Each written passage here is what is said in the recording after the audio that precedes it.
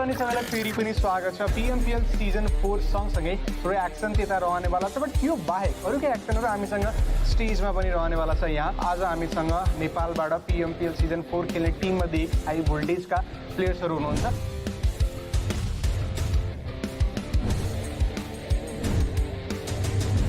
मेरो नाम अनुराज मास्के अनि मेरो चाहिँ इनगेम नेम एभोक अनि म चाहिँ सपोर्ट रोलमा खेल्छु। मेरो नाम चाहिँ दिवस कुमार श्रेष्ठ, मेरो इनगेम नेम चाहिँ एसबी क्लाउड र म चाहिँ हाई भोल्टेजबाट खेल्छु र मेरो रोल छ सपोर्ट रोल।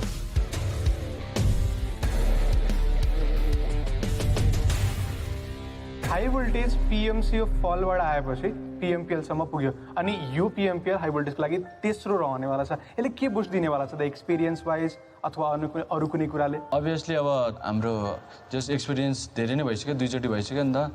अनि जस हामीले अब रिडहरू अब एउटै टिमहरूसँग त्यही खेल्दा अब जस उनीहरूको राम्रै रिड गरेर अब यसपालि चाहिँ एक्सपिरियन्सले नि गर्दाखेरि जस हामीलाई चाहिँ कम्फर्टेबलै हुन्छ। हाई भोल्टेजको पर्फर्मेन्स बेटर एक्सपेक्ट गर्न त सकिन्छ बट स्टार प्लेयरलाई रिप्लेस गर्दैछन् वाडुजीले। नयाँ प्लेयर रहेको थिए, फर्स्ट टाइम PMPL खेल्दैछन्, उनको बारेमा के एक्सपेक्ट गर्न सकिन्छ अथवा टिमले कसरी उनलाई म्यानेज गर्नेछ त? वाडुजी उसको नि अब गन पावर त राम्रै छ, लाइक आसियन र उसको त अब लाइक कम्पेयर गर्दा दुइटै एउटै लेभलको गन पावर देखिन्छ। अनि अब त्यही हो, उसले अब PMPL यस्तो अफिसियल टुर्नामेन्टहरू चाहिँ धेरै खेलेको छैन, लाइक खेलेको छैन नि त, उसको त फर्स्ट टाइम हो। अब लोकल टुर्नामेन्टहरूबाट देखि आइरहेको चाहिँ उसको गन पावरले गरेर चाहिँ लाइक आसियन खाम चाहिँ लिन सक्छ होला वाडु अहिले। हाई भोल्टेजको एक्चुअल पर्फर्मेन्स जुन क्यापेबिलिटी मलाई फिल हुन्छ, अडियन्सलाई फिल हुन्छ, त्यो बिगर स्टेजमा अहिलेसम्म देखिएको छैन जस्तो मलाई लाग्छ। हाई भोल्टेजले कसरी यो कुरालाई लिन्छ? अब फाइनलहरू जस्तो भयो भने चाहिँ त्यस्तै 4 डेज कि 5 डेज म्याक्सिमम् त्यस्तै हुन्छ नि त। अब फर्स्ट डे सेकेन्ड डे अब राम्रो गयो भने हाम्रो मिड डेहरूमा चाहिँ नराम्रो गइदिन्छ पर्फर्मेन्स अनि लास्ट डेहरू फाइनल डेहरूमा चाहिँ हाम्रो त्यही कभरअप गर्दा गर्दै हाम्रो चाहिँ कन्सिस्टेन्सी हुँदैन अनि त्यही भएर हाम्रो चाहिँ जस्ट एभरेजै जान्छ भनौँ न। सो हाई भोल्टेजको नयाँ प्लेयर्सको कुरा पनि हामीले गरेको छौँ अनि मिड डेले गर्दा गेम बिग्रिन्छ भन्ने कुरा रहेको थियो। सो योपालि चाहिँ कुन कम्बोको साथमा कुन ब्यालेन्सको साथमा हाई भोल्टेज जान्छ अथवा स्टार्टिङ 4 कसलाई एक्सपेक्ट गर्न सकिन्छ त? PMPLको गेमहरू चाहिँ लाइक लामो छ, 30-40 जति गेम हुन्छ। अब प्लेइङ 4 भन्नाले नै अब 5 जनामा अब जसको अब लाइक प्लेइङ 4 मा खेल्दाखेरि जसको गेमहरू राम्रो जान्छ उनीहरू नै अब फाइनलमा खेल्छ। ओके, टिमले पक्कै पनि ब्यालेन्सको लागि त कोसिस गर्नेवाला छ बट कम्पिटिसन पक्कै पनि टफ हुनेवाला छ सिजन 4 मा। यसलाई कसरी जस्टिफाई गर्नुहुन्छ? अभियसली अब टफ त हुनै पर्यो। अब नयाँ डिफ्रेन्ट कन्ट्रीहरूबाट अब डिफ्रेन्ट टिमहरू आइरहेछ। अब उनीहरूको प्लेइङ स्टाइल सबै अब रिड गर्ने अब हामीलाई अब गाह्रो हुन्छ सुरुमा त। अब त्यो गाह्रो भएकै कारणले अब नयाँ टिमहरूको फ्लेभर अब उनीहरूको न्यू अब गेम प्ले स्टाइलहरू बुझ्दैनौँ नि त सुरुमा, अनि त्यही भएर अब यसपालि चाहिँ टफै हुन्छ सिजन 4 भन्ने चाहिँ लाग्छ मलाई। कम्पिटिसन टफ त रहनेवाला छ बट एउटा मेरो ट्रिकी क्वेसन रह्यो तपाईँको लागि कि रिसेन्टली रोस्टर सफलहरू अलिकता बढी देखिन्छ, यसलाई तपाईँले के सोच्नुहुन्छ? अब रोस्टर सफल भनेको चाहिँ म चाहिँ अलि नराम्रै वेमा हेर्छु, किनभने यसले टिम र त्यो प्लेयरलाई दुइटैलाई इफेक्ट चाहिँ गर्छ। किनभने अब त्योसँग बसिसकेको सिनर्जी हुन्छ एउटा। इनकेस अब नयाँ टिम पाए पनि जे होस् अब उसलाई पनि अब त्यहाँ गएर एक्सपिरियन्स त्यहाँको अब सिनर्जी अनि एडप्ट गर्नको लागि अलिक टाइम लाग्छ, त्यही भएर म चाहिँ रोस्टर सफललाई चाहिँ अलि यसरी नै हेर्छु। सो हाई भोल्टेजले आफ्नो नाम त पक्कै पनि बनाएको छ अनि आफ्नो समर्थक फ्यान्सको लागि केही मेसेज दिन चाहनुहुन्छ भने? फ्यान्सहरूलाई चाहिँ के भन्नुहुन्छ, पहिलाको जसरी सपोर्ट देखाइदिनु भयो अहिले नि त्यसरी नै सपोर्ट देखाइदिनु होला। लाइक पहिलाको गेमहरू अनुसारको लाइक योपालि चाहिँ अलिक बेटर देखाउनु खोज्छौँ हामी हाई भोल्टेजबाट। Keep loving, keep supporting, we will not let you down अनि # हाई भोल्टेज। उनी चाहिँ हाई भोल्टेजबाट ह्याभोक अनि क्लाउड आफ्नो बारेमा आफ्नो टिमको बारेमा केही बताउँदै थिए। हामी यस्तै कुराकानीहरू बाँकी टिम्स अनि बाँकी टिमको प्लेयरहरूसँग पनि गर्नेवाला छौँ। Stay tune.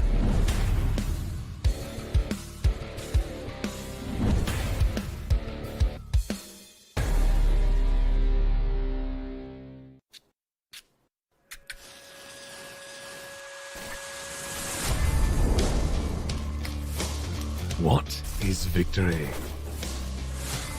Is it crossing the finish line? Is it beating your opponents in that final circle? Is it holding that trophy? No. It's when you defy your boundaries.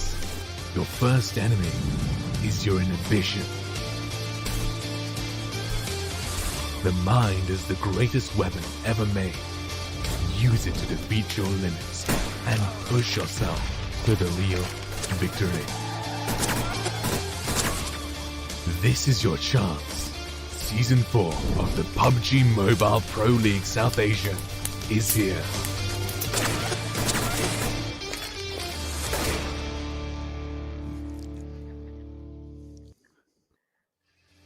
Hello and welcome to the final day, the third day of the first ever Super Weekend right here at PUBG Mobile Pro League South Asia Season 4. A big thanks to a sponsor, which is of course none other than Oppo F19 Pro. Hashtag book up your fun. With that, I'm going to be your host, Tono. Joining us once again, I'm going to be none other than these two incredibly talented people. It is Ocean Sharma and Isu Johnny as our analysts. How are you guys doing? Well, doing pretty amazing, to be honest. If we just talk about today's day as of what's going to happen, what might happen. Obviously, we don't know what's going to happen, but we know domination surely is going to be by the end of the day for a team to just have the first Super Weekend in good colors. Like there's going to be one team, and it's pretty close right now.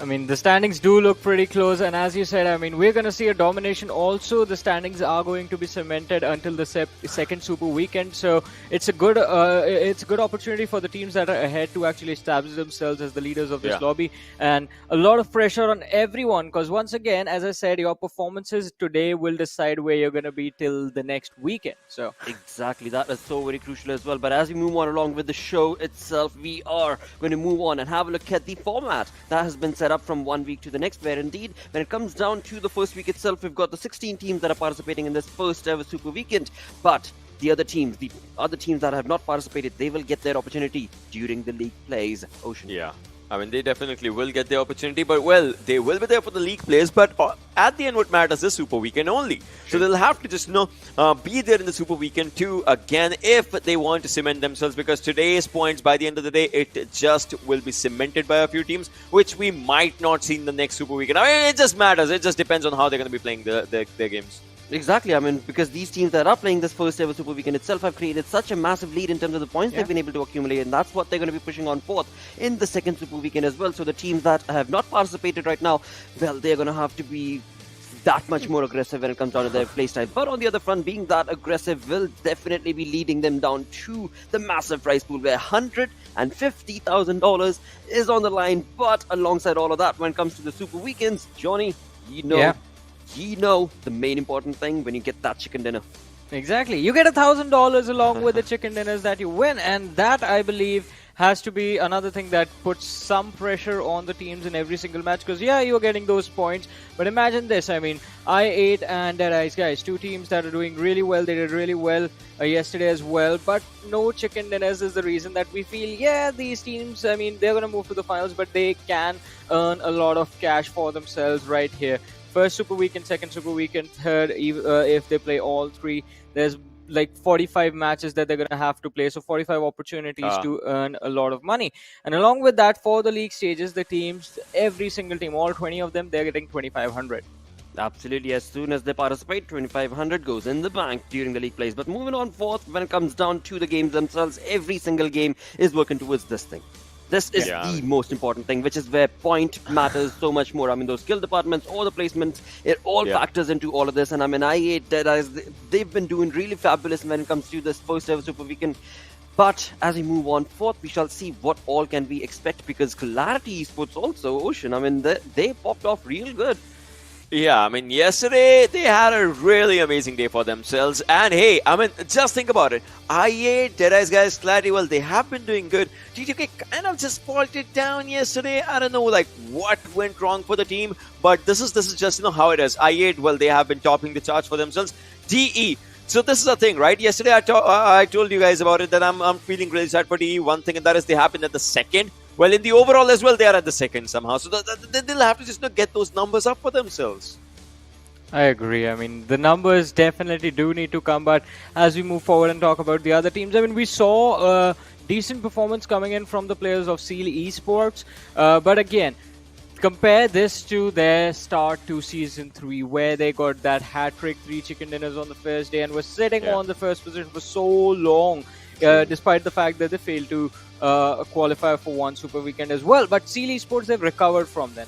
A lot of time has passed. This team has reset themselves, are doing really well right now, and I want to see, can they try and get on the first position once more, because once we have a look at the standings, you're going to notice something really, really amazing.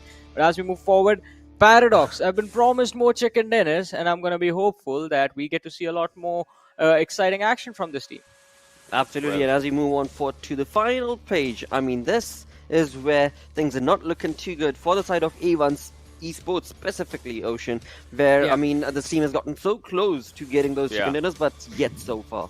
I mean, they have been getting really close for those chicken dinner numbers for themselves. In fact, I mean, they have been in top 3 in quite a few matches, but, well, not performing in the other matches is something that's taking them down. And Wizzes with Vibes. I mean, if we remember, it was Ruthless Aggressive Warriors, Vibes, Wizzes with Vibes. These were the teams that everyone was, wanting to look out for.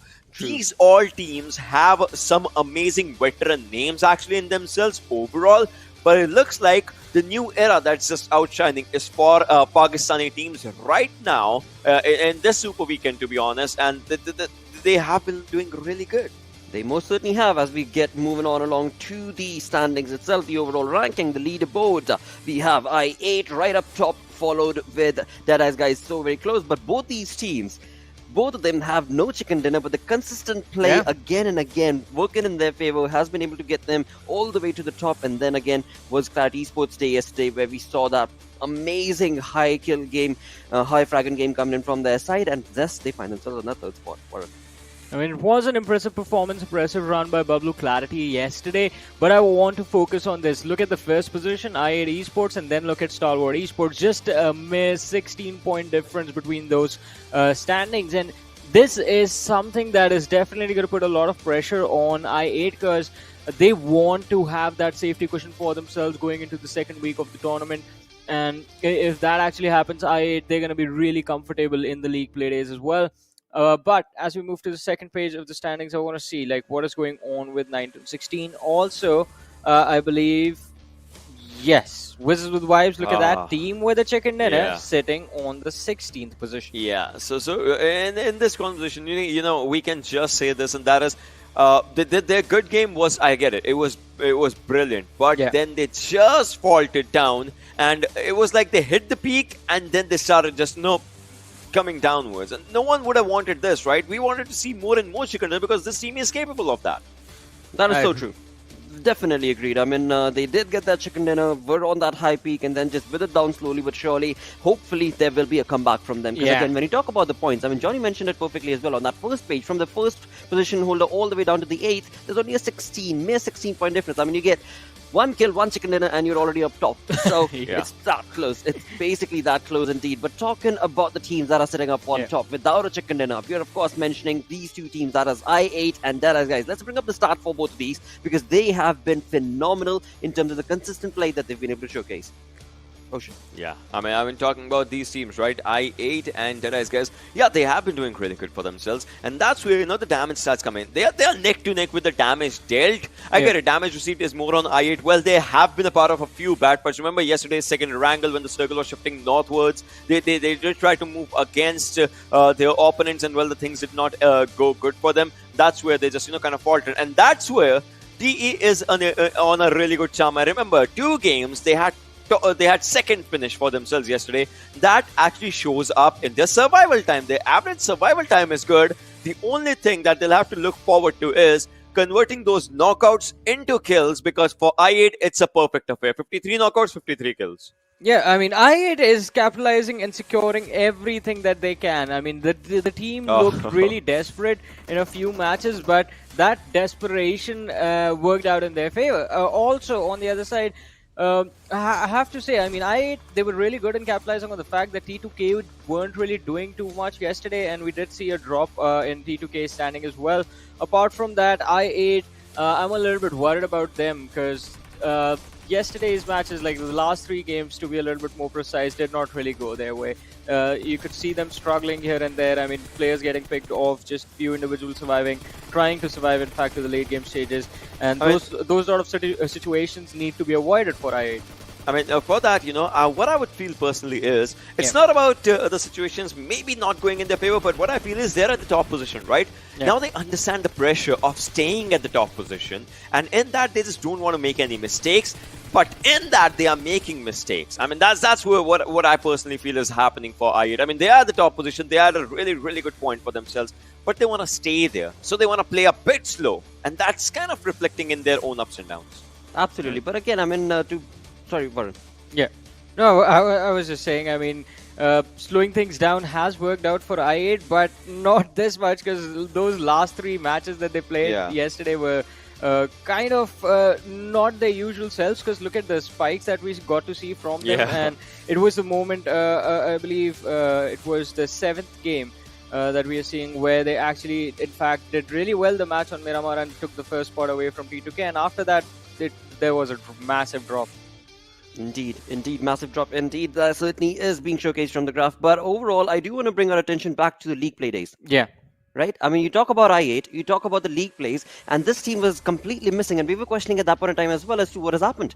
Yeah. Why is this team just not existent, simply put, in terms of the play style that they've been able to showcase? And now, as soon as when it matters, Ocean, when it comes down to, of course, the Super Weekends, the team is popping real good. So hopefully today will be that day where things can work out in their favor. But as we move away from these first 2 teams, another team to talk about, a team to talk about when it comes to comebacks, it is none other than Paradox, because this team, we had been rooting for it, we had been talking about it. Yeah.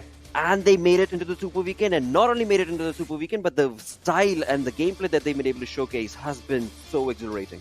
I mean, day 1 versus day 2 for these lads. Think about a difference of the stats, right?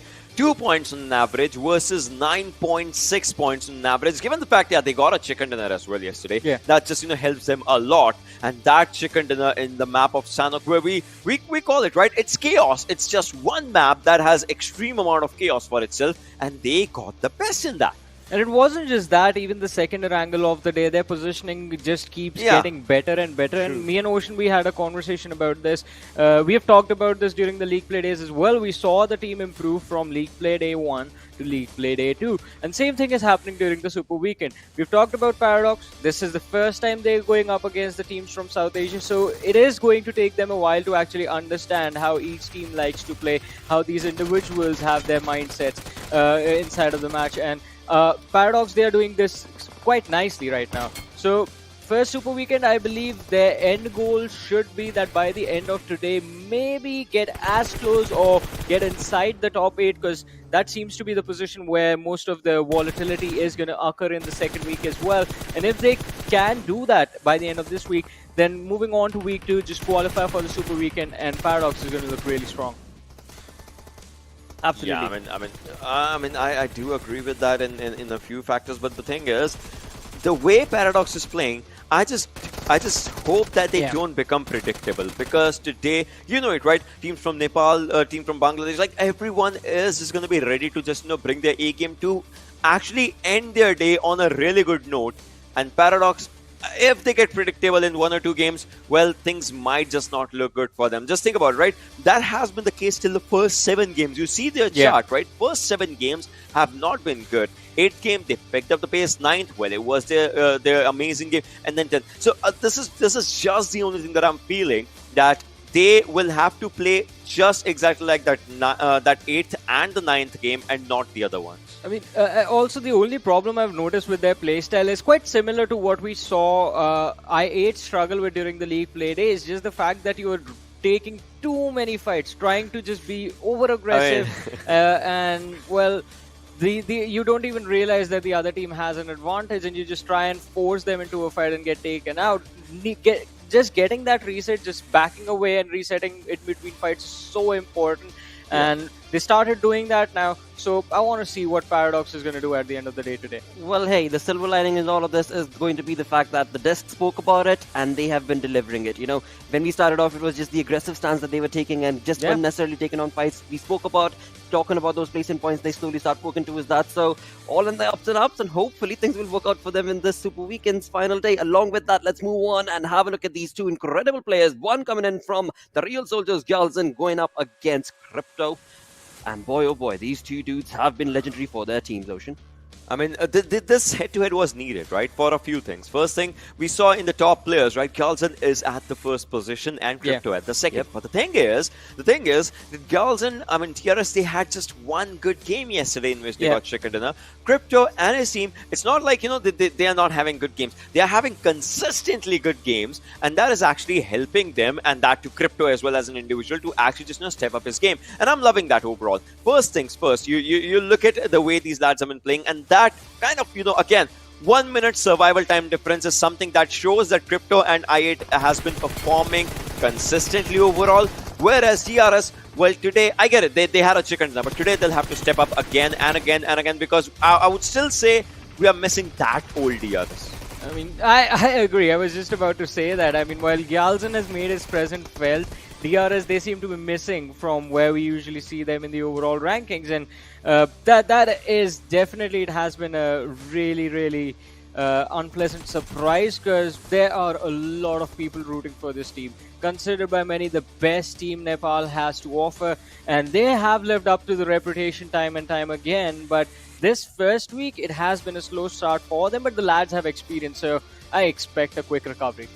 Yeah. There certainly will be. Because again, I mean, both the teams, they have been able to, bring in those perfect days for themselves. And whenever we see a little bit of a sloop coming in from them, well, they pick themselves up on the other game altogether. And that certainly works in their favor. But again, they are so very close as well when it comes down to their playstyle, that we shall have to see what sort of an anticipation can be created from both of them on today's final day of the Super Weekend. With this, we move on forth with the show, and this is where an exciting news needs to be shared with our fans, because PUBG Mobile, the game that we all love, has been promoted and nominated for 2 awards this year at this prestigious Esports Awards. So the 2 awards are Esports Game of the Year and Esports Mobile Game of the Year.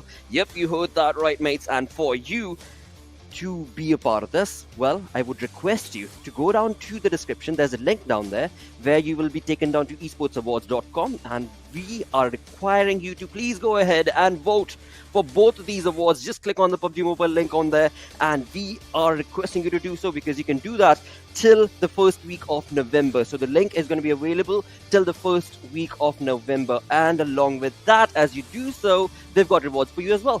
You give us rewards in terms of votes, we are going to give you rewards as well. And in that, we've got this perfect buggy that has been set up just for you. But to be a part of this, again, it is very, very important that you tune in to the PUBG Mobile Esports South Asia YouTube page.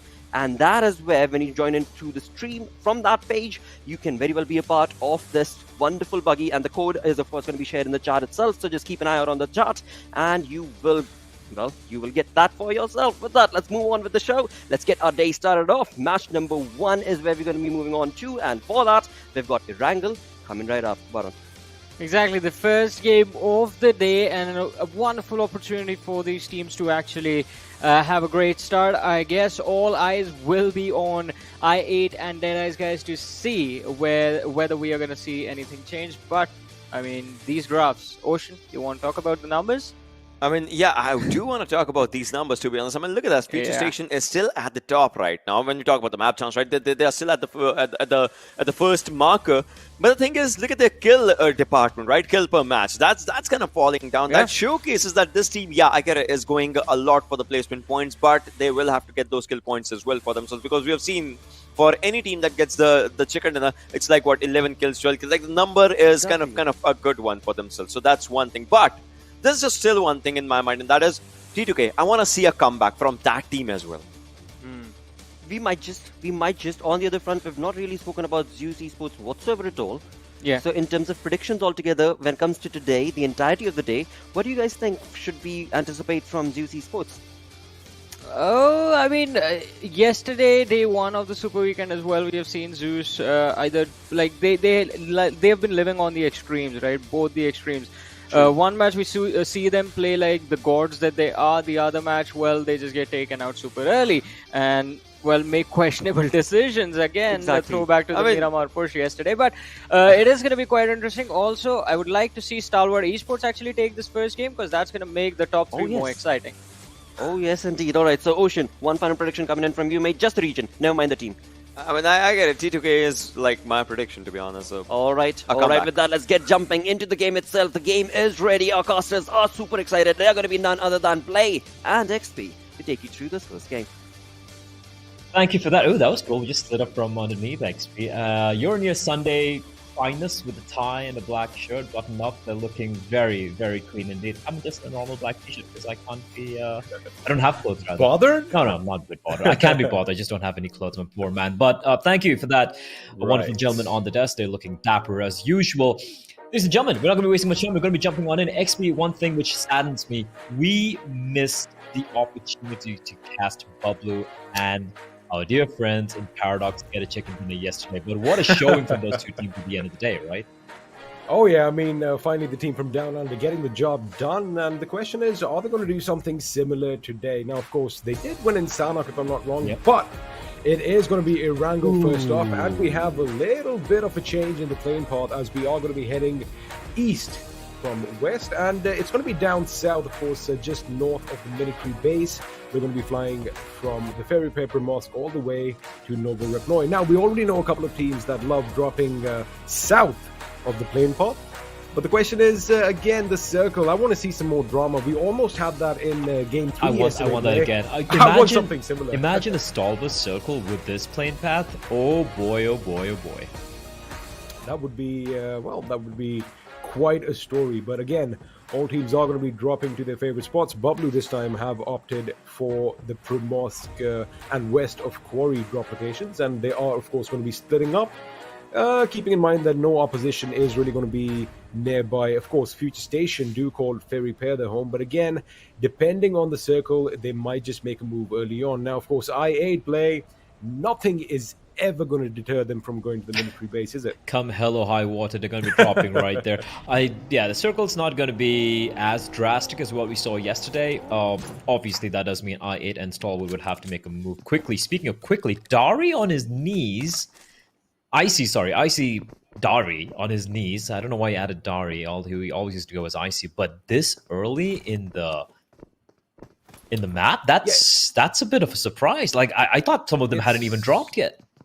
It's a race for Georgia Paul, so they did kind of just drop northwest of Gutka, just at the foot of the mountain, and that is where RAW decided to drop as well. So of course, you see someone flying down, and if you are quick enough to pick a gun, as you did see on our screens, well, chances are somebody's going to be at the receiving end of things. But there you have it. And it looks like he already did touch ground, but the moment he did, he was oblivious to the fact that, Joker had already got a high caliber weapon to his name. And well, first kill comes in early, and the action is not going to stop because, again, it's going to be Zake from Seal this time going up against two unarmed members from High Voltage. Oh, that's going to hurt. Yeah, that's really going to hurt.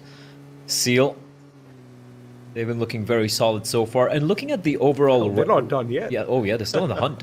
Oh, Assassin. Oh, they got to leg it. Oh, this is very Hollywood-esque. Oh, that compound just giving them a little bit of cover. Are Seal going to continue? No, they're not. They're like, yeah, we had the opportunity.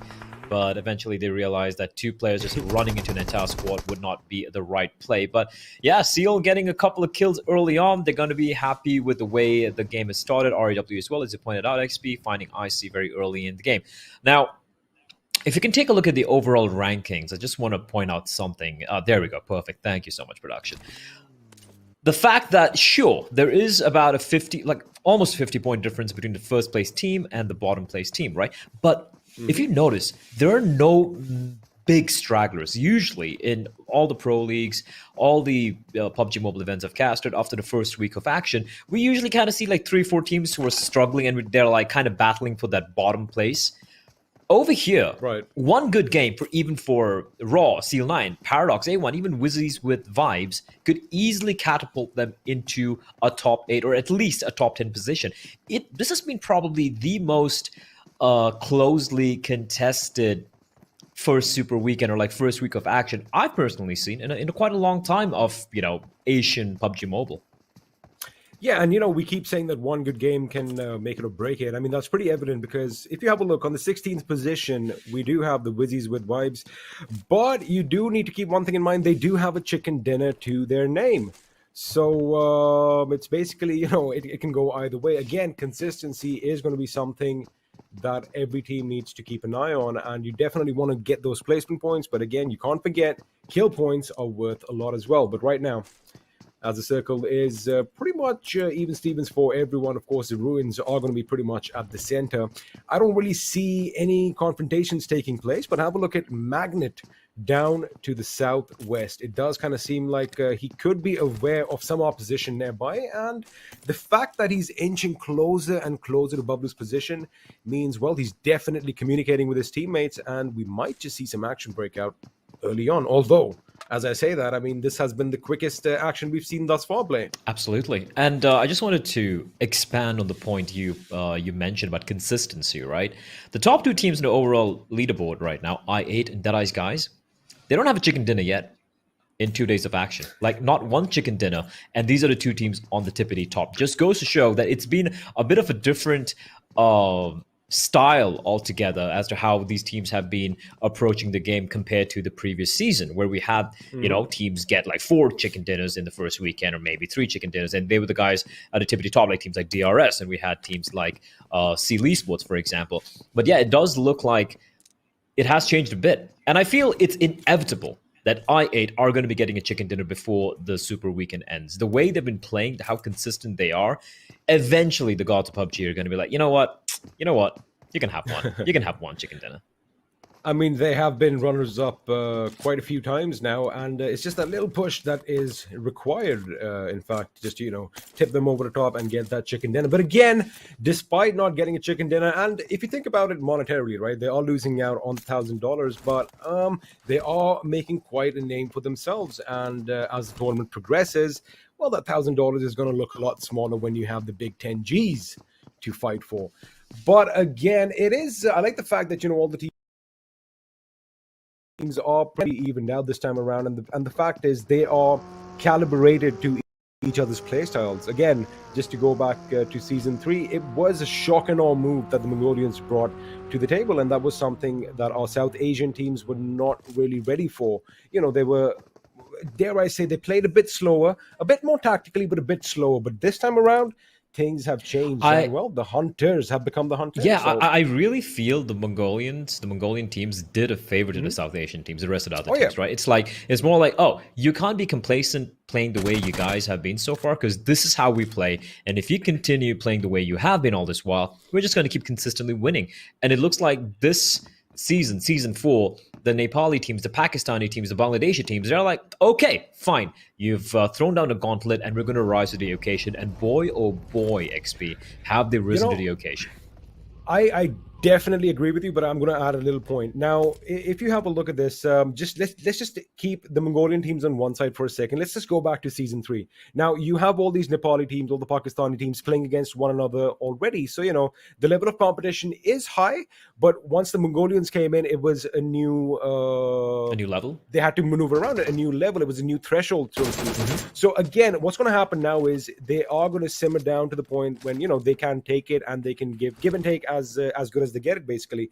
So what's going to happen is, yes, they are going to get better, but it's going to be capped at some stage. True. Right? Now, when they advance to the next stage of the tournament, when we have the big boys coming in from elsewhere, that is when things are going to be interesting because, again, all your tactics and gameplays are going to go out the window because the opposing teams are going to bring something new.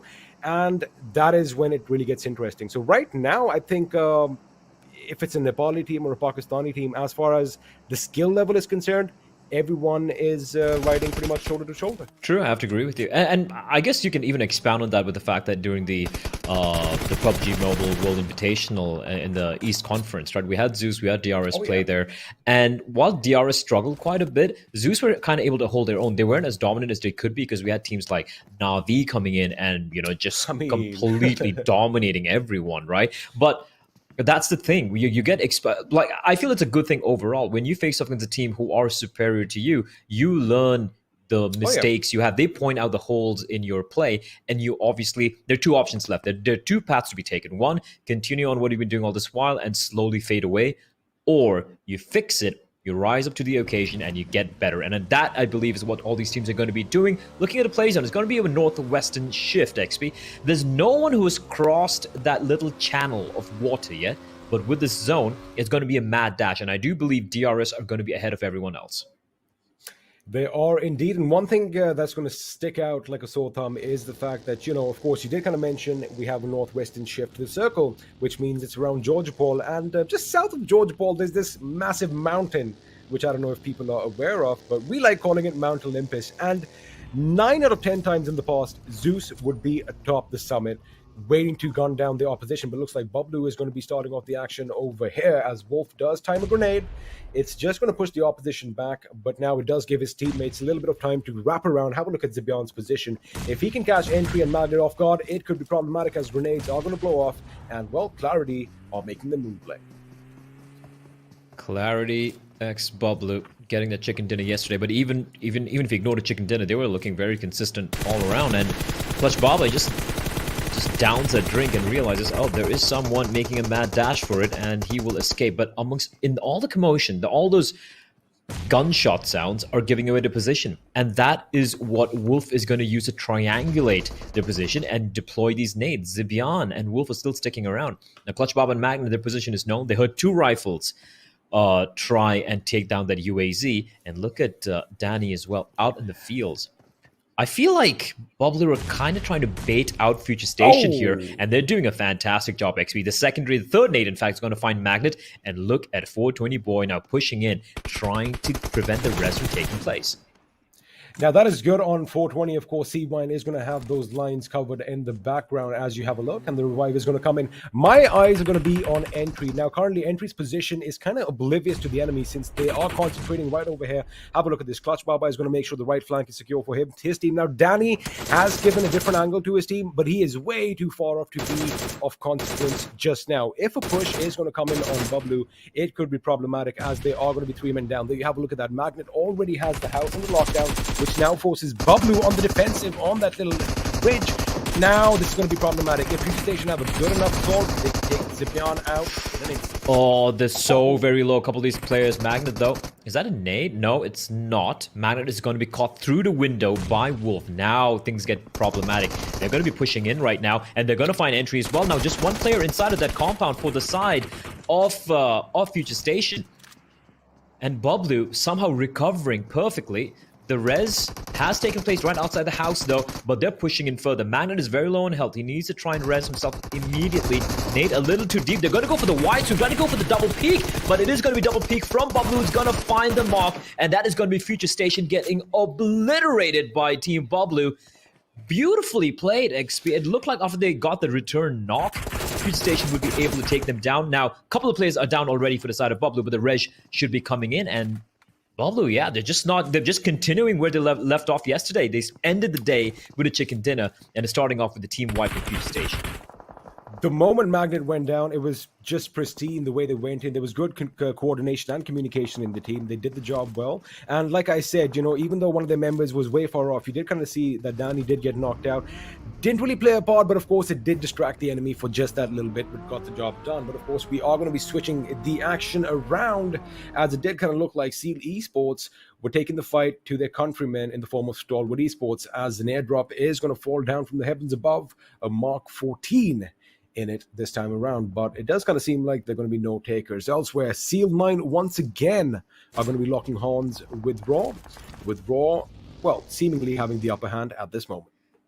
It's almost like Seal9 and Raw always duke it out in this part of the map, right? Mm-hmm. And last time with Seal9, we famously remember with Joker with that sniper rifle. This is the most last stand. Yeah, the last stand, 1 versus 4. He gets the 1 kill at least before he finally gets taken down.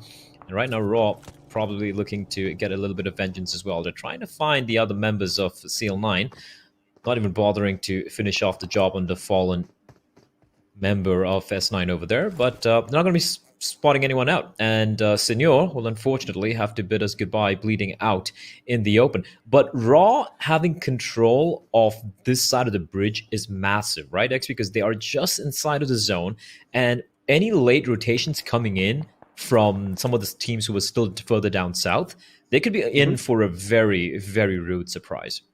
Why do I feel that Sanhok kind of missed Senor and he jumped down to look for him? Because the way he's tucked in right now is pretty awesome. And I think he did kind of skip miss him the first time, but now he's going to probably spot him. There you have it. The way he was tucked behind the fuselage of the vehicle over there. And same color as well. Same color of the vehicle and his clothes. Camouflage. So that's why I was wondering. I'm like, wait a second, what is Sanhok looking for down there for another enemy? Because you did kind of say that, you know, they're going to look for the opponents. But I'm like, wait a second, this seems a little strange. But he does finally secure his kill. And, well, all that delicious loot is going to be up for grabs. However, Blay, we do have enemies coming nearby. Outside the circle, as you did mention, But the thing is, if they drive by, now have a look at how Raw are set up. He does need to go back to his teammates and basically create a little bit of a crossfire on the other side of the bridge. It is going to work out unless, they get spotted from behind, and Seal9 aren't ones to, forget a slight to them. Or forgive, XP. Or forgive. You can't forget that. BABLU, though, they're all grouped together. Now, they have two options. They can take a look at the minimap. They can go on right, but no. They're going to be crossing the bridge, XP. This is very brave. They were getting shot at earlier, but they're going to split in pairs of two. I can't believe they've pulled this off. That takes balls of steel, and 3 of them have escaped, but Zebian has unfortunately been left behind, and I kind of feel his days are numbered there. It was a very risky ploy, and even if they lose Zebian, I feel like they're going to be okay with that. The fact that they just suffer 1 casualty, just charging in, and Zebian's going to be sneaky here, XP. He's going to be jumping into the water and trying to delay the potential kill coming in from the side of RAW. So great job overall from BABLU, able to bypass that blockade. And if he's lucky, Zebian might also be able to somehow survive. Unlikely, though. Unlikely.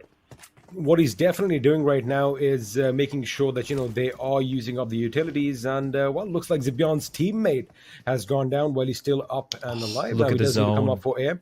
That's what I'm talking about. Raw are going to be wasting a lot of time over here for one person, whereas it's going to get problematic early on as they move to the circle. Zebian, oh my goodness, he is playing a dangerous game. But again, the fact that he has wasted so much time is something that's going to be handy as an AWM drops to the ground blade. This is not fair. Before that, it can be picked up. DEADEYES guys are right there.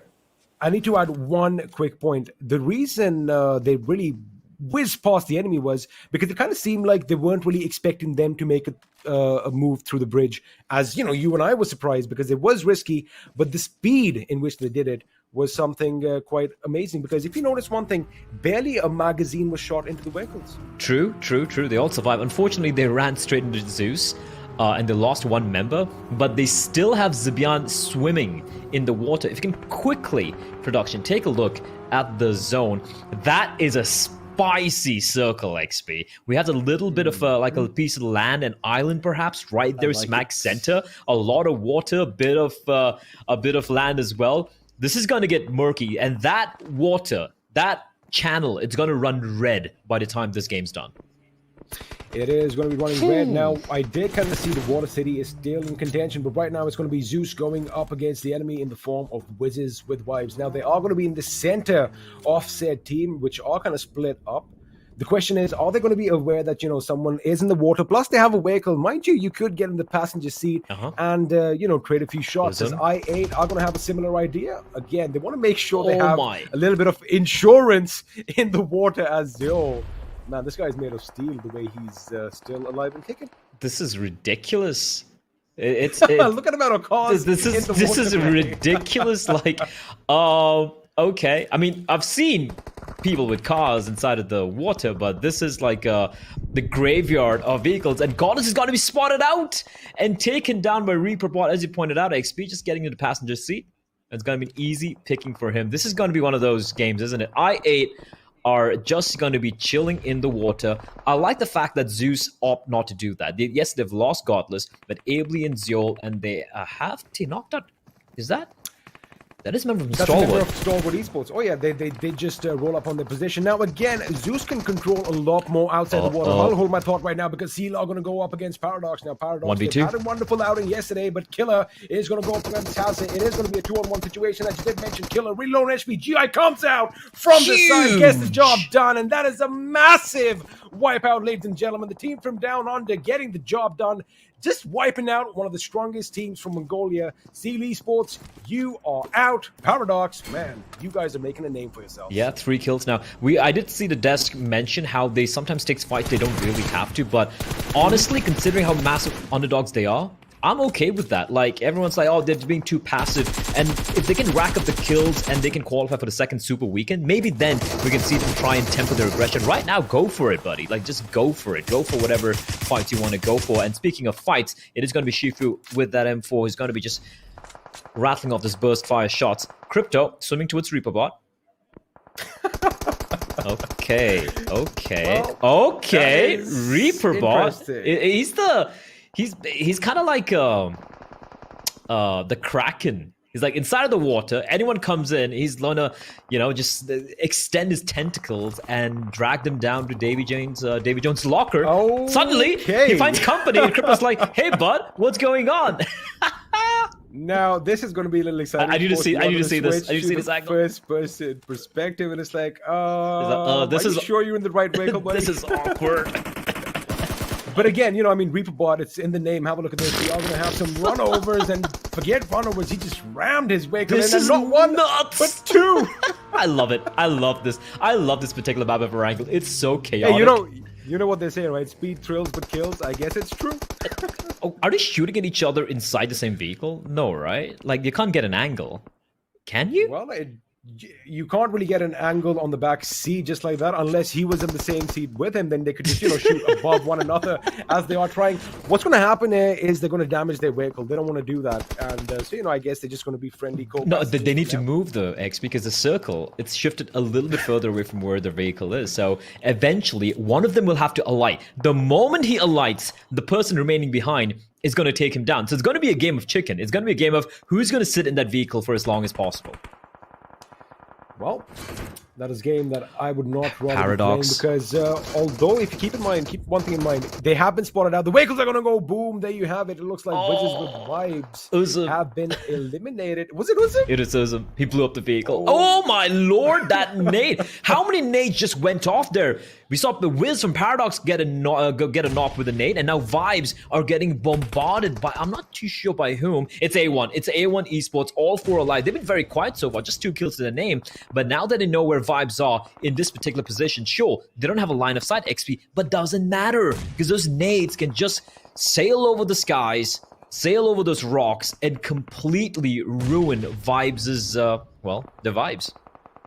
I mean, basically, it's like a mortar shelling over there right now. If there's any obstacles, don't worry, they'll just go above it. But now, A1 Esports, again, they are at the edge of the circle. They're going to have to make their move as they go further inland because, well, the circle has moved away from them, and they are going to come under heavy fire from Seal 9. Now, A1 Esports are going to try and make their way to the water with the 469 boys stuck behind that rock. Not a lot of options, but the smoke deployed over here is going to obscure their vision and could help them move a bit further. Elsewhere, Vibes are going to have to move in as well. We're going to have a little bit of a kerfuffle towards the north with teams. I do believe it is going to be Paradox who are going to have a hard time coming in the circle as well, while Sandesh over here with that big bad M24 trying to keep T2K are in a freaking-tastic spot. Beautiful position. Like, this is the only part of the circle which has a bit of compound. And look at the way they spread out, XP. They have complete control of the water town. So anyone crossing the bridge, anyone coming in from the water, they're going to be sitting ducks. And T2K, they just have to buy the time and just wait for the enemy to come to them, and they're just going to be racking up the kills. However, still quite a few other teams alive. They can, still ruin the day of T2K's. But yeah, looking at the winner chicken dinner forecast, 24%, 25% for T2K. For once, I have to agree with that. That looks very realistic.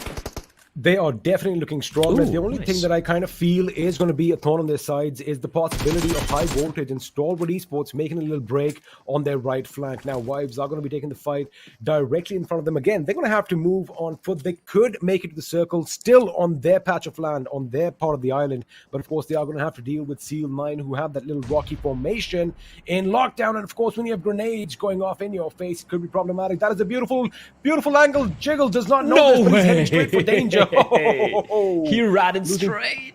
30 points. A couple of feet to the left. He could have been brought down, which he is right about now. But it is by Top from Astro Academy. They still haven't spotted out Praveen, though. This is painful. Look at the amount of nades being tossed in. And Jiggle's tanking all of it. He will finally fall, XP. But Praveen, the last man standing. It was an army of 2 for the side of Team Vibes. But now they're down to 1 final soldier.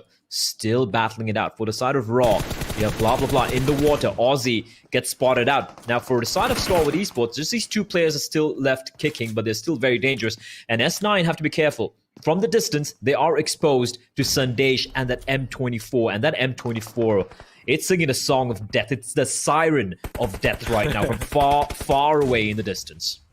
Now, here's what's going to happen. T2K are definitely going to keep Seal 9 engaged at distance just across this water. Now, blah, blah, blah is like a jack of all trades now. He is spotted out. He is low on HP, but he could pick up a few kills unless Suyog is going to put him 6 feet under. Now, high voltage, again, they've got the bridge, the underside of the bridge, rather. Except the fact that, grenades can pretty much be a bad spell. Oh, that was just a little bit over. All they have to do is make sure that they keep Stalwart Esports at bay. Now, while T2K are engaged with the Seal 9, there you have it. Blah, blah, blah is going to be taken out. While T2K are engaged with them, that is the only time, Blade, where Stalwart can kind of move in. Otherwise, like you said it does look like T2K's game. Yeah, it does definitely look like the game right now, and especially with that sniper hitting every single shot. By the looks of it, it's going to come down to, like you said, right? Seal 9 and T2K. The problem being for Seal 9, they have 3 players, one of them in the water. But how are they going to cross? This is a massive puzzle, which unfortunately they don't really have much time to work with. They have to swim on across, but Aussie's there, and he's managed to find a semblance. Oh, he's been spotted out though. Oh! He could have easily got a couple of free kills around a Seal 9, but Suyog's going to ruin his day. He's going to cook that nade, cooks it, lobs it, and alley-oop. Perfection from Suyog. And Aussie is going to bid us good night. Extreme though, XP. He could get 3 free kills unless Stalwart comes in and ruins his day. It's going to be Seal 9 who are going to get the better of him, in my opinion. There you have it. Inky is going to put him in the ground. I mean, you can't really have your gun trained at 3 different targets people, yeah, all at once play. So, of course, that is going to seal his deal. Now, Monkey is going to be taken down as well. T2K, again, 7 kills. They are looking good. That grenade is going to be just a little bit long, doing half the damage it was intended to. Now, I like the fact, have a look at Sandesh, Legend, and Jane. They divert their attention towards Stalwart Esports just the way it should be, as Top A is making a risky move, driving that McLaren right in through the smoke. Now he is behind enemy lines as well. He gets taken down. Yeah, just driving straight into the lion's den. This is interesting though, right? 3 Mongolians, but 2 Mongolian teams. Now, Inky, Umbra. It's kind of like an arc, but as I say that, Pika's being taken down by Inky, making T2K's life much more easier and making the chicken dinner way more likely. XP, it's a 1v4. I mean, if T2 gets thrown away, it's going to be problematic, but looks like Inky has other ideas. He gets one. He gets that 1 point, but it is going to be T2K. Trained to kill, getting the job done in game 1 on day 3 of the Super Weekend. And I do believe the analyst desk is going to be a happy bunch, especially that one bugger in the center. Mr. Ocean Sharma, because...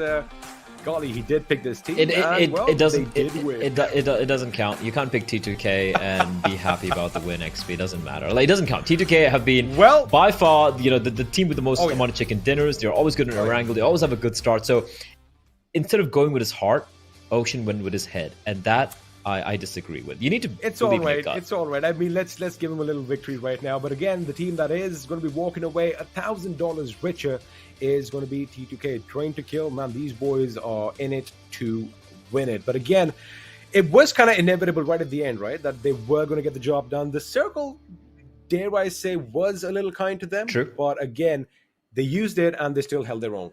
And they got the job done, Blake. They got a job done. You can't take it away from them. Sometimes luck favors you, sometimes it doesn't. But what matters is whether you make that luck work for yourself. We're going to be going to a very quick break, ladies and gentlemen. And of course, after that, we have the analyst desk to break down all the action.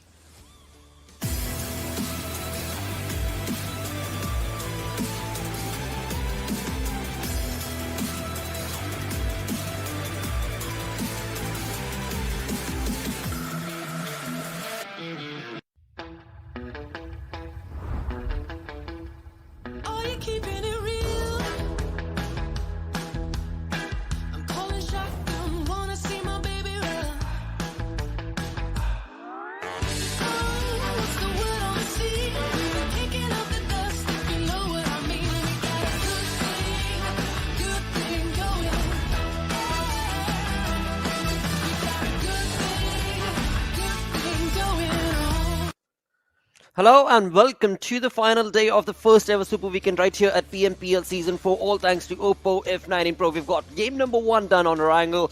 And yo. I mean, dude, Varun, what do I say, mate? I mean, he's just so on point with that prediction. I'm telling you, this Ocean has definitely done something because it's been over a year now. See, people don't watch Marvel movies with me because they know I already give them spoilers of what's going to happen. So that's the same out here as well. I mean, I don't predict. I give spoilers. So Well, next time, don't ask me. Can we? Yesterday we brought him back from the ground. Can we just send him back Put him again? 6 feet under right now as well. But with that, let's move on along. Have a look at the top players coming in from this game. Yeah, I mean, if we talk about the players and the impact that obviously, first things first, one player had for themselves, that's where Jane is. He is the MVP, to be honest. 5 kills, 448 damage. And coming down forward is where Jane, no doubt, he was the MVP, but the thing is, the lad kind of just it looked like that he did struggle into the action as well. Well, that's where his entire team actually just comes into the action as well. But 420 Joker, I mean, for BABLU Clarity, it was quite a decent game. Not exactly the best. I mean, still a decent game for the lads. I mean, the placement points were a bit lacking, but 420 Boy, definitely his performance was noticeable in this matchup. Although, on the other side, I mean, I have to say this, I'm pretty sure, Ocean, you're going to say yes when I say when we saw the circle move towards the water city. Before that, you were hoping that the circle is going to move to the island in the middle. Actually, see, I wanted that. To be honest. To be honest, but Water City Circle, I love those as well. I mean, there has been quite a history of Water City Circles. But right now, look at this. All right, look at this. Seal 9, right? They were surviving. They were surviving till the end. But look at the average survivor. Losing your players early in the game is kind of not going to help you. Right, it shows here. Last moment, I mean, 4 scenario. We were talking like it's a 1v4 scenario. Why did that happen? Because Seal9, well, the players were being lost in the early stages, and that's like the difference that was created. Yeah. Also, along with that, I mean, the game was over. The game was actually turned quite heavily in the favor of T2K a long time ago when the circle actually moved towards the Water City, and T2K were the only team. They were holding the northeastern edge of the city, the compounds on the outer side, and everyone else was just struggling to stay alive, either on the island in the middle or towards the open areas towards the east of the city. So it was a situation that was favoring T2K, but then again, as Blaise said, you have to make sure that if the luck is favoring you, you make it work for you as well, and T2K did that really nicely. They were being really safe in those fights. We can see that in the stats as well. I mean, Jane doing a wonderful job just making sure no kills were left untaken for the players that were coming in from the north. Yeah, that's true. Jane was doing pretty good with his own stats, to be honest. Well, I would say Ably has been amazing. Look at this. Oh, yeah. 25 utilities used. I mean, and after that, it's Paradox's players with good utility usage. That shows that, Paradox is kind of being tactical slowly and steadily, and that is actually helping up the lads. I mean, Paradox, they got stuck in the uncomfortable situation wherein it was them, I8, and I believe there was a third team as well on that middle. High voltage. 3 teams on that middle island, no cover at all. Hazard found an airdrop, but he had nowhere left to go because he had to move south, and the airdrop was positioned towards the northern side. So it was a really weird spot, but this is what I wanted to say. Both the teams actually did get some kills for themselves. They did. I mean, they walked away with 7 points each for both of them, I8 as well as Paradox. On the other front, as we move on towards the top of the page altogether itself, Train to Kill is back in the swing of action. 10 kills to them, 25 points is what they walk away with, and of course the $1,000 yet again. So this Super Weekend, they've been able to walk away with $3,000 in total, and there's still 4 more games remaining. Yeah, I mean, that's true. The way T2K, well, they have been playing, it's amazing. But this top 8 looks pretty good. I mean, I8, well, the 7 points there, they are just getting to those triple digits for themselves. DE somehow did falter, and that's where, I would want to see where the difference just overall comes on in the overall rankings, because, again, it's going to be a mess. I mean, it's a mess that we like, right? It's a chaos that we love, to be honest. True. I mean, this was the most chaotic game of all, I would say. Throughout the entire games that we've seen, this was the most chaotic Erangel. But along with that, when it comes down to the rotations coming in based on the zone that was created, Ocean, it's time for you to take us through the analysis, mate. I mean, this is where I would say, 2-3 teams had a pretty good game for themselves. Look at Seal9's position. They did not have to rotate much. Look at T2K. Well, they were around the side. They did start rotating to this area. And look at DE as well. I somehow thought that this might just be DE's game that they needed. I mean, talk about I8, DE rivalry that's going on for second position. I8 had to rotate. They still had to rotate. But DE, they were in the lines of the circle. But now this zone shift, this is where, everyone thought, I mean, if at this moment, you are around the Water City area or this area, you might just get really, really good a place for you to just, sit and relax. Because suppose if high voltage is coming up, if they want to rotate from here or here, like anywhere works for them. But no one would be checking Water City because it's still at the sidelines, not in the center of the circle. So everyone would be thinking that the circle would go north. But no, zone starts moving. Zone goes to that middle tiny island, and that's where, after the circle, you'll see, yeah, exactly. So many people just, in the water lines for themselves, thinking that they will have a really good area to just, sit on this island. I mean, it's still a larger area, but then the circle shifts again. And that's where it was established for T2K that they will get it. It was a purely zones game that the circle was just playing for itself, and well, T2K got the best out of it. At this moment, when the zone was on them, the players were alive. They just have it. They just had it for themselves. High voltage, whatever they tried to do, C9 was on the back side, Stalwart on one side. So every other team was in their own, mistaken positions, maybe outside the circle, maybe something like that. But T2K, well, they were just waiting for the checkered dinner to just, come towards them. And it just did. Yeah, we can't call being caught off guard by circle shifts like these mistakes. This was basically the zone messing with the minds of the players. Because Ocean, as he said, look at where the Water City was. It was like the extreme southeastern corner, and no one, T2K, they were lucky because they were rotating in late. They were stuck on that edge, and then the circle just keeps moving on top of them. Things just worked out quite nicely, and they were like, all right, time to secure the kills. Oh, and they did so perfectly as well. But along with that, as we talk about the kills, as we talk about all the moments that started off, it was, of course, FS and the awesome team that started things off in the first few minutes itself, and thus bringing up the 0.19 pro moments.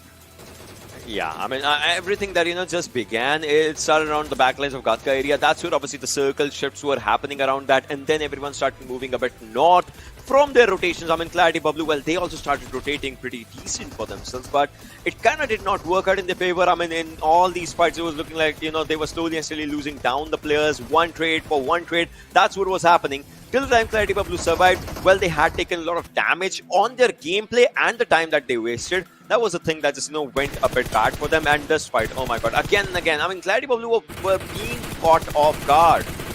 Yeah, I mean, as you said, more than just losing out on individuals, it was about time that fight against Future Station, because then your rotation timings do tend to get a bit off, and Clarity BABLU, as we did see, they were caught out in the open by the players of ZEUS Esports. This is one fight that got way too close for comfort. I mean, those two lads from the side of Paradox were so low when they went on that last individual, but still coming out on top, securing those kills, worked out quite nicely for them.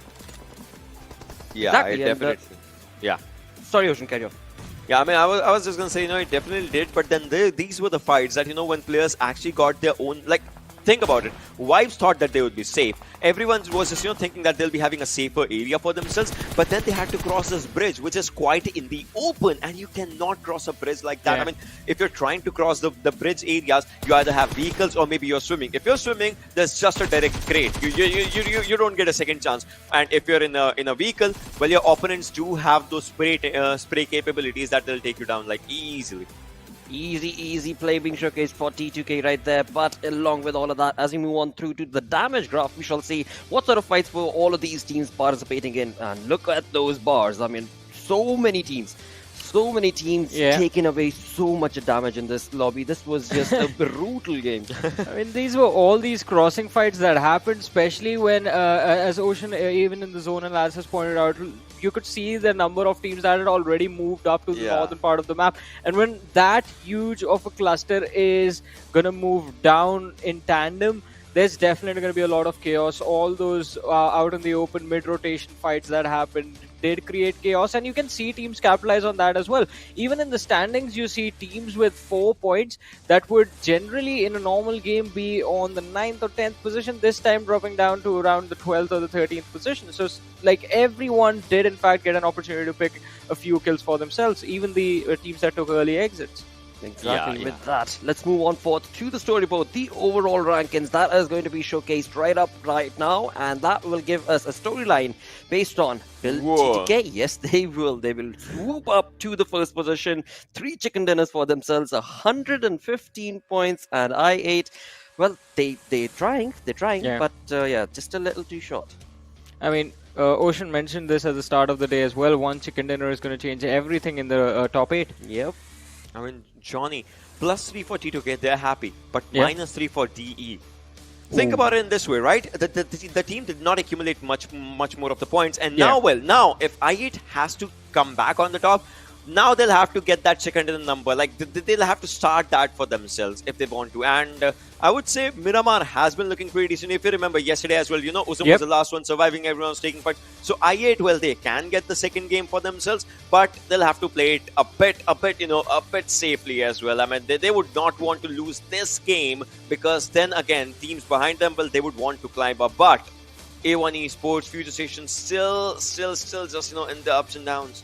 Exactly. I mean, there have been a lot of ups and downs, as you mentioned. A1 Esports still struggling, but on the other side, though, I have to say, I mean, Paradox, this game was a little bit on the aggressive side for them, but again, as I mentioned, it was those fights that happened. I do expect them to do a little bit better on Miramar as well, because as I said on day one, these off maps are the maps that teams like Paradox, Future Station, A1 Esports, teams that are struggling throughout the day will look to capitalize on. So this is going to be one of those opportunities where maybe we can see them bounce back, and since the difference is not that much, maybe they can take over S9 Esports and be on the 11th again. That is very much possible as well. On the first pages, also talking about the storyline altogether, it's still very volatile. Yes, the first position T2K is on 115, second position for I8 is on 104, but from that, as you move on forth, there's only a 6-point difference from the third position holders all the way down to 8th. 6 points.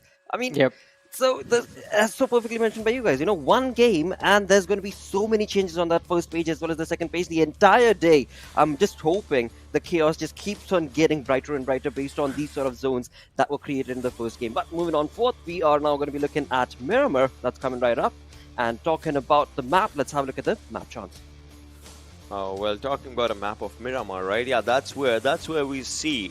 Actually, this is where, I would say every other team is doing good for them, but Wizzes with vibes. I mean, if they're in the map chance, if they are in the top 5 in the match, in the map chance, this should be their map. This should be a map that just, gets them to a really good position. No doubt they are struggling right now, but they'll have to step up. This is the time. I mean, it's the final day of the first Super Weekend. I get it. After this one, again, it's going to be league days and Super Weekends, but those $1,000, the bragging right, that matters. Ocean, I hope this is not another spoiler.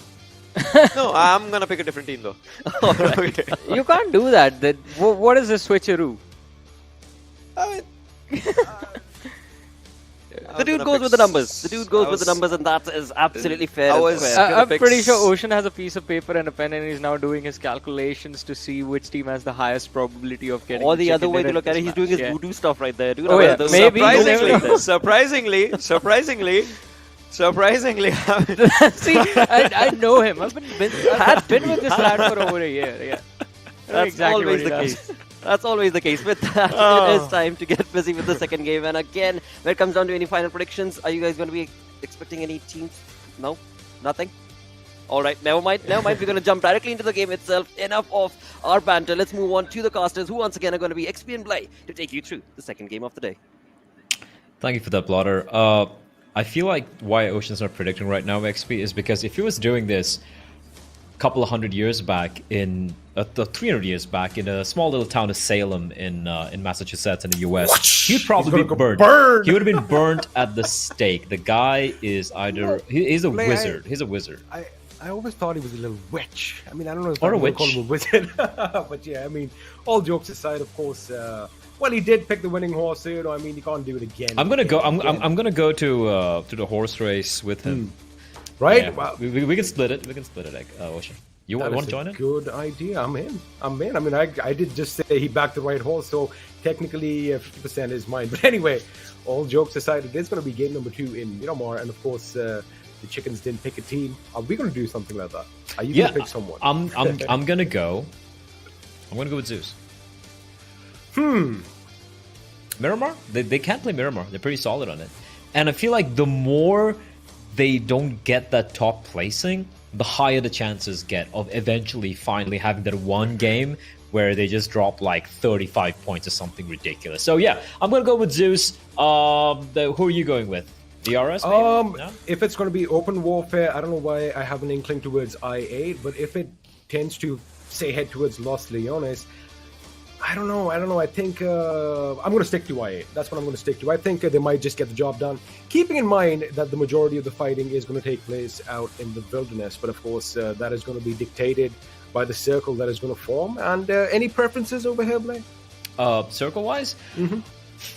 Listen, man, the zone's always screwed me over. It screwed us over. I want to take a look at the plane path first before I make a prediction. But I would like to see something a little bit more wild. Okay, fine. All right, cool. I'll call it. I want it to be towards Los Egos. I want it to be the Prison Island. Cool. Yeah? That's nice. What's yours? Hey, I wasn't part of it. It was just the spotlight on you. I'll wait for the plane All path right. and actually make a informed decision then. But of course, the game is going to be underway shortly. Now, let's just quickly recap last game. We did see a bit of kerfuffle, or rather, It was a weird game. It was a strange game. It was a good game. However, the circle was actually the MVP over there. The way it just completely kept throwing curveballs, and everybody had to change their gameplays. Now, IA, let me just bring one thing in context over here. Now, the way, if you remember, they plunged all 4 vehicles in the water. Yeah. At that given time, it was a good decision because, it was pretty much center of the circle. But again, you got to be anticipating. It shifted what further south, yeah. There you go, what it's going to do next. So, they put all their cards on the table and they really didn't have anything else up their sleeves. If they do kind of negate that this time around, they do have a chance. But again, the way T2K played, I was going over the comment section, something which is not advised, but it is fun. Man. It's Okay. fun once in a while. But I did read something like, the zone favored X team or Y team.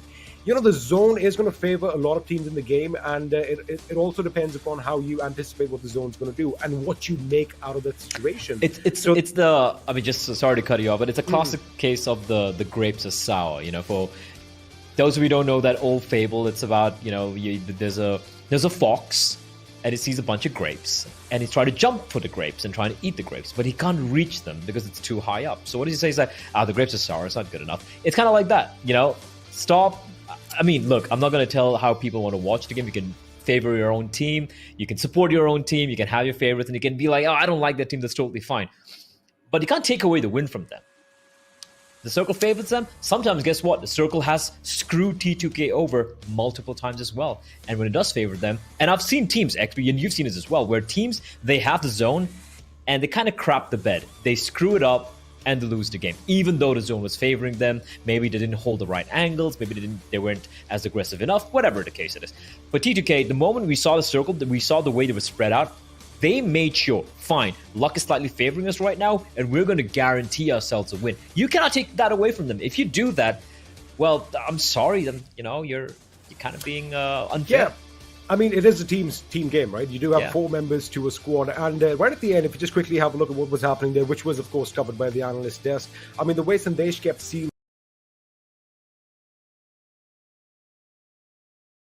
thanks to, the high caliber rifles he was using, it is, as soon as you get knocked out by a sniper, it kind of creates a little bit of panic in the enemy camp because, it's like, all right, one shot took me down. Imagine if they have an automatic rifle trained at us, what would happen then? But again, at that moment, T2K, they had a division of labor, so to speak, because a couple of the members were focused on C9, while a couple of the members made sure Stalwart Esports, who were going to be, like I did mention, were the actual threat. They kept them at bay. In fact, they took out Pika early on, then Top tried to go in, and of course, he just got blown to smithereens. But again, valiant job done over there at the end by T2K. Now, what I want to see is, I want to see something different in Miramar. Again, are you going to expect action at the beginning, or do you think it's going to be a slow state of affairs? I don't know. Again, I really believe it depends on the zone. I'm hearing word from producer that they had to rehost the lobby a couple of times, so hopefully that should be sorted out very quickly. But yeah, it does completely depend on the plane path. I feel we've seen ones where we saw that circle, for example, which went up north, that kind of led to a lot of fights taking place. But if the zone does have Los Leones in it, it's going to be a slow game. I mean, everyone's, pretty much behind fortified walls at different levels. That's what I like. So, you have a lot of angles breaking out at Los Leones. And again, in proper Miramar fashion, the action is going to break out, when the vehicles start moving. And, looks like the vehicles are going to move in a few minutes. But before that, we want to make sure that everything is tickety-boo. So why don't you go and get yourself a quick drink, because we're taking a little break, but we'll be back after this.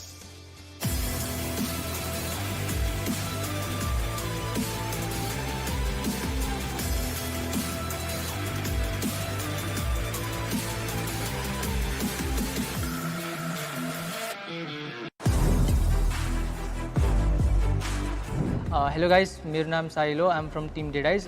My role is assaulter. 3 चोटि हामीले PMPL खेलिसक्यौँ अनि त्यो आफैमा एउटा ठुलो कुरा हो.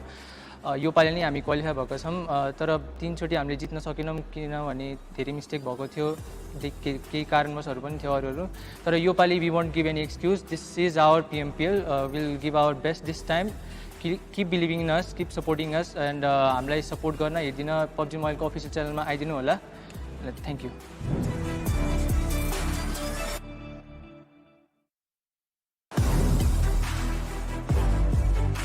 Hello guys, my name is Pika and I play the role of Indian leader for team Stalwart Esports.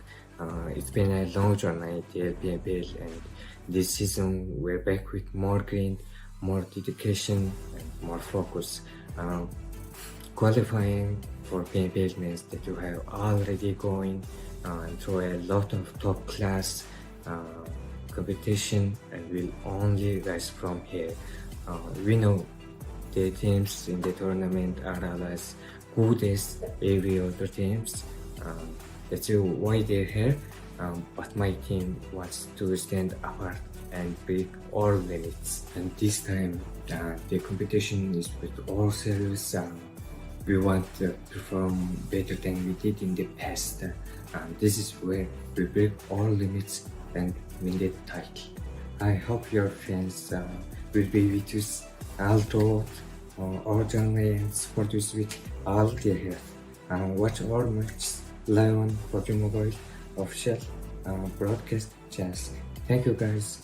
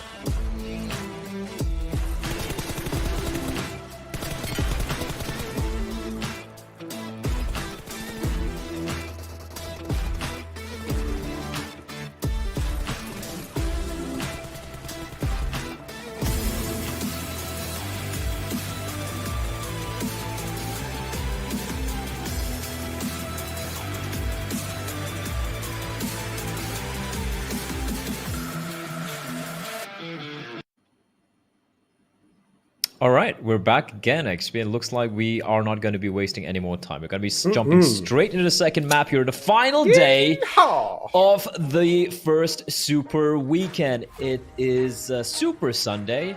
I don't know what that means, but it is going to be a fun Sunday nonetheless. It is going to be everyone in the server as well. We're not going to be wasting any more time. 12th game, 12th match, 12th map of the Super Weekend. And the playing path going to be very similar to a couple we've seen already. It's going to be diagonally cutting the map in half, starting from Puerto Paraíso all the way to La Cobreria. We spoke about a zone earlier, XP. I'm going with, I want something at Chumacera, like Minas del Valle, Valle del Mar, somewhere around there, Yeah, I think it's going to be the polar opposite this time. I don't know why I feel the graveyard is going to be in the center again. Torre Ahumada might be in the circle. Well, we're going to have to wait and find out, as everyone is going to be dropping down to the ground at terminal velocity. They're going to have to open the chutes. And then I wonder if someone's going to get caught out. And, well, I guess you do have Chumacera in the circle, but it isn't as far down as you wanted it. So let's just take a draw over here. I think that's the best course of action. Yeah, of course. like, you don't win, I don't win. It's like tough. It's tough all enough. good. We'll take as it. long as you don't win, I'm happy about that. DRS really like dropping into the Oasis, don't they? Nima especially. Oh, yeah. Again. I think he didn't confirm it last time, whether it's reality or fiction. But if you have a look at the other teams, everyone is going to be comfortable. A couple of changes here and there. High voltage, as usual, are going to be dropping down towards Puerto Paraíso. Now, I-8, if you remember, usually split up in that location. This time, however, they're going to keep all 4 members in Impala. And judging by the circle, it's not a bad decision, Blake. That is not a bad decision. And you did question if this is going to be an early, if it's going to be early fights breaking out, but it doesn't look like that's going to be the case, right? You look at the plane path, the zone. If you try and overlay the plane path we had, it is literally going to be what do you call a line cutting across a circle through the center? Wait, let me try to remember. It's not a radius. Radial line cutting through the center. Wouldn't it be the diameter if it's going through the center, touching each end? A diameter is the length of that thing, Twice right? the radius, yeah. All right, maths class is over here, ladies and gentlemen. But I'm trying to find. Anyway, the point I'm trying to make here is if you place a plane path on the circle, it would cut the circle exactly in half into a semicircle. So everyone's kind of comfortable here. There is, however, a cluster of teams down south, and what does kind of make me question, what makes me a little curious is BABLU dropping down south in that particular position, because I remember them liking dropping towards Minas del Valle, towards the southwest most of the times. They like dropping on the extremities of the map like DRS do on Miramar, and this time instead they're looking for action. Speaking of action, I might be wrong, XP. We might be seeing Seal 9 going up against BABLU. All I can think about right now is someone in the comment section just getting ready to ridicule us for not knowing our tangents. So I guess... tangent! No, that's not a tangent. No, tangent it's not. It isn't. Tangent goes away, yes. I said that on purpose. But again, coming back to the game, Seal 9 is going to be taking the fight to BABLU. Now, it is going to be 1 man each from the squad. Danny is going to have some... It is a diameter. I'm sorry. it is a diameter. He's like, what's your radius? Is it a radius? I mean, a line... From the midpoint, touching both ends of the circle. So the distance between the center and the edge of the circle is also called the radius, and the diameter distance is 2 times the radius. Yeah, but I didn't know the line is also called that. Like I knew the distance, the gap was that. Anyway, that's also why I failed math. Few years since that's also why I failed math. There you go. That's why we're talking for a living, Blake. Yeah, exactly. Anyway. Like, don't get me to do anything important in life. I would probably fail at it. So would you, XB. So would you. Anyway, hey, I got it right. I mean, I am not associated with this gentleman except while casting. I'm just kidding. Anyway, coming back to the gameplay, let's quickly turn the topic around before, you and I are going to have to look for other jobs. But it does look like BABLU are making a move down south. And correct me if I'm wrong, but are they heading outside the circle? They are. That's what I was talking about. Like, they like dropping towards Minas del Valle or towards Valle del Mar, west of Chumacera. I've noticed that on that western highway. And the fact that it dropped right where Seal 9 were did surprise me a little bit. But the fact that it's driving so far away outside of the zone does raise a few questions for me. personally, because the rest of the other teams, RAW, DRS, Seal, they are already making their way inside, and I don't think BABLU really had time to loot up. The fact that they're going to be going all the way down south. Oh, they're going to come up towards Landrier. That's what the objective is going to be. Yeah, because what they're going to do is, look, Seal 9 were their first contact, right? And Seal 9 know that they were towards the southeast of their current position. Now, they have kind of seen them back off. What I think BABLU is going to try and do is, if they want to take the fight to Seal 9, they're going to hit them from a different angle. Now, of course, the land, the terrain just south of Landrier is a little higher up as compared to the city of Chumasero. So, you know, they could be shooting down. Also, since they really haven't, looted up, they're not kitted out to the gills, they might want to go do that at Landrier. So again, if you have a look, they are splitting up, which means Zibyan might actually have the light from his vehicle to loot a few of the compounds along the way. Indeed. This could get pretty interesting as to how things play out, but apart from looting, I don't expect to see anything too crazy taking place. This team, though, on his screen, right, ZEUS and DRS, like, these were the top dogs in previous seasons, XP, and the fact that they're not even the top 8 at the final day of first Super Weekend does surprise me a bit. Although they're not trailing by much, right? They have Cruda's points, Seal delivering. They're much more better than how they were in the second and third Super Weekends in the previous season. And there we go. So 80.74. It's not too shabby, considering they just need like 20 points maybe, and they'll already crack the top 5. But it is a little jarring to see them in the bottom half. Wizzes with vibes, though. Man, like, what a start they had during the group stage, XP. We were all kind of caught off guard, but they have kind of fallen off a little bit. And the first and the top half, though, it does make me happy to see IA, BABLU, and T2K.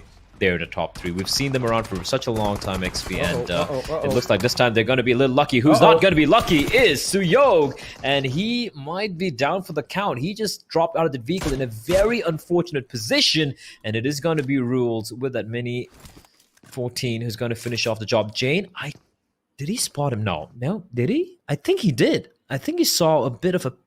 Yeah, the smoke. The smoke's a dead giveaway. Well, and if you see some smoke, chances are you are going to shoot at it. And that was actually pretty nice, because it was initially thrown not just as bait, but also to conceal the vehicle, right? Because you don't want to lose your vehicle in such a position when you have to basically run down. That could be problematic. Now, but he did use it as bait. That was beautiful, because, you and I would normally look at a plume of smoke in the distance and put a few shots in, hoping that you get those hit markers, and that's exactly what he anticipated, almost getting the knock. But now, again, this is a little optimistic from Malik with that UMP red dot trying to get a target at such distance. But it does look like they're just trying to ascertain the position of the enemies. And T2K, again, I love the fact that they are playing aggressive. Have a look at this Legend. If you have a look at the minimap play, his teammates are spread out. Now, they are going to have their crosses pretty much aimed down south. But the question is, are they going to make a move? Because as of right now, they do not need to. Don't need to. You really don't have to. T2K, though, losing the player early on will be a bit of a sting. Wizzes with vibes, spread out to have complete control of that junkyard area. And we did take their name. Sorry, the graveyard area. And we did take their name, XP. And hopefully they do manage to kind of reverse their fortunes. Zone's going to be shrinking. And this is where I'm going to be very excited about. Where is it going to be heading through? Oh, come on! Again, what is it with Los Leones? Like, look, I get it, XP. Like, it's the biggest town. It's a massive town, right? So the odds are, sure, most of the zones will be, if not centered on it, at least cutting across it. But the amount of times we've seen it coming on Los Leones, it gets a bit boring. And all right, how deep are we going inside here? Go on, go on deeper. They challenge you. Go inside. Through a 6x. that was a good shot, though. But of course, we are going to focus over here. As Sandesh is going to pick up that Mark 14. Now, I'm pretty sure he was hoping that it's going to be a bolt action, as we have seen he's really proficient with that weapon. But that is the devil's weapon indeed. It can be used at long range and at close combat as well. So it's a versatile weapon in his hands. The question is he going to be able to use it? Now, have a look at this. We have a mass migration happening right towards the center. Keep in mind, the areas around La Bandita are going to be hotly contested because, A, they have high mountains on either side. And, since you have that massive crater, you can have cover from both ends if you are on top of a ridge. But Jiggles over here, jiggling around in his vehicle, not the best vehicle for this terrain. He does take some damage. lucky that he didn't crush his head while spinning. Yeah, especially I don't think these guys even have seatbelts on, which is always risky. Kids, always wear your seatbelts. That saved my my noggin a few times. Vibes though, they have all gathered together. XP, they're on the little compound. You did say there's going to be a mad dash for La Bendita and Los Leones, but there's so much of free real estate around that even if a team does suddenly realize that there is another team ahead of them, or like, you know, lying in wait, you can easily take a U-turn or just take a side turn and maybe make it work for you. But unfortunately for G1, that is not going to be the case. What was that from Blade? A random flick of the thumb, and Parakeet's also going to be knocked down to his knees. And I8 Blade, my oh my, looking very dangerous early on. Is he going to be going in for the hunt? They are. I8, they want us kills. I like the fact that he is going to be going towards higher ground again. I like, you know, they're playing smart, Blade. They're playing smart. They're not going to take enough chances. Now, Blade, if you have a look, is going to be exposed on his right, but as long as he gets that kill, he is going to be a happy man. Now, the Wakeler is going to go boom. Parakeet is going to be blown up along with it, which means, well, I8 have quickly amassed 2 kills to their names, and it looks like Uzum was taken down from high voltage elsewhere. Let's just quickly have a look at this. One knock over here. He does know that there's an enemy in the distance. He did get a few shots on him, and have a look at that. Parakeet was already under fire. He was already under fire. Now, I want to find out whether it was Blade. Oh, it was not Blade, indeed. I do believe it was Uzum who got the knock, because Blade just has 1 kill to his name. Okay, but Blade It looked good, though. Yeah, it looked really good. I really thought he landed the flick there. That was some cool stuff. Oh, it was on target. MG3, the light machine gun, aka the LMG. A classic weapon coming into heavy use late in World War One, where it completely changed. No, it did come into World War One as well, right at the end. It was kind of like the automated, the belt-fed, not really a Gatling gun. It was called just the machine gun at that point in time. But yeah, in obviously in World War II, it did come into heavy use. Not this particular model, obviously. The MG42 was a big one at that time. Indeed, the MG family of weapons. It's fascinating how human progress have the capabilities to. Yep. No, it's kind of crazy. Like I was reading this about, you know, how human civilization has big spurts in industrial progress, especially during war. Like, think about it. The world wars gave us like crazy amount of progress, like nuclear energy. Of course, it came off the fact that it did lead to a lot of death and destruction. But eventually, the technology that's developed in that time did really push human civilization ahead. Well, absolutely, but it's also a lot to do with conquest, because what preceded the World War was the Industrial Revolution, and that's when, technology was just booming. So again, it's all about conquest and exploration, but right now, the map is pretty much explored, and, well, one team is vying to conquer all the others, as all the action is going to be breaking down around DRS. Beta. Again, I like the fact that all teams are still alive, as Mafia Ninja is going to take down Pika at distance. Now, this is what I was talking about. We have a lot of high ground over here, and the fact that, La Bendita, the craters, they can give you cover on 2 sides. That is something that is going to be used as DRS are moving on Stalwart's position. It's going to be a 2-on-3 situation. DRS, okay. Taking the fight XP, something which they have avoided, early fight that too, something which they have avoided for quite a while, at least during the Super Weekend. And maybe this is the moment where things will change for the side of DRS. But the team that are going to be going up against are no minnows. It's going to be Stalwart Esports, Action, Apex, and Top, lying in wait, daring DRS to poke their heads over that ridge. Unless they deploy a few smokes, I don't think it's really worth the fight. Meanwhile, BABLU is going to lose a player early on to entry, and who will, with a hop and a skip, is going to get back to safety. It was a good decision on Stalwart, actually, to give away that little piece of real estate right in front of us, as, like you did mention, they're going to wait for them just to pop over the ridge over there, and since they have a lot of cover, it is going to be played to their advantage. Now, I am going to expect them to have a lot of angles. Apex is going to keep the right flank secure. Action, of course, is going to be right there down the middle, but I do believe Top 2A could be. There you have it. He is going to make sure the left flank is secure at distance. Again, I love the way that Stalwart are baiting them to come in, but DRS are keeping that trigger discipline as well. However, keep an eye on this. They are at the edge of the circle, which isn't really a problem, because they have the blue zone to their back, but this is what I was expecting. They're going to come out, and the way the angles have been set up, it's going to be problematic, as Gyalzen is brought down to his knees. I like how Seal's Oh, keeping an eye out. oh, from the that distance. nade! That nade XP. It's look at the trajectory. Look at how far Action is tossing it. A little too deep, but if he cooks it perfectly, that's a confirmed kill and another knock, but somehow the rest comes in the nick of time, and Gyalzen's immediately gonna scramble downhill where he's gonna patch himself up. And as you pointed out, with the zone moving in, DRS realize this is a battle they don't really want to stick around for, considering it's going to be against Stalwart, number one, and number two, they have a much more better fortified place to take this fight from. So really not worth the battle. So they're going to be yeeting their way out of there, trying to make their entry from the northern side of the play zone. The question is, or rather, the fear for me is the fact that DRS could be just driving from the frying pan into the proverbial fire, because there are a couple of teams lying in wait there. Well, one of those teams are going to be Deadeye's guys, but again, we're going to have to wait and see what unfolds over there. Right now, Seal9's Monkey with that SKS, trying to lay down some shots at range, keeping the enemy at bay, while Killer is going to be hot on the trails of Jane. He does see the enemy go around. A few shots have been fired, but the question is, are they going to connect? No, they're not, as Jane is going to make it a safe week elsewhere. Have a look at this. Joker getting a double knock and a finish on the members of Clarity. I was going to bring this up. You know, we did see BABLU bob and weave their way out of the blue zone as well, you know, trying to make it a safety. But right now, Blay, they are down to one lost man, and that man is 420.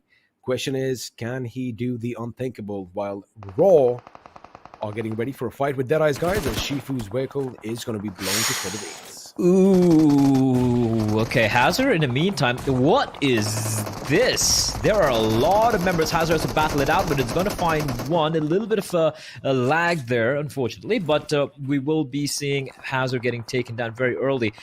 And he did get knocked and then taken down, XP, meaning that his teammate is still alive. So I do wonder what really took place there, because he just went in alone against a team of 4. So a bit too foolhardy. Maybe he thought it was just one player over there. We'll never know unless we probably have a quick chat with him. But we can talk about that later on. Maybe our analyst can probably break this down. This nade, he's cooking it. Oh, and it is Kobe. Oh, beautiful. That is perfection from the side of blah, blah, blah. That fragmentation grenade just flew up inches from Frag's face, and right now Aussie is going to take the fight to I8. Crypto is going to get taken down in the smoke, getting sure that the hit markers do the job. Now his teammate Extreme is going to be on the ground as well. He is going to go in for the right. That is the right call, while Aussie is going to be running around. His teammate Cloud comes under heavy fire, and now in a cloud of smoke, he is going to get picked up. Now I8 is going to be relentless in their pressure. They are going to try and get a little bit of... Wait a second. They just got him. Is that it? Do we have the first team to be eliminated? That's it. That is brutal. In a span of a blink of an eye, just completely wiped out. As you now, watch DRS. And DRS, they're hearing all this commotion, and look at them, like a bunch of lemmings. Oh, and they're just going to be rattling off bullets. It's even a gun over there, rattling off without even an owner. And Deadeye's guys, XP, they're a bit pinned down. And an unlikely ally in the form of RAW. Obviously, RAW don't know that they're helping out Deadeye's guys over here, but them kind of diverting the attention a little bit for DRS is going to help out Deadeye's guys, but on top needs to leg it because he's getting shot at from the distance as well, and I do believe he's managed to find himself a semblance of safety. Let's take a look at the zone, and it is going to be on the LA of La. Well, La Bandita is going to have some action, but Future Station are going to be one of the teams with the only compounds under their control. We are going to shift to DE Shifu, sir. Now, the fact is, Deadeye's guys are going to be split in twos, and they are going to be bombarded from all angles. Raw at one end, and of course, DRS at the other. Nemo with the grenade does get raided, sir, down onto his knees, which means Shifu's work is cut out. It could be short-lived because the grenade is going to go off in front of his face as well, bringing him down, which means now Deadeye's guys are going to be survived by Frag and On Top, who are quite some distance away, and well, all they can do is helplessly acknowledge the fact that they've been reduced to a two-man squad. Two-man squad. Definitely not going to be helping the chances here, XP. But still, there's always the opportunity. You can always bide your time, wait it out, wait for your opponents to knock each other out, and just try and play for the placement points, and maybe sometimes be, as you like to call it, an opportunistic parasite, and just jump on in when the timing is right. Delta X, however, meanwhile, getting a knock onto a member of Stalwart Esports. So a lot of these teams are suffering a little bit of casualties, but no full team wipes yet. And most of them are not confirmed kills, right? Just knocks. No one really going down and being out of the count yet. However, as I see that, I did spot out a member of ZEUS who's down, but is very far away from his teammates. So ZEUS are going to be very quickly down to a 3-man squad. That is going to be icy. Yeah, he's in a very rough spot, XP, and I don't think it's worth ZEUS going for the res here. Tough spot indeed. And again, it's like a domino effect because, you know, if you knock someone out, your gunfire is going to give your position away. Someone's going to knock you out. But now Stalwart Esports, oh boy, they are in trouble. Now, add that fire over there. It's just making it a little bit more picturesque, as I do believe they're going to be survived by one member. Again, the member down below is knocked out. Action is going to be the last man standing for that team. Well, what a crawling for the team as he now makes his move as Nima comes into fire from Rules, now DRS Mafia. Ninja's position could be instrumental as he's not aware that someone is close by, but now from distance, Action, not one step far away from Action, gets the knock even though he's the last man standing. Again, every single kill point is going to count. He is going to do a little bit of a Superman punch, whips out his weapon, goes up against Mafia Ninja, and puts DRS 6 feet under. The lone man standing for the side of Stalwart, and he finds 2 kills. I'm a little surprised Mafia Ninja was not aware. Like, he should have heard the gunshots, right? He was like, oh, wait, he's getting shot at from right next to me. And instead, I guess he just got a little tunnel vision there. Meanwhile, ZEUS, they're in a rough spot. They're pinned down. They're the meat in this meat sandwich, and they're getting sandwiched between a rock and a very hard place. Rock's name is Seal, but hold on, hold on to the thought, because ZEUS are replying back. Those nades are dealing so much of damage and exchanging blows. Done! But ZEUS You're outta here! are gonna annihilate Seal. They look like they were done for. It looked like they were pinned down and they were going to be wiped out, but ZEUS able to dismantle them. But oh no, here they come, the hyenas, looking to pick off the remaining members of ZEUS. One player was left standing there, and it is going to be Vibes coming in and wiping the floor with ZEUS Esports. But at least XP, they take out Seal, and they're going to be happy with that. They took them out in style indeed. Of course, those grenades going off everywhere. It did kind of seem like Seal would have had to contend with the ones who took out ZEUS right now in the form of Vibes, if I'm not wrong. However, it did not go that way. Now, Raw are going to come under fire from the other end. Again, have a look at the circle. Everyone is at the edge because right in the center, you have the summit. This is the best King of the Hill situation you could have asked for, as T2K are finally going to have to move just a little bit away from the position because, mind you, Future Station, again, have the only compound in the circle, but it does look like they are going to come under fire from 2 ends. Right now, A1 Esports in a little bit of smoke of their own for cover. It is going to dissipate soon, and they are going to have to make a decision. C-Wine with some optimistic grenades here. Sometimes you have to be optimistic in life, XP. That's one thing I've learned. And yeah, and if you have to be optimistic with your nades, so be it. Blah blah blah has been spotted out by C-Wine. Now, I don't think blah blah blah spotted him, and that's a lot of information being gleaned here by C-Wine, the third person angle working to his advantage. But if he's not careful, there you go. There we go. He gets spotted out by Wizzes with Vibes, who are playing on the periphery. Now, the battle of this compound, I don't know if it's worth it because of how big the compound is, XP. Even if you hold on to it, you can get besieged from multiple sides by multiple teams. You know, that has been one of the game plans or the game styles rather in Miramar, because you don't have to do a lot of work if you hold a compound. You know, you want to make sure the others rush up against your walls and, you know, pretty much break themselves down. Now, the only thing is the circle is going to make a shift. If it sticks on towards Future Station, they just need to hunker down and let everyone else kill each other. But if it does move a bit to the north, well, this compound is going to be the least of their worries. Of course, Raw do look like in a good position because they could potentially gatekeep Future Station as they move further. But again, everyone's on the periphery. No one's going to be right in the center of no man's land. And very soon, we're going to find out what's going to happen. And there you have it. We still have a little bit of the circle covering the compound, which means Future Station, like we just kind of predicted, all they need to do is gatekeep the devils themselves. Gatekeep the devils. Well, let's see. Ruthless, aggressive warriors. I love the name, though. Yeah, it's raw in it. Well, yeah, this battle, it is definitely heating up, and eventually one of them will have to blink. But I gotta say that whoever comes out on top here, if they can manage to have some control, exchange of nades, Joker. Both of them going to be dodging each other's nades. But here comes the push. Joker just running straight on into trades. Good. Back and forth. Joker down. So which clutch Baba. Blah, blah, blah. Pushing in. Taking a fight with Entry. C-Wind though. The rest need to come in here. Entry needs to be the turret. He needs to be the savior for his team. While the res does take place. Meanwhile, his players are bleeding out into the open.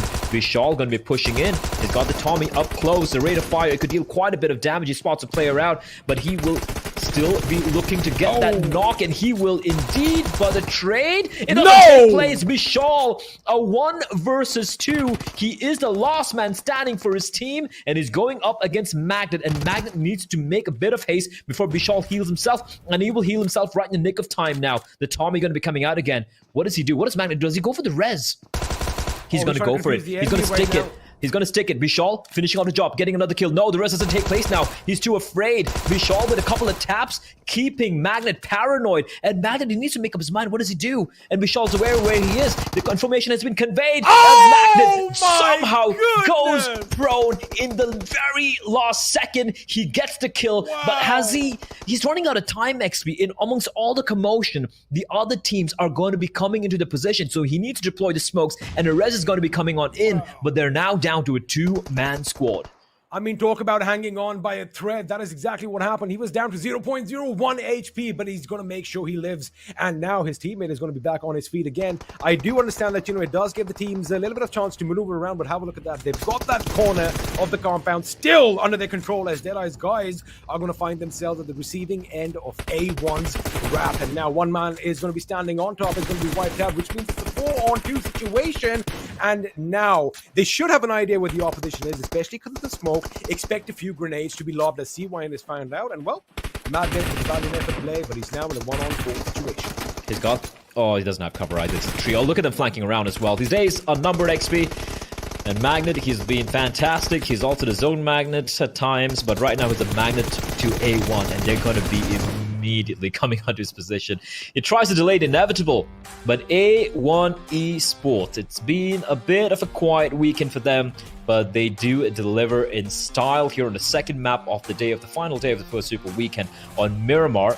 A well-deserved chicken dinner. Not too much of a high-fragging affair, just 7 kills, but 1,500 points of damage is still something you cannot scoff at, XP.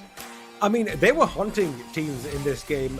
They were far away from the drop spot. They were on the move early on, and the well-deserved chicken dinner is going to go to their name. Again, we've kind of seen this in the past that, if you...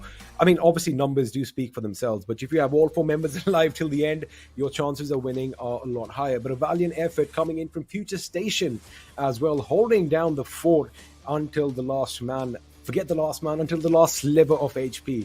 But A1 Esports, man, they've been on the game in this game, and they kind of made it look easy. It kind of felt like, they weren't in any precarious positions, but that is just how they designed it to be. Yeah, absolutely. Like, if you don't have to take a fight, why should you, right? And you just keep all the members alive. When they took the fights they had to, they won it. They were able to get those kills, to get those free kills. But an interesting map of Miramar, where we had multiple mini fights breaking out throughout the entire map, throughout the entire game. It wasn't a slow start as we all feared it would be. But coming up next, of course, is going to be Erangel, which I believe should be even more of a banger. So we're not going to be wasting much time. So all of you at home, you can probably grab something to eat, maybe something to drink, which is what I'm going to be doing. You can grab something to eat as well, Ungud. And we're going to be going to a quick break, after which we, of course, have the desk to break everything down.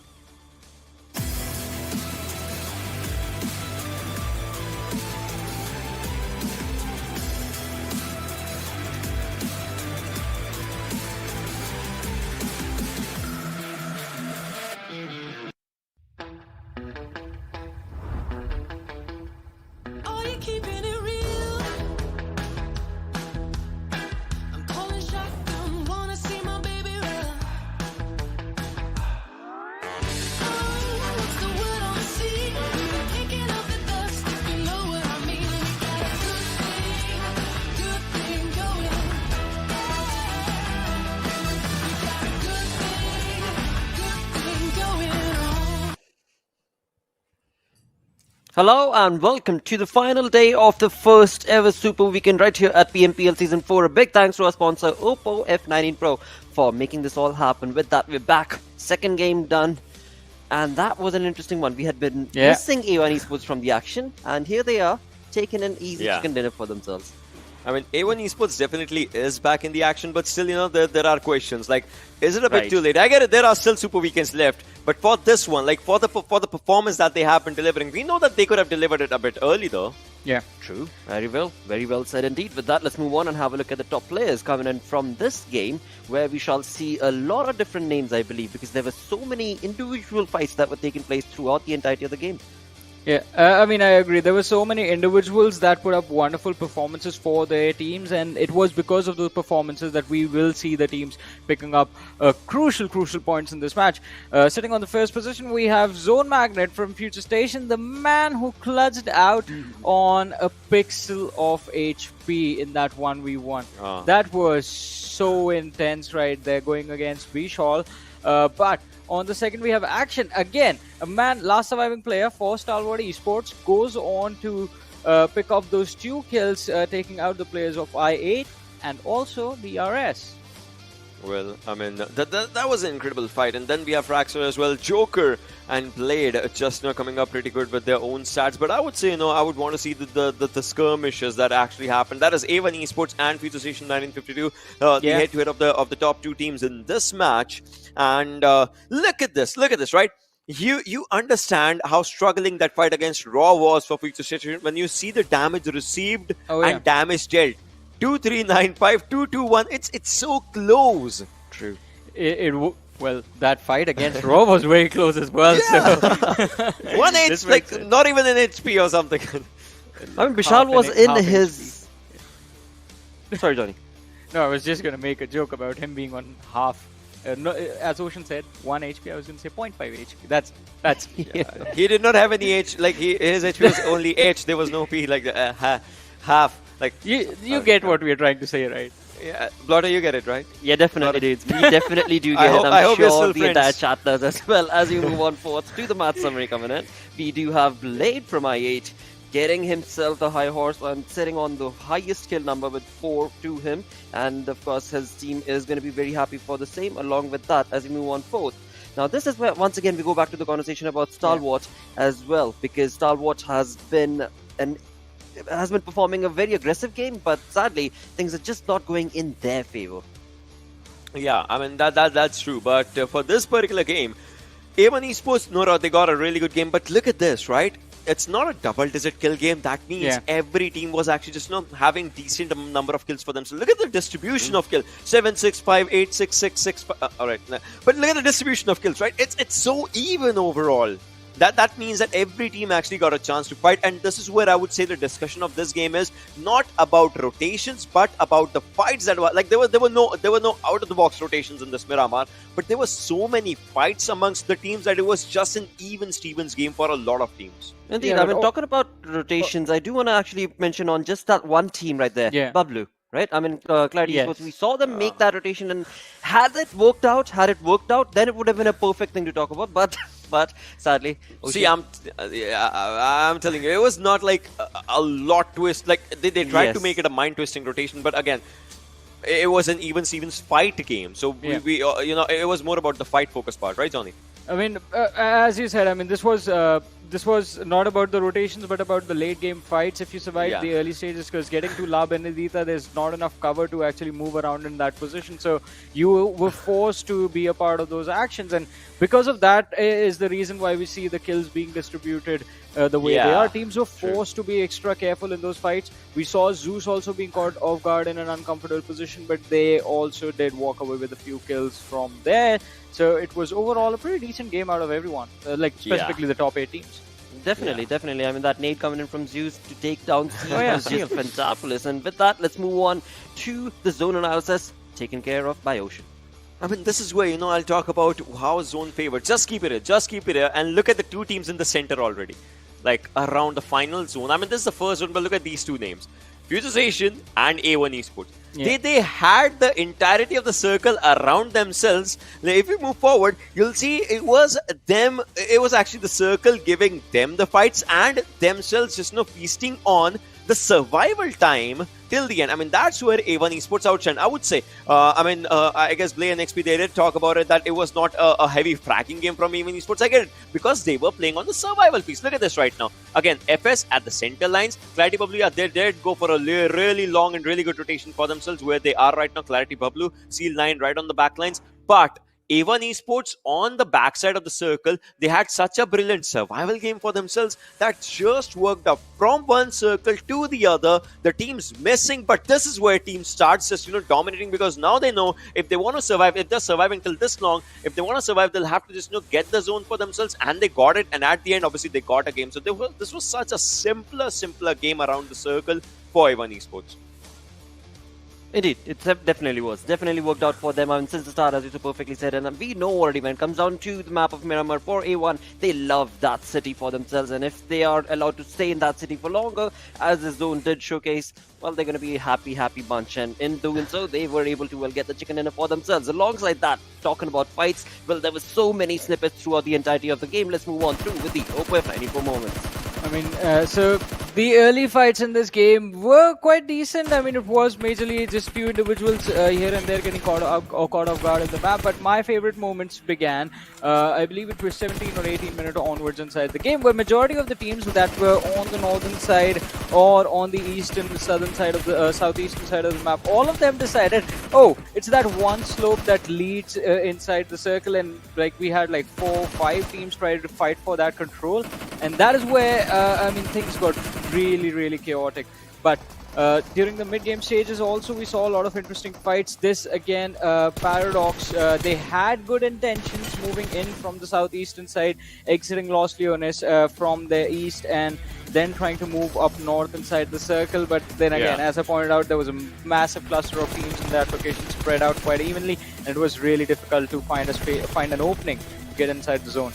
Yeah, and I love the way that, Johnny, you also pointed out one thing that was in the break segment, obviously, when we were seeing the adverts and all, and you pointed out till the 20-minute marker, we did not see a lot of chaos just, coming up. Yeah. And I would say this is actually the beauty of Miramar. There are so many houses for the teams in a bigger circle that they can just, stay, or maybe a few ridges here and there, that they can stay in or around to just, play their natural gameplay. But once they start feasting, once those, those players just get out of their comfort zone, that's where most of the fights happen, and that's what we see, that the chaos, that's what we see in Miramar in the later stages. But this one fight, oh my god, this was such a feast to the eyes. Yeah, definitely. I mean, it was so intense, and Bishal, he is such an impressive player.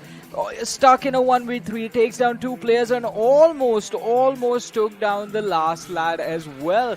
I mean, it was so close, but because of the work put in by Bishal earlier on, A1 Esports, they just walk right in, snatch the chicken dinner, and well, now they're going to be feasting on $1,000. Yeah, that's true. But talking about the damage stats, right? All right, 1911 by Future Station. This time, I would say this team has been doing really good with the damage stats. I mean, all right, again, the maths was just coming to me, and it was saying that, there's a gun named P1911 in the game, and well, the damage is 1911. That's all I wanted to say. But well, 6 kills and, almost 2,000 damage. It's really good. But moving up ahead onto the differences, look at Clarity BABLU, right? They tried. They tried to go for the execution, but it just did not happen in any way, shape, or form. 0 damage. Exactly. On the other front, I've been talking about Seal Esports as well as, of course, Stalwart Esports as well. 2 kills, but look at the damage that they were able to get. I mean, 1042 for Stalwart, 1052 coming in for Seal. So again, I mean, there were just fights all over the place when it comes down to this game. Well, definitely. I mean, as you said, fights were all over the place, but it was about getting on top of that hill. And I want to see who's on top of the hill of storyboard right now, Blotter.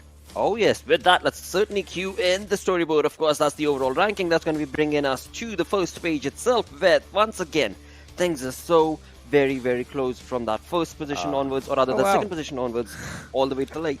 6-point difference between Train to Kill, DEADEYES, and I8, because DE and I8 are tied now. Johnny. Yep. I don't know. I have a feeling this time DE would actually get the top position. They will get the top position for themselves today. By the end of the day, for sure, they will get the top position.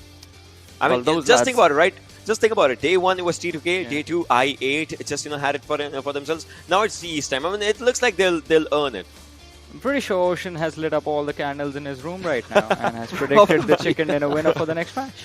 Well, guys, as well as I8, they both need that chicken dinner for themselves. There's nothing that is going to be doubting that. But as we move on to the second page, this is where ZEUS Esports is pretty much stuck. I mean, they try, they get back on their horse, and then something, and then they falter back down. A1 Esports on the other front looking really, really good from this one individual game, but hopefully it's not just a one-time pony, and that continues on for them throughout the rest of the remaining games. I mean, that is a big jump for A1 Esports, but as you mentioned, Blotter, right now, hopefully that's not a one-time thing, because the difference is not that much. True, A1 Esports on 10th, and then Wizzes with Vibes on 71 points on the 15th. So, like, one decent game, and yeah.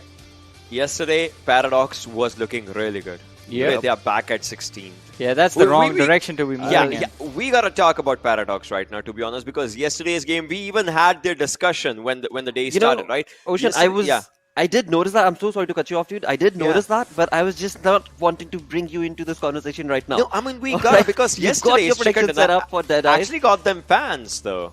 Yeah, that's but the thing. Hopefully, the next game, the next remaining games, Paradox are going to be back. This time around, it was a little bit of a shaky start for them. But along with this conversation, let's move on to the schedule as well. As Varun, you had something to add. I was just going to say, I mean, we can't really blame Paradox for the bad performance in this match, because what happened to DRS yesterday happened to Paradox in this match. People were just moving around, trying to rotate, get to safety, and one by one, the entire team was picked off. But yesterday they started performing from the third game onwards, so I believe the lads are going to be warmed up enough to do well in this Erangel as well. Hopefully. And then we already know that Sanhok, when it comes up, where we can definitely bring up Paradox and be like, well, maybe this is going to be their charm. Who knows? We'll find out, of course. But for now, as we move on and have a look at, of course, Erangel, the third match, which is going to be starting off for the day, what kind of expectations do you have from the teams, Varun? I mean, I don't know if I should go with Ocean and just place all my chips on DEADEYES, guys, but I like to gamble, I like to risk, so I'm going to go with DRS. All right. That's I like it. I like it because yesterday's first game of Erangel, it was DE versus DRS in the final circle. So I like it. I like it. Absolutely. On the other front, I mean, I am absolutely loving the performance that was showcased from Vibes as well. I mean, Vibes were looking pretty neat when it came down to their playstyle, and I'm hoping that this time around they get themselves in the top 3. We should ask Blotter his predictions as well, because I mean, Blotter, not the top 3, the top. Like I said, I mean, top 3, I'm genuinely expecting Vibes to be a part of that. But in all of it, of course, from one game to the next, ZEUS Esports has to be one of those names that will always be around when it comes down to my predictions, because I am still waiting to see them perform like they did in the previous season. With that, it is time to move on to third game. Let's get this started. Let's move on to Explain Play and ask them what do they anticipate from these teams we spoke about. I don't know about you, XP. I'm going to be still sticking around with my pick of ZEUS. I hope they finally deliver. Well, they did get that one squad wipe in the last game before they were obliterated. So let's see if they're going to do something better this time around. Again, I like the fact that the position that we are in, we're going to call out the action as it unfolds. So I'm not going to be picking a team right now. That's their job. But anyway, all right, are you going to put me on the spot? Do I have to pick a team because you're just looking? I mean, I picked one. I put myself on the line, so I mean. Wait, who'd you pick again? I went with ZEUS. Again. All right, so you're going to basically back the horse until they do finally win, huh? All right, I guess ZEUS is a good call. I kind of think DRS might have a good chance in this game, but if I am to pick a team, it's going to be I8 once again. They've come so close. Now, if you have a look at the leaderboard, I mean, we did have a look at it. The second team, the second position and third position are the only ones in the top 5, basically without any chicken dinners, and that is a testament to the caliber of consistency. gameplay that they're bringing and the consistency as well. So just that little extra nudge is needed for these teams to get that chicken dinner, which again is going to make them $1,000 richer. So I guess win-win. Win-win situation for them, absolutely. And the fact that, like you said, right, they're not relying on the chicken dinner. They're like, fine, we don't get a chicken dinner, but we get the kills, we get the placement points, and that's all that matters, and they're trying to prove a point. As we do take a look at the plane path, it's going to be starting right on top of military base, so I8 are going to be very happy with that. They don't have much, they don't have a long distance to drop. I'm assuming Stalwart are going to be dropping towards Novo as well.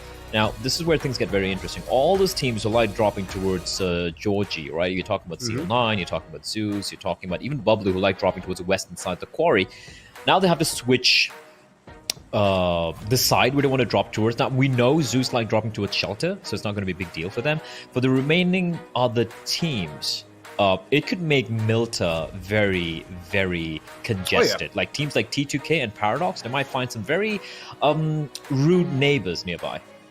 That is a possibility. And again, keeping in mind of all the distant locations, we did kind of see ZEUS Esports were at the receiving end of things, I do believe, in game number 1, when again, they dropped down for the vehicles, but then they were gunned down instead. So you got to keep that in mind. You got to make sure you have a look at the skies and make sure the skies are clear around you when you are dropping down to the ground, because, well, things could get hectic right from the get-go. And as mentioned, as anticipated, we do have a lot of teams dropping in and around Milta. Of course, Seed Line are going to be heading towards the power plant itself, and an interesting circle. We did kind of see this yesterday as well, although it was a bit more central. But again, the fact that about 40% of it is going to be in water, it makes all that real estate, it's going to be a little pricey because there's less land to contend with. So again, action around Milta is something we can expect.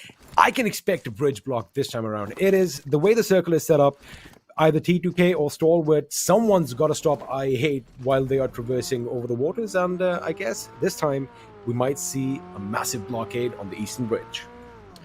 Or at least I hope so. Well, let's see if that's going to be the case here. The circle, of course, still going to be still going to be cutting across military island, so no immediate danger yet for those two teams down south. Of course, those two teams being I8 and Stalwart. BABLU not going to be dropping west to Quarry. Instead, they're going to be heading towards one of my favorite drop locations, towards Primorsk, where they're going to have pretty much free time looting up to their heart's content. But once they move inside of the circle, if A1 and Future Station just stick around towards on that edge, and Future Station, the fact that the Western Bridge, as you pointed out, XP, is still going to be in the first safe circle, they might just stick around there and try and ruin the day of I8 and potentially even BABLU's.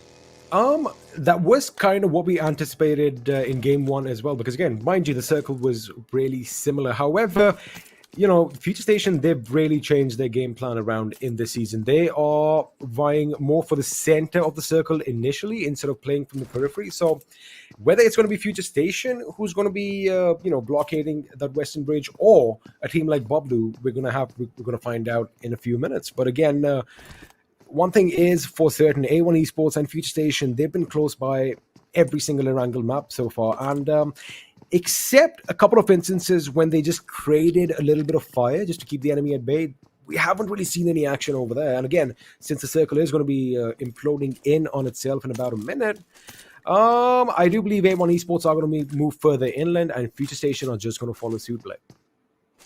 Yeah, let's see if that leads to anything here. Right now, though, looking at the zone, and because of the plane path, no one really having to go for any drastic early rotations, apart from Vibes, who are going to be somehow sneaking their way in between High Voltage and Seal Esports, so don't really expect to see much action early on here in the game. We can take a look at the overall live rankings, though, the overall leaderboard as it stands. We have T2K on the tippity top on 117, but very closely following them are two teams, the DEADEYES guys and I8 on 111 each, which makes it a very, very tightly contested affair. And even now, when you look down to the bottom half of the table, you look at ZEUS, you look at A1 Esports, especially A1 Esports with that chicken dinner really just jumping up the table, tied with RAW. The gap is really tiny. The gap is really tiny. Look at it, 117 for the first place team. And High Voltage in 8th position. The gap is a measly 24 points. Now, if you look at the bottom half of that table, which should be coming up right now. So yeah, 24 points difference between T2K and High Voltage. And on the other side of the table, it's 86 and 65. Again, 21 points 21, difference. yeah. It's very, very thin as we enter the third game, the halfway point of the final day of the first Super Weekend. It could be a big quantum shift taking place. And I'm gonna talk about it from a more holistic perspective. You know why this is really, really bad for the 4 teams who are sitting out this Super Weekend? That means when they have the opportunity, and hopefully they do manage to qualify for the next Super Weekend, let's just assume one of the teams at the bottom half of the table, they don't qualify for the Super Weekend, right? Right. But since they have accrued so many points, there's no one team who's below 60 or 50, right? So even if the other teams who are not playing the Super Weekend get to play the next Super Weekend, it's not going to be easy for them to ensure they're in the top 16. Hey man, that's evident from the last season. If you remember, I do believe it was Seal, or was it Seal9 who played the first Super Weekend, amassed 298 points, but then did not play a single Super Weekend and still made it to the finals. So, again, a lot of hypotheticals being thrown out here, Blade, but, the point I'm trying to make is it can still be anyone's game.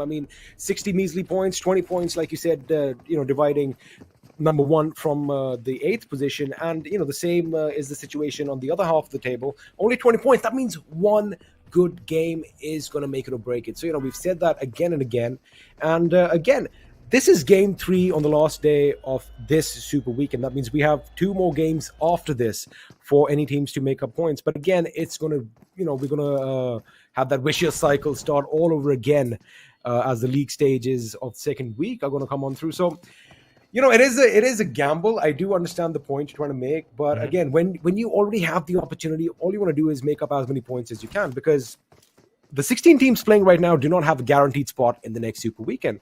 So I guess make the best of your opportunities that you have right now. Absolutely. Of course, there are going to be a few teams for whom not playing the Super Weekend is not even something they're going to consider, right? They're going to be like, there's no way that we're not going to be qualifying for the second or the third Super Weekend. Teams like Stalwart Esports, like DRS, like ZEUS as well, they're going to be feeling very comfortable. They won't even be considering the possibility of not qualifying. Speaking of ZEUS, though, Ably taking a couple of pot shots at DEADEYES guys, who are now aware of the fact that they are exposed and decide Raider needs to get into some cover, which he will. And Ably with a few missed shots, something you don't see that often from someone of his caliber, but still, no harm, no foul. Still early days. As we take a look at the comparison over here between ZEUS Esports and T2K. Take us through it, XP. Well, we have a look at the kills. One team is definitely going to be head and shoulders above the other ones, but it does look like we're talking about... This is the average kills per game. All right, we're talking about it. Average points right now. Average damage is going to be pretty much the same, 839 to 840. The kills also now, on paper, ZEUS should be hitting a lot harder. But let me tell you one thing. I do believe they had a total of, say, 42-something kills, which is nothing, because individually, the current kill leaders are at 33, 35 kills already. So ZEUS have definitely mellowed down since the last season, as Zevine almost getting run over by Zibian is going to retaliate with some fire. But oh my goodness, I'm just telling you, he's counting his lucky stars. And one thing I did notice as I had a look at the minimap just a few moments ago, DEADEYES guys, we left them at Rozhok, and we saw them fighting up against ZEUS at the shelter, which means again, I love the fact that they've changed the tactics. Everyone wants to go to the center so that they have to move the least as the circle changes. But again, everything has pros and cons. If you are going to clump down in the center, expect a lot more opposition, and some bridge action might just break out as Suyog is going to assert what's happening in the other side of the bridge. But I like that Apex is being a little cautious, and these shots might have just given the plot away. I haven't really seen too much of bridge action so far, right? In this in this Super Weekend. Oh, look at I8 though. Look at Future Station as well. Now I8 might just hang back a bit, because Future Station do have to move inside the play zone, and I8 might just brave the blue just so they have a more safer route of entry into that zone. And Hallelujah. He's got the big green zoom banger, XP, the big stick with the scope. And I'm going to be keeping an eye out for him landing a couple of knocks with that. Apex He's trying to get to the apex of this bridge. And he's trying to just kind of be the... Parkour! Parkour! Stalwart versus T2K, though. Want to break this one down for us? Well, again, if you have a look at the average points, T2K are at the tippity top, so they are going to have the number one position of average points per game at roughly around 9, and 7 is not too far back, but again, a lot of teams are going to be, in the positions in between them. Now, average damage, if you have a look, Stalwart Esports, they've definitely been in the thick of thin of the action a lot more as compared to T2K. Now, that brings us to the next question. Is it by design or are they just unlucky? Did they just find themselves in the thick and thin of the action? It's a combination of both. Because again, T2K, if they find themselves with their backs against a wall blade, they are going to fight their way through. And, we know they're a capable team.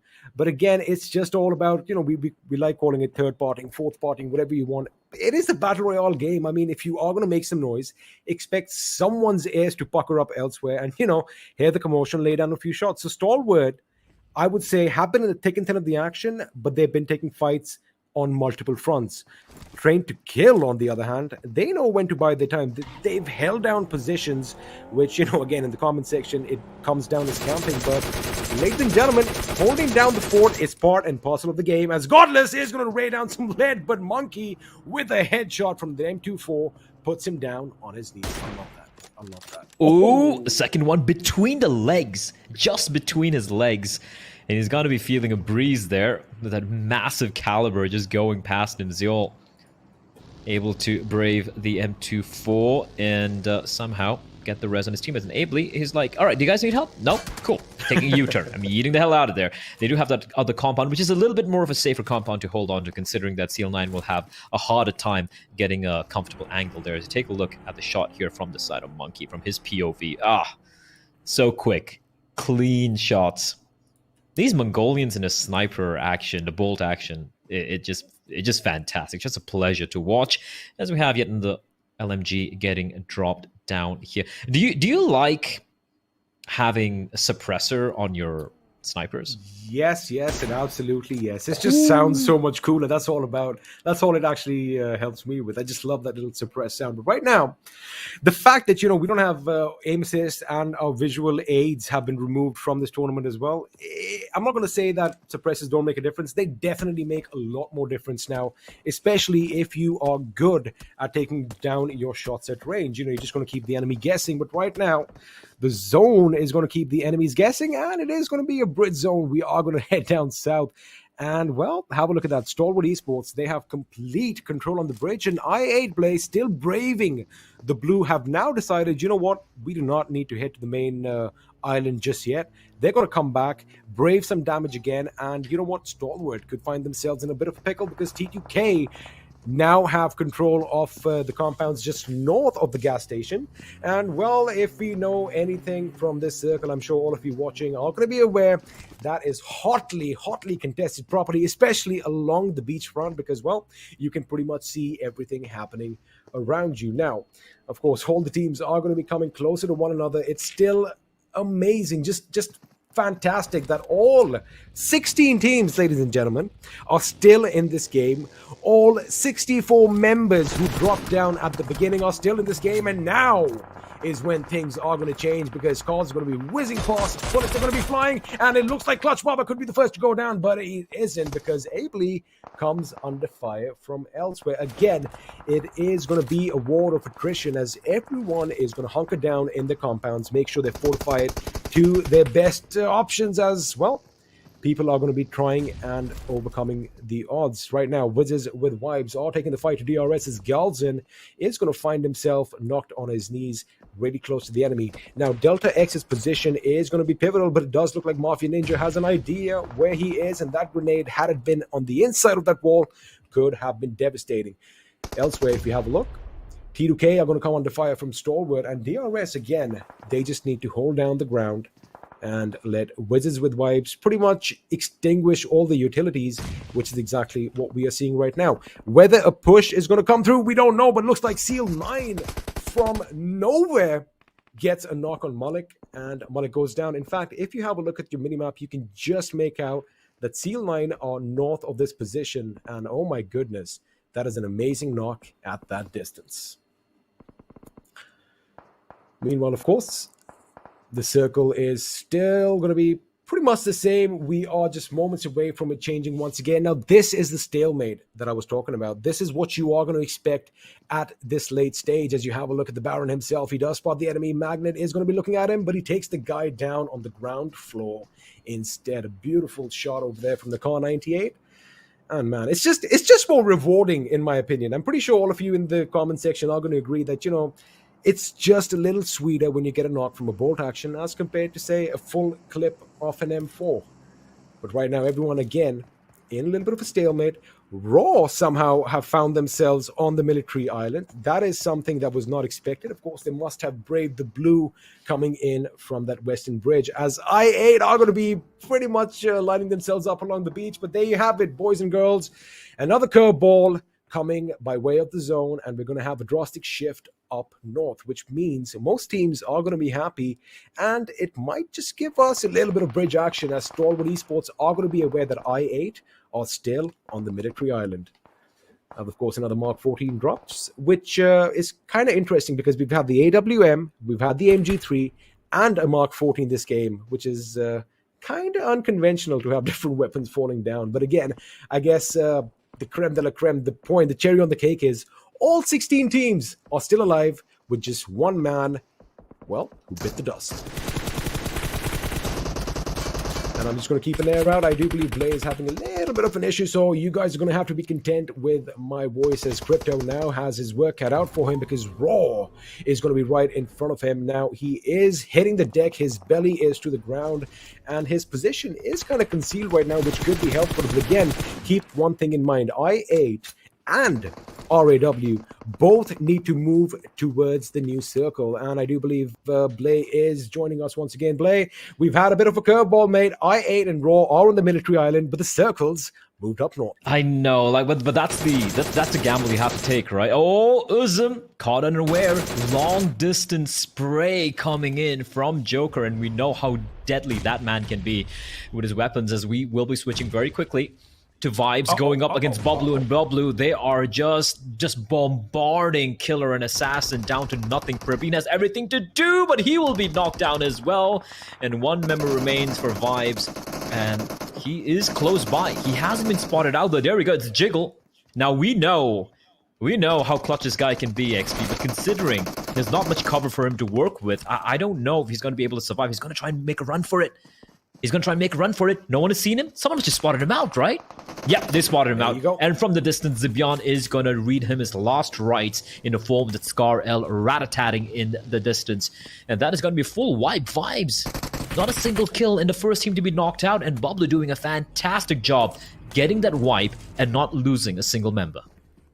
Well, they haven't lost a single member, but the damage to their vehicles is going to mean they're going to have a lot fewer vehicles to deal with as they move towards the circle. Now, I8 has hit the water. They are going to be swimming as a pack towards greener pastures, so to speak, but so is Raw. But keep an eye out. One of the members from Raw is still on the high grounds behind them, and it looks like Top from Stalwart has spotted some commotion in the water, and he sees someone come up for a gasp of air, and, well, chances are it might be their last.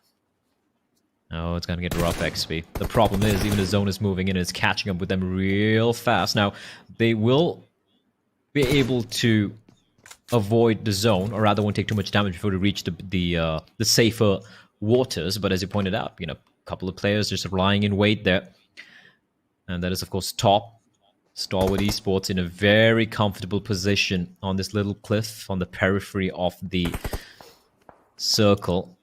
For how much longer are RAW going to be able to dodge these bullets? That's the question. In the distance, we have I8 as well, but they're taking a little bit more of a safer route. Sada having to go down deeper into the water as we switch perspectives to a little bit more of a non-aquatic battle. It is going to be DEADEYES guys against A1. Now for A1, Jax seems to be kind of by his lonesome. That blows up. They're screwed, but the res comes in. Will the heal come in, though, is a question. No, it won't. A secondary nade and a bullet to find both Jax and Dante. Now, A1, the remaining two players need to decide whether it's worth going for the res, and the decision has been made for them. It's going to be a quick knockout and a kill. Dante is gonna fall down to his death as well in the next couple of seconds, and there's gonna be Deadeye's guys holding on to the fortification XP and not giving it up at all. And A1, the 2 members left alive, will just have to watch from afar with a tear trickling down their cheeks. Well, they better wipe that tear away quick, get in that buggy and hop in towards a new circle, because Deadeye's guys are going to have to do the same thing. Elsewhere, we were having a look at this fight early on, Blay. DRS are still engaged in a stalemate with Wizzes with Vibes. Of course, damage coming in from all directions as TUK from the fabled blue buildings is going to be laying down some lead, and Seal 9 are going to be joining the fray as well. Now, that grenade is tremendous as Nima is pretty much going to put it right on his noggin, and with that, Rules is going to go down to his knees. Elsewhere, we have a beachfront opening up, pretty much reminiscent of the Normandy days, as IA in the form of the Allies are trying to cross over the bridge, or not the bridge, I beg your pardon, the beach, and one of them makes it, but of course that machine gun fire is going to put them down. Sala overhead gets spotted out, man, 2A. Top is a one-man army dealing death in every which direction. That's a laser beam from Top. He gets the first knock, spins around. He can only see the head and the shoulder of Sada, but doesn't really matter. He's gonna knock him down, and he is single-handedly just defending this beach from anyone. Look at the way they're arrayed across the beach, XP. There is no way in, and as you very aptly said, it does resemble the beginning of Saving Private Ryan. Everyone trying desperately to head on towards terra firma, but they're getting screwed. Sada will be taken down by the play zone eventually, and I8, well, they had 2 options, XP. The bridge or the water. They chose the water, and Stalwart says, doesn't matter, we're still gonna be waiting for you.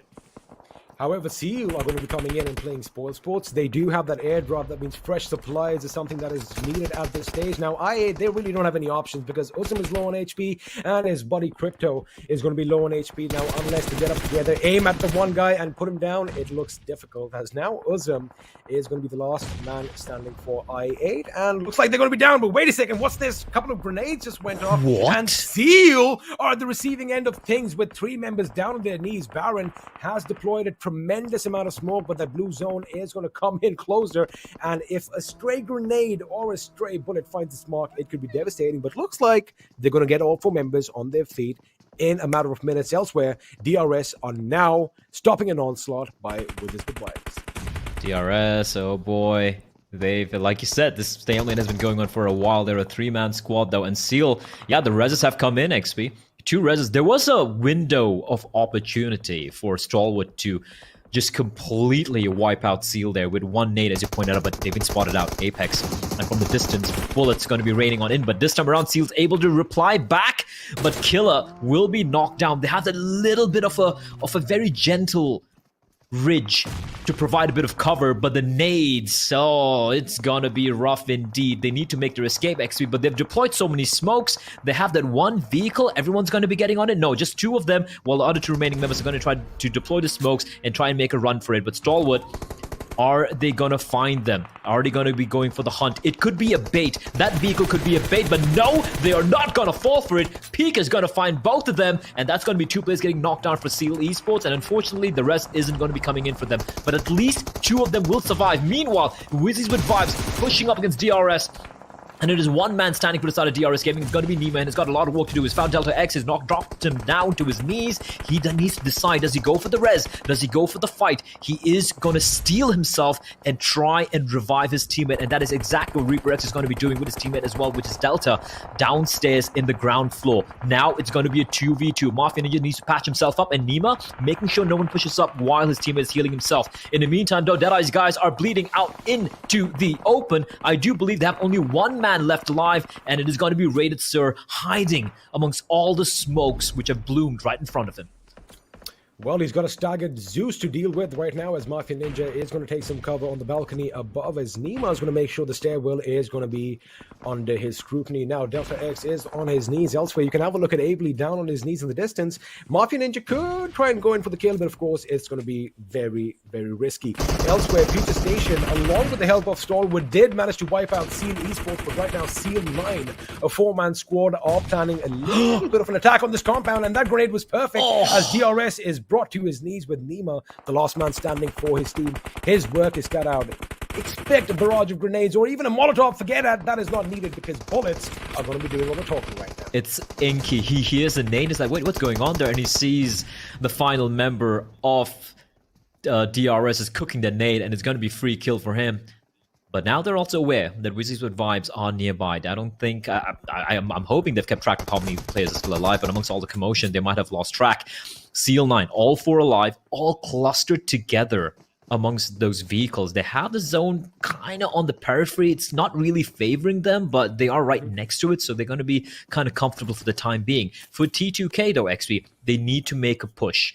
And it's very uncomfortable. Look at the way Future Station are just arrayed around in that position. And they're the one team who actually have the zone. If you can see this couple of hay bales over there, that's smack in the center of the zone. If they can make the way to it, that's huge cover for them late into the game.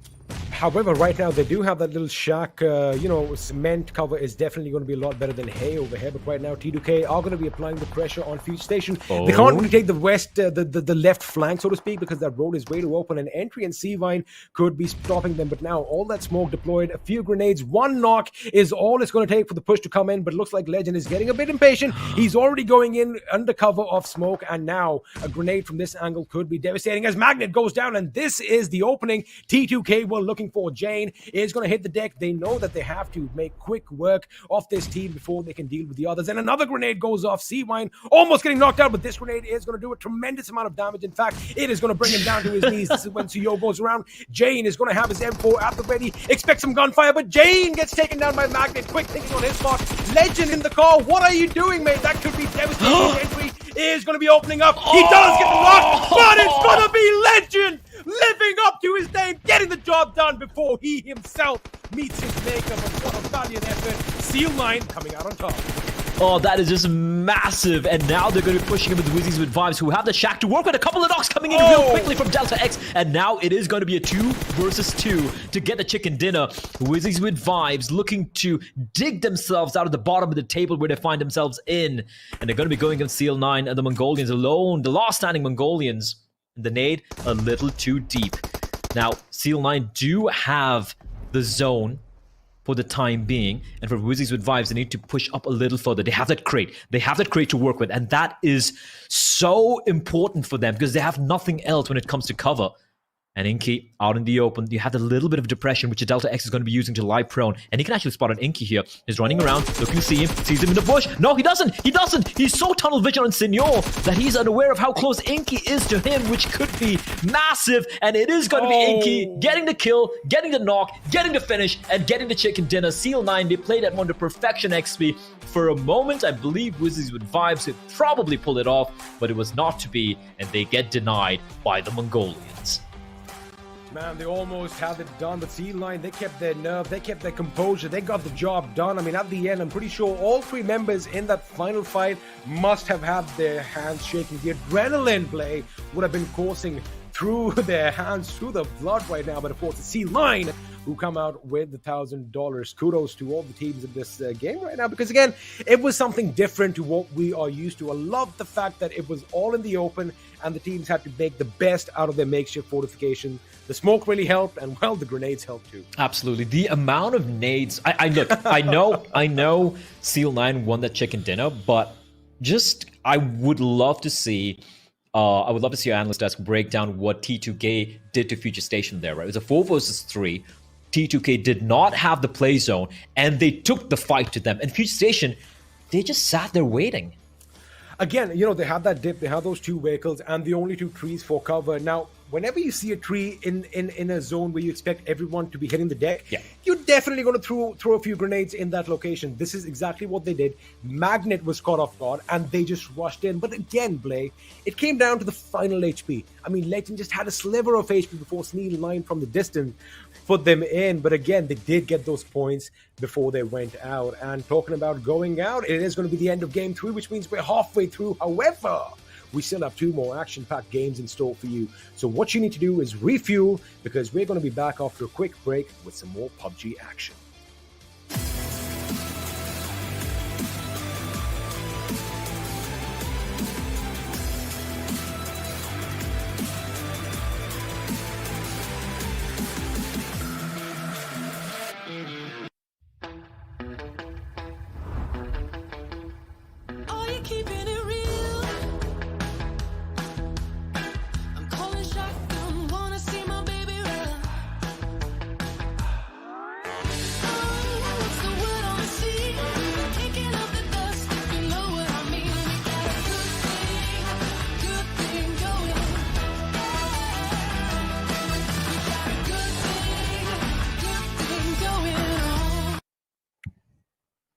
All right, and welcome once again to the virtual arena of PMPL Season 4. This time around, we are, of course, in the Super Weekend, the first Super Weekend altogether, and we've just gotten done with the third game. And in that, we've got Mongolian domination starting off, dudes.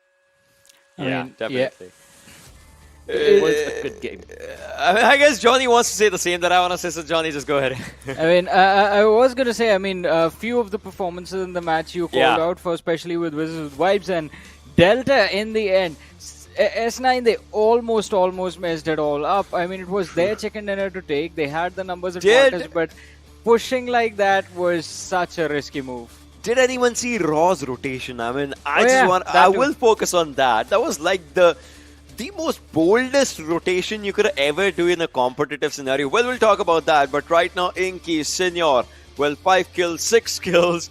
Good amount of damage as well. I mean, Inky's on top. No doubt he has 5 kills, but the thing is his damage and his survival time. I mean, both of them have the same type of survival time, but his damage stat actually gets him ahead of the competition.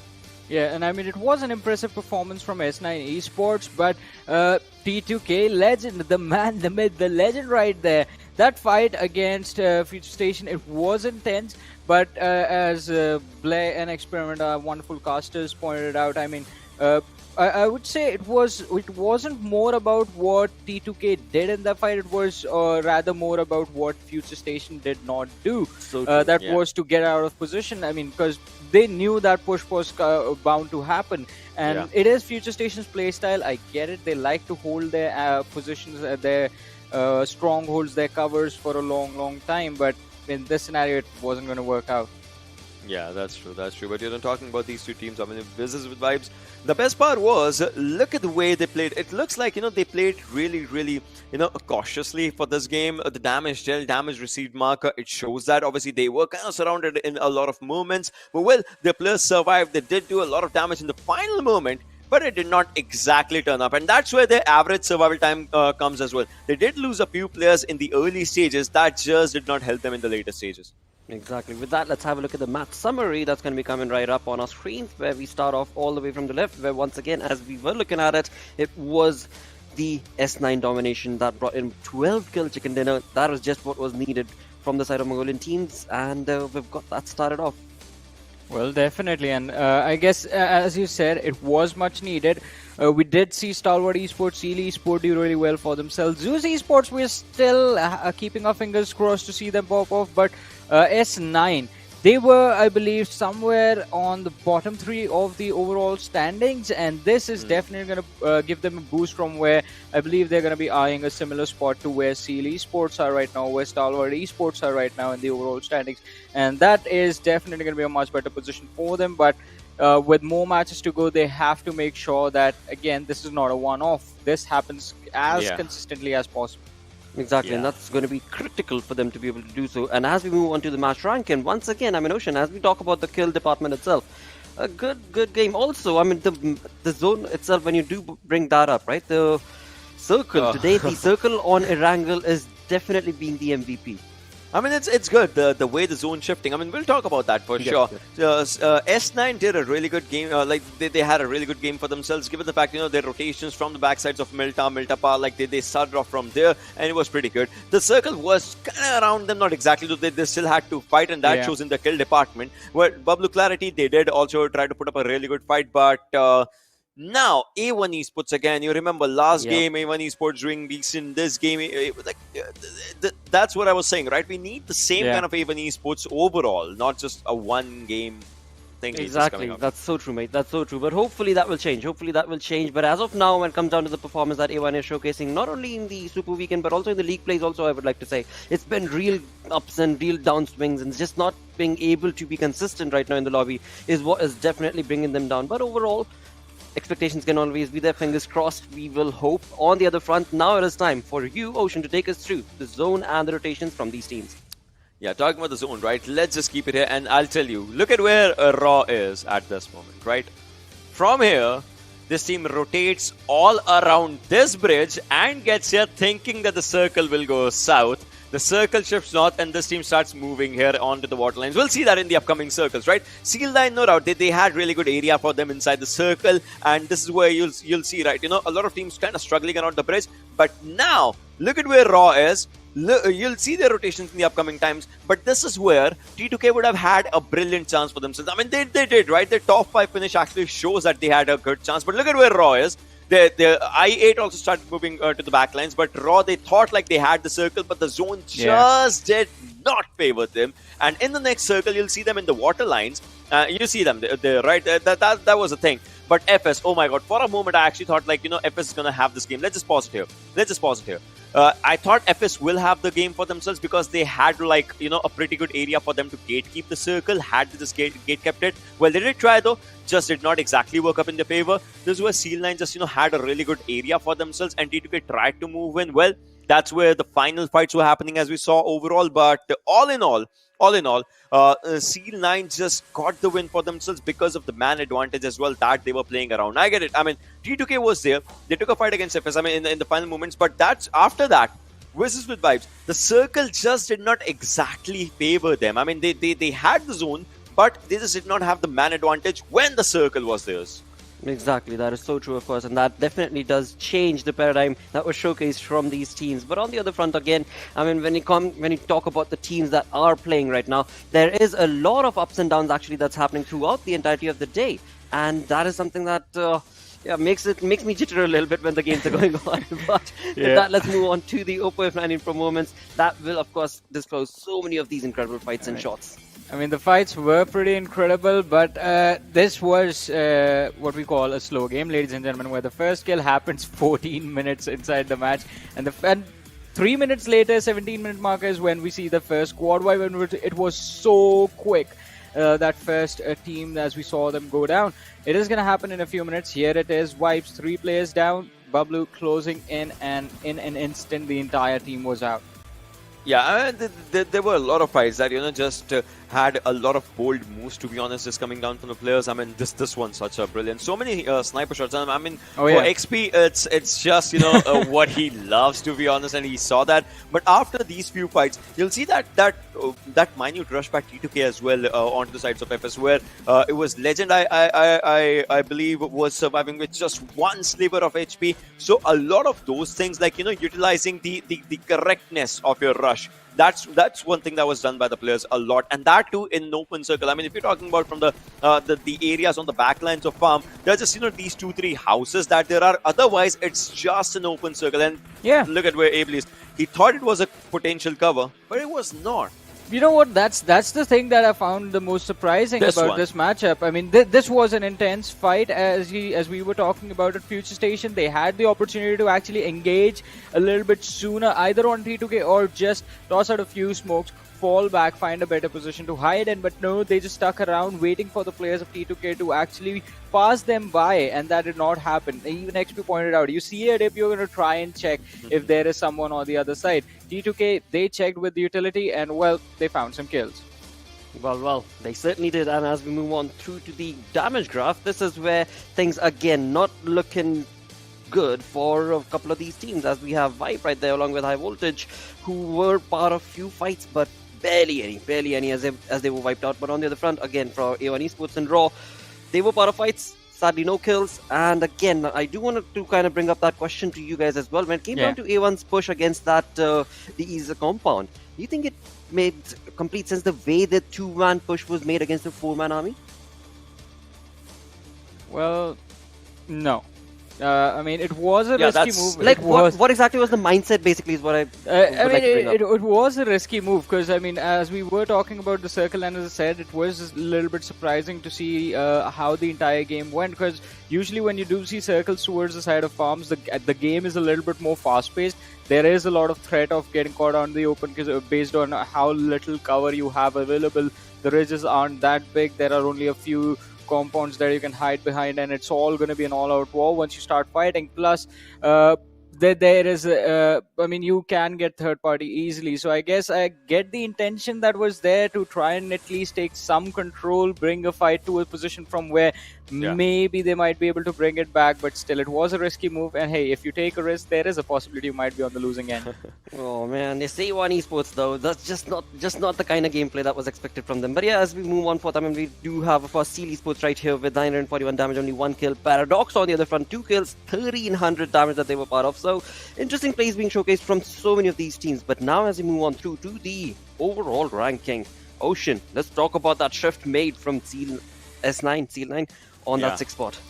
I mean, 102 points. So this actually just becomes really good news for the fans of Sealand, because 2 good games can actually land them in the top 2. To be honest, Train to Kill, well, they are just gathering their own lead. They are in their own league. But one thing that I love about I8, once again, it's classic I8, Johnny. Kill points, placement points, the difference that they create with the kill points, right? I mean, that is, as you said, classic I8, but I have to say, I mean, I like the fact that Train to Kill, we see them regain the momentum that they lost on day 1, because from those after those first 3 matches, this is the first time I believe that Train to Kill, they have had a clear advantage against the team sitting on the 2nd position, and with 2 matches to go, it's definitely going to be a challenge for DEADEYES guys to take the 1st position away if Train to Kill perform the same way they did in the last few matches. Indeed, indeed. And with that, as you talk about Train to Kill and I8, DEADEYES guys also sitting right there on the 2nd spot. I mean, again, DEADEYES guys, I8, the consistent play that they are showcasing game per game is just working in their favor. All the other teams, I mean, talk about Train to Kill, 3 chicken dinners. You're talking about, well, 45 points just coming from that 3 chicken dinner itself. Whereas on the other front, I8 and DEADEYES, I mean, they are just bringing in that consistency, and from one game to the next, certainly working for them. As we move on to the next page, this is where things are going to be a little dicey. Yeah, I mean, this is where, things are going to be looking really bad with those red markers for a lot of teams. A1 Esports, -5, just think about it, right? They did have a really good game previously, and now they just faltered down. Well, Paradox, they did try to have a decent game. I mean, you remember, like 2 kills, but 1200 damage, that's really good stat, but obviously it's not, the damage it's not going to help you. Your placement and at the end, your kills are going to be helping you. And that's where Paradox is kind of lacking. But DRS, again, it's like, one bad day, one good day. Again, it looks like a bit of a bad day for themselves too. Yeah, and today has definitely not been a day for DRS. Wizzes with Vibes on the other side with this match do bounce up to the 12th, but I believe it's still a really bad position. On the other side, as we were talking, as Ocean, you were talking about Paradox, I mean, their positioning right now, specifically in this match, felt really weird. Because we see teams either on Erangel specifically, if you're even going to try and play the edge, you're going to stick close to the edge of the circle to gatekeep the teams coming from the outside, or teams like to rotate in a little bit late, wherein they are going to stick to the edge of the blue zone and move in along with the blue. Well, Paradox position themselves between the two. True. They aren't safe, but they aren't in danger as well. They have team in the front stopping them. They have team in the back chasing them. That was such an awkward spot. Yeah. Indeed. But as we move on for the 4th game of the day, we're going to be moving on with the schedule, and we'll be looking at a different map. Now, this is a map that Paradox did kind of shine and outshine, so we can definitely hope the same sort of gameplay from them. Probably we can, maybe, but the thing is, it's not just Paradox's affair. I mean, this is a game where DE can just, outshine. This is a game where ZEUS is there. This is a game where, high voltage. So I would say it can be a really dicey game, and this obviously because it's just one Sanhok. So in 3 days we're just seeing 3 Sanhoks. That's all. Meanwhile, every other map just keeps on repeating itself. So somehow I would say for all these teams, Sanhok is, if you want to dominate with Chaos, Sanhok is the map to do that. I agree with that. I mean, this map, all the action, all the aggression just comes in all at once, basically. And that is why teams sometimes are able to capitalize on situations from where you would normally see them come out of.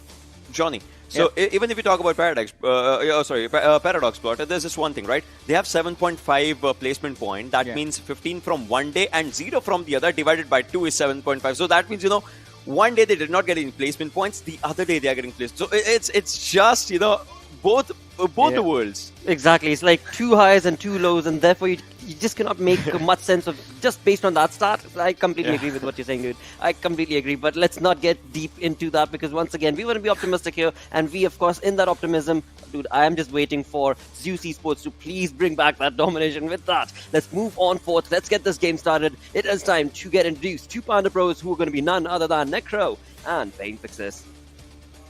Well, the map of Sanhok, the map of surprises, so as to speak, because this is the map where, the teams who are in the bottom half of the table do find some relief there. We did see Team Paradox getting a chicken dinner yesterday. Now, the desk has been talking about a lot of analytical part where few teams are struggling, but I believe that's not the case over here. Considering the fact that most of them have crossed over 80, it's I think just that one game that they are looking for to make it maybe to the top 8, and two chicken dinners, that's where they're contending for the top 3 position. That is how closely these teams are contested, Necro. Exactly. I mean, overall, in the second page of the overall ranking, things are looking really close, right? In the previous game as well, so many teams were tied up between the points, right? You have teams like 1952 and DRS tied up on 77 points. Then you have teams like Raw and Avon Esports in the overall ranking. In the past, they were also tied up with some points. But, in that previous game, I also had my eyes on some kind of rotations that were starting, especially Raw. They dropped in all the way in Kamishki, and then they moved down all the way towards military base. And that was, I feel like, one of the most iconic things to talk about. I mean, of course. I mean, Raw have been testing a lot of waters, right? They've been trying a lot of different things, a lot of different strategy, and I've been loving this. They're still finding their place inside this tournament, and regardless of a lot of experiments going on in their department, they're doing fairly well. I mean, right now they're at the 14th position. Yes, right, 82 points, but. Mind my words, Necro. If they win a game, let's say they get 30 points out of this one, then we are looking at them almost having the top 5 position. So that is exactly what I'm trying to contemplate over here. That is exactly what I'm trying to say. That anything is possible, and especially when you're talking like a map of Sanhok. I mean, mind my words, anything is possible as we take a look at how the circle has really formed, and you have a bit of a skirmish breaking right from the very start. It's Clutch Baba who's been caught off guard, and Apex does make sure he does not get out of there alive. Well, it seems like Scurry yesterday didn't really, prove what was expected from his side. So Apex is back now in the squad, and he has been doing a great job up till now. I mean, Stalwart Esports has been one of that team who, I mean, even in that previous game, if you remember on those beach lines, they were just, fragging out, beaming out players from those long distances. And in general, we do know Stalwart Esports as like a fragging out team. They have incredible talent in it, and that's what you expect from a team with that caliber. But now, up till now, the game has just started. Already one player falling down. That's really not a great news for that team. So let's just see how things are going to be looking like. As you mentioned, Sanhok is a map where it really does comes down to that zone in those late games. And, well, if the zone is not really favoring you, well, then good luck finding some rotations that are going to be helping you out. Definitely. I mean, a lot of teams do have trouble, and talking about teams having trouble, it's more on that western to southwestern side, where you have teams like ZEUS, DRS, I8, Sea Line, everyone just in a very compact area, right? That after this, now they're kind of away from each other, but in a while we're gonna witness them all at that one same area, just fighting it out, and the commotion that's created, that's way too much. But what I have my eyes on is especially how well our Paradox going to be playing out this one, because yesterday, if you remember, they completely shut down high voltage before even they could cross the western bridge. So now we've got the DEADEYES in contention as well. So I've got to see as to how DEADEYES sort of tend to rotate.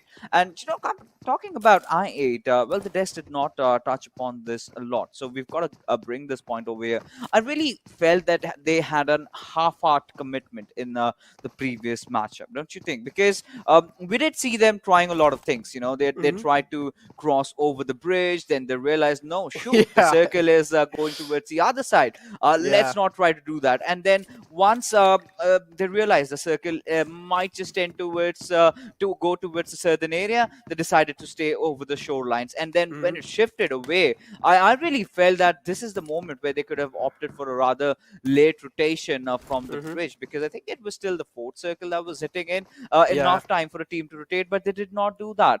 Rather going in through the waters. I mean, this sort of puts up a lot of question, because if you're taking that roadways over there, you still have the chance to fight, but they were just staring fishes, waiting for death to occur, and that exactly is what happened to them. Yeah, exactly. Now, this is where I also do have a few pointers to add on in. Now, as I mentioned, Raw was one of those teams who were dropped in all the way up south in the Kamishki and then rotated all the way down to the south near the military island. Now, the main problem here was I was getting pressured between two teams. That was Stalwart Esports, at the same time, Raw that was moving up from the back. So, I do understand why that was kind of being done by I8 because at this point in time, when you're the team getting sandwiched between 2 points, right, when two sides, I feel like you got to take the route that you have in front of you. And if IA decided to stop, Raw was definitely not going to be a team who was going to be holding themselves back. You know, on that point, of course, I do understand what you're trying to get over there. But it has certainly been a team, that tends to capitalize on situations like this, right? If it comes down to taking fights over there, when push comes to shove, they do it, right? They take those fights. But that was not the case over here. All they had to do was try and rotate. And now this sort of drives us to this part where I really have to, start saying this one thing. I really felt that they were overthinking in that situation, right? They were thinking a lot. They were anticipating maybe Future Station might be blocking their way off because, come on, considering how the recent changes have been made, we do not know who we are knocking, right? But Magnet sure does, as he spots out action right out in the open and does take him down.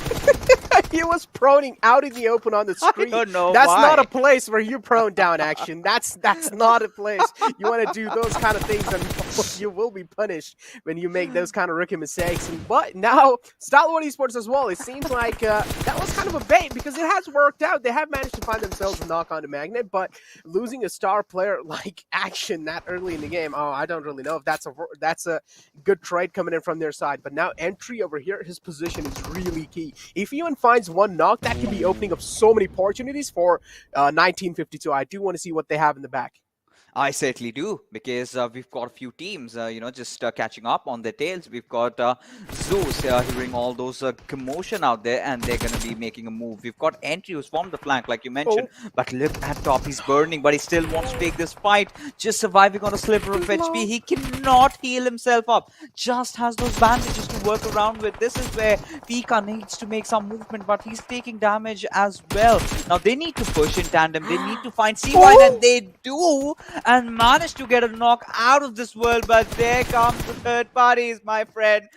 Sinister joining the fray, and A1 Esports, they're going to be picking up from whatever is left over. And, well, they're not overcommitting. That is all I can say. But this is where ZEUS also chiming. So 4 teams in that one location, and everyone's getting kills. They're all happy. Man, this is the Sanhok we like to see, right, Fixes? This is the Sanhok we've known since a long time. And this is what we like to see. Those early fights occurring in those early phases of the game. And, well, this is always a pleasure to watch. But now another fight might just be panning out. It's going to be between I8 and Vibes. Well, these two teams have been caught off guard within kind of right next to each other. Does Killer spot him? No clue. Blade's right behind that tree, but no, Blade misses his chance and his opportunity, but he still managed to capitalize on it. Unfortunately, the lad from Vibes decided to move out in the open. Instead, he could have just stayed behind the tree that he had initially. That could have provided him a little bit more safety cover, at least until then his teammate just came in from the backlines and tried to help him. But now, this is where I do realize that they need to get the fallen comrade back on his feet. Let's just see how they are able to do so. Up till now, a lot of nade parades, smoke walls being formed as well from their side. Just make sure a safe pathway is being created for Blade. But this nade can be really damaging.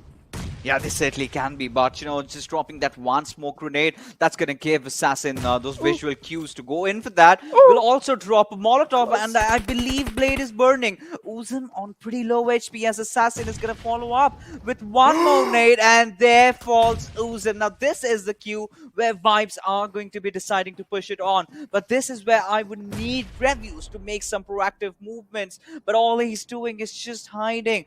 Crypto is the one player who loves to stay from the backlines and take those shots, but this is where Team Vibes have started capitalizing on the situation. They are just marching in onto its the IA territory and getting those frags confirmed as Reviews and Crypto just watching dogs over there as Reviews get spotted out. What on earth is going wrong in I8's department as Crypto is the last player left alive. He's still fighting it out though. Does manage to secure one knock. He'll go pretty good for the finish, but before that even happens, Assassin gets the final kill, and Team Vibes wiping out I8. Now, one of those biggest questions I've got to ask you, Necro, where's Johnny? I feel Johnny, yeah, that's a different thing to talk about, but that right there is the perfect example of lack of communication and how a team can go off sync sometimes. Now, I8 is not one of those teams that is known to those kind of things to happen for them, but in that individual fight, it just didn't really seem like a teamwork. Yeah, they built a smoke wall to get their teammate back up on the feet, but that also, it just seemed like less efforts were put in from I8 in that initial fight, and I feel like a little bit more efforts could have changed a lot of things, but that's just my opinion. What do you think? 100%. I mean, one thing for sure, they were not prepared to take that fight, right? Because I8 is one of those teams that tends to take those fights towards those late circles. Now, of course, a fight did come in front of you. Now, you need to engage. But this is where I would want reviews to be taking lead over here. You know, he's your anti-fragger. He needs to be on that first flank, and he was not there. The positioning of the players were terrible.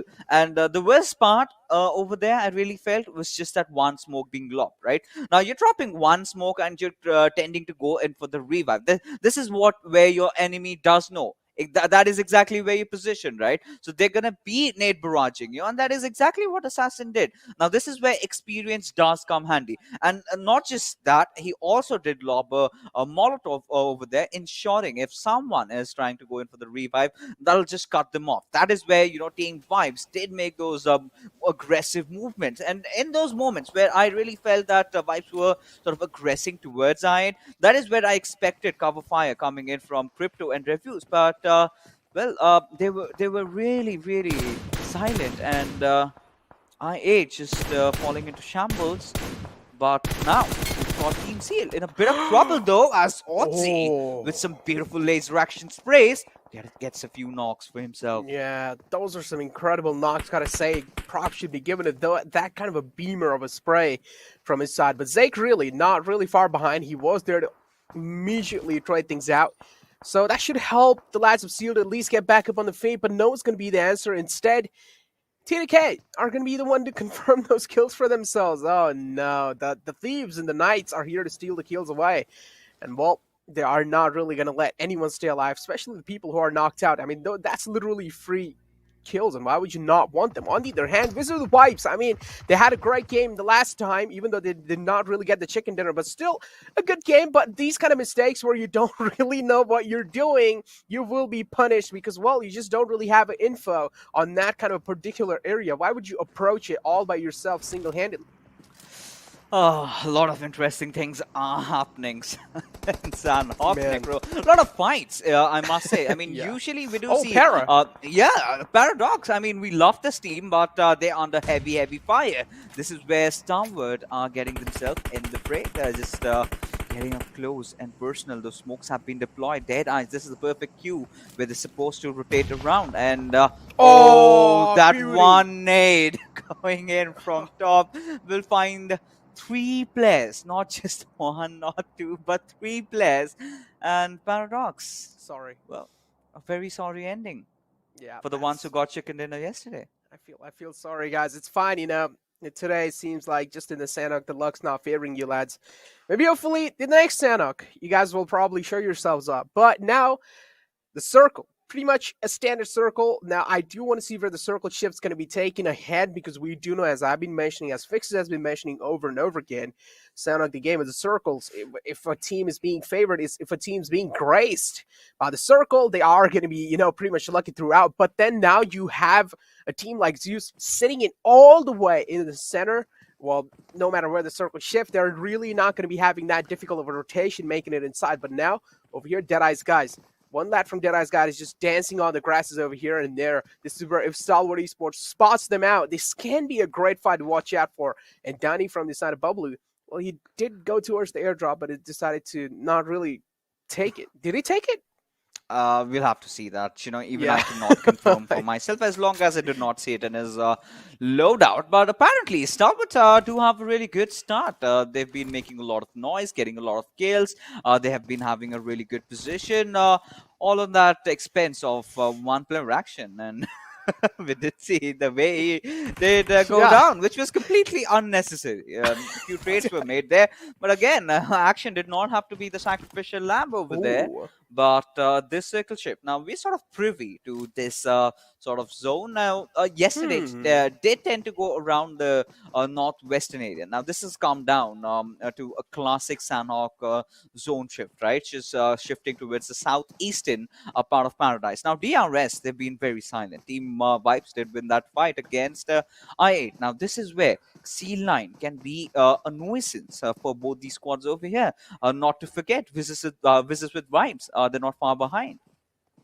Definitely, but take a look at this. This was the exact thing I was really scared of. I was literally talking about this exact moment where Stalwart Esports pretty much gets their eyes locked on the Deadeye's, guys, and they finally do. They started to rattle a few bullets off. A little bit of chip damage has been dealt, but nothing really critical. No knocks being found yet. In this fight, Stalwart Esports is in a massive disadvantage because action is not really in the game anymore, because we saw him proning out in the open in the streets. That's what you really not want to be doing, but that's a different story in the whole case. But take a look at this now. Seal with a 3-man squad as well.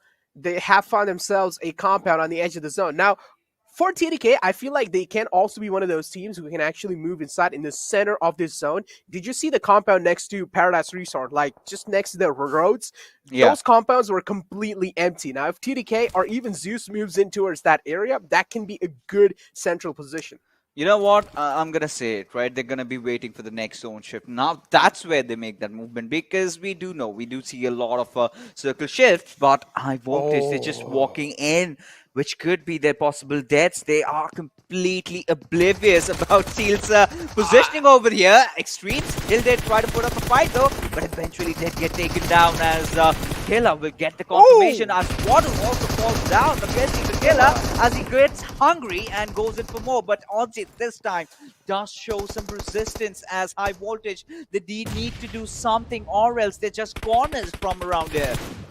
Oh man, the overconfidence being punished from off Killer right there, but it's fine. He will be back up on his feet anytime soon. And just like that, high voltage, I mean, they just don't really have any other choice rather than back out from that situation. And that's what exactly is happening. BABLU and Aussie falling down.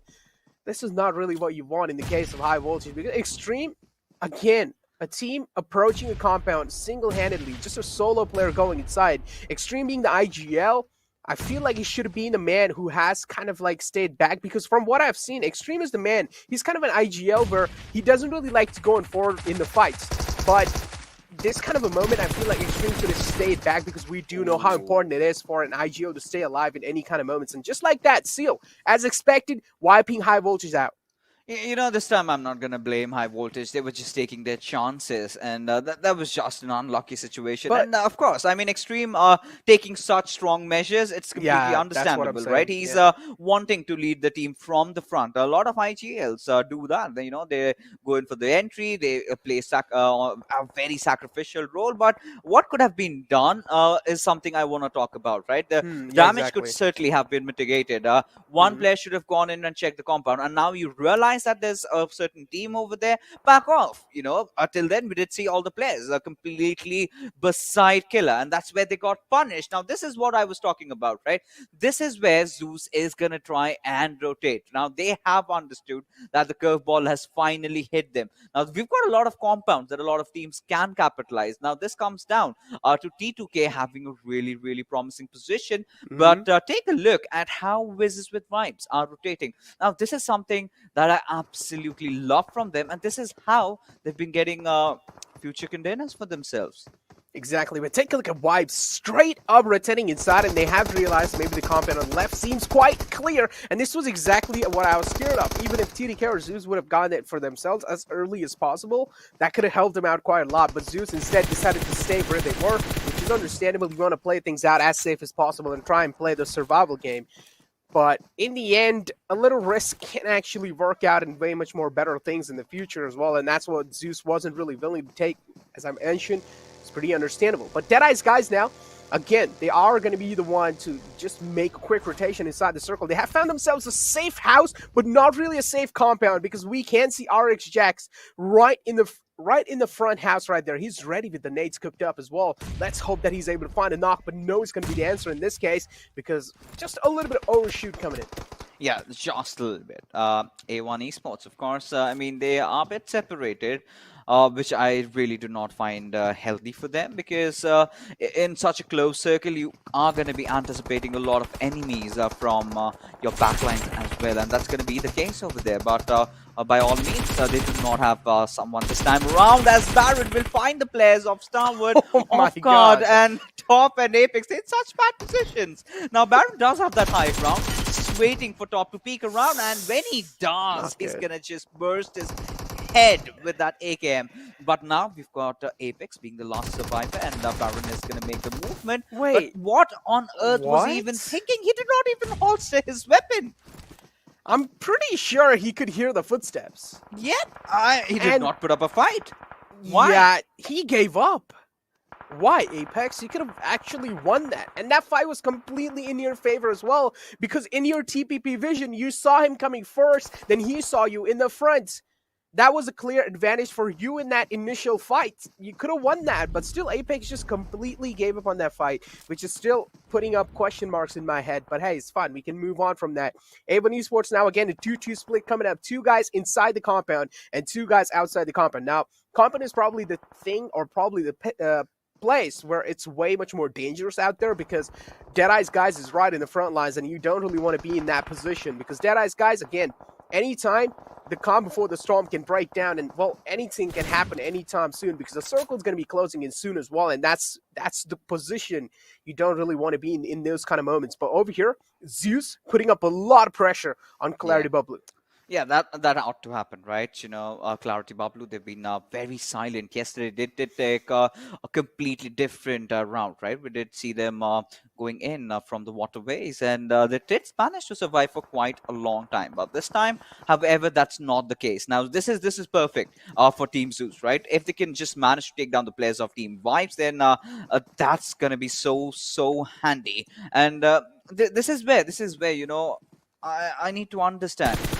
Apex, did he glitch out, or did he have some internet issues? But for sure, if he did not, he was not putting up a fight over there, which I did not really like. But either ways, you know, getting back to the game, I believe Zibian might just get spotted any single moment. And yeah, he goes. And ABLU is the one who's going to put him 6 feet under as Team ZEUS. They have a really good position. But Icy, I'm really concerned about this lad, because DRS is sweeping in. Certainly are, and take a look at Icy now. He has been spotted, unfortunately steps up in the wrong timing.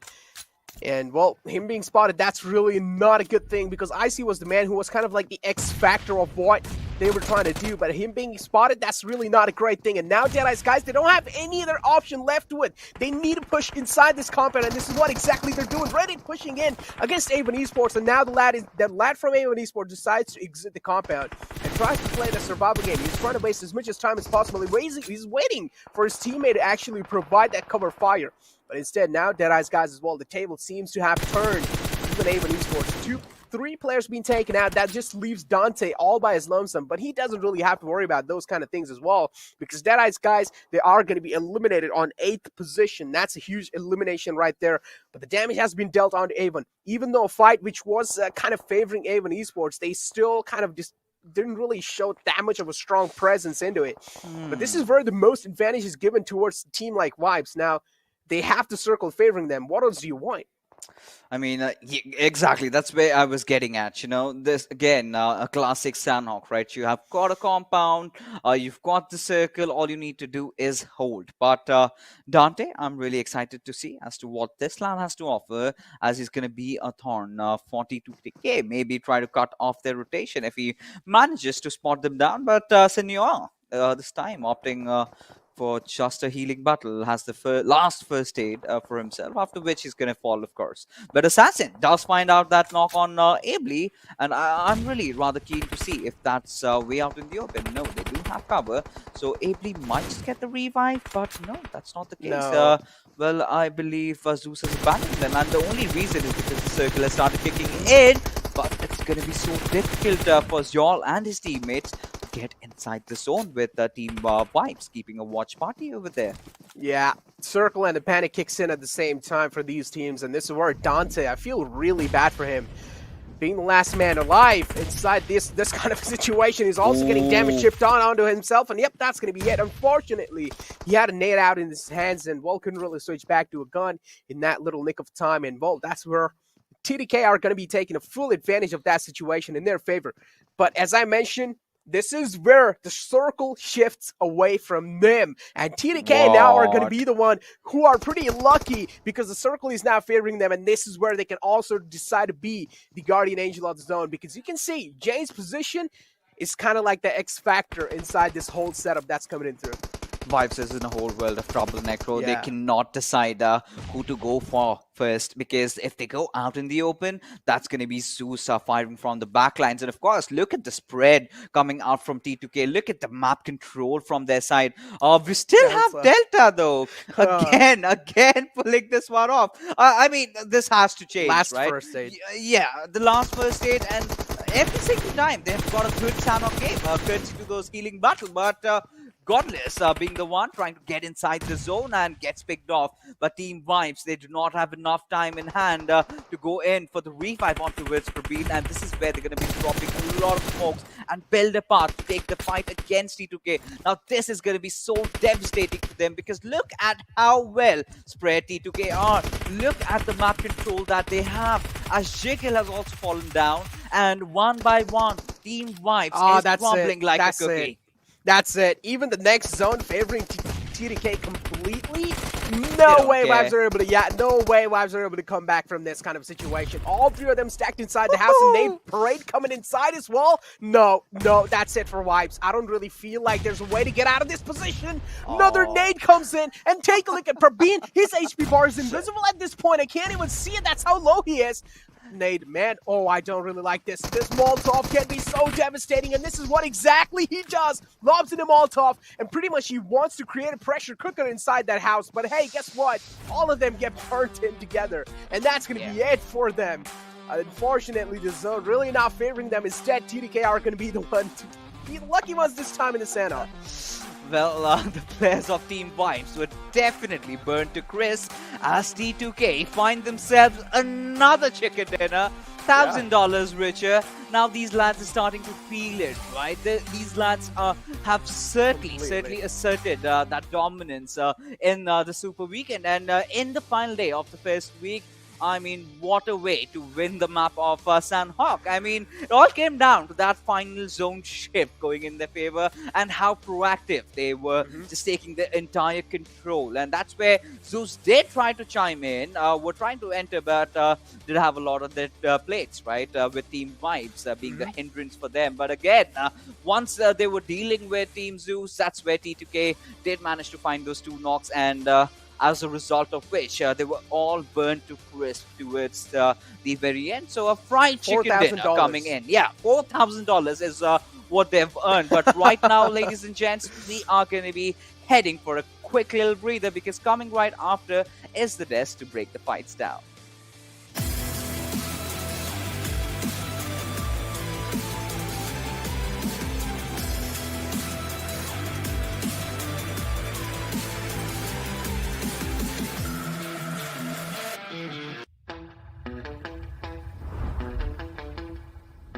Keeping it real.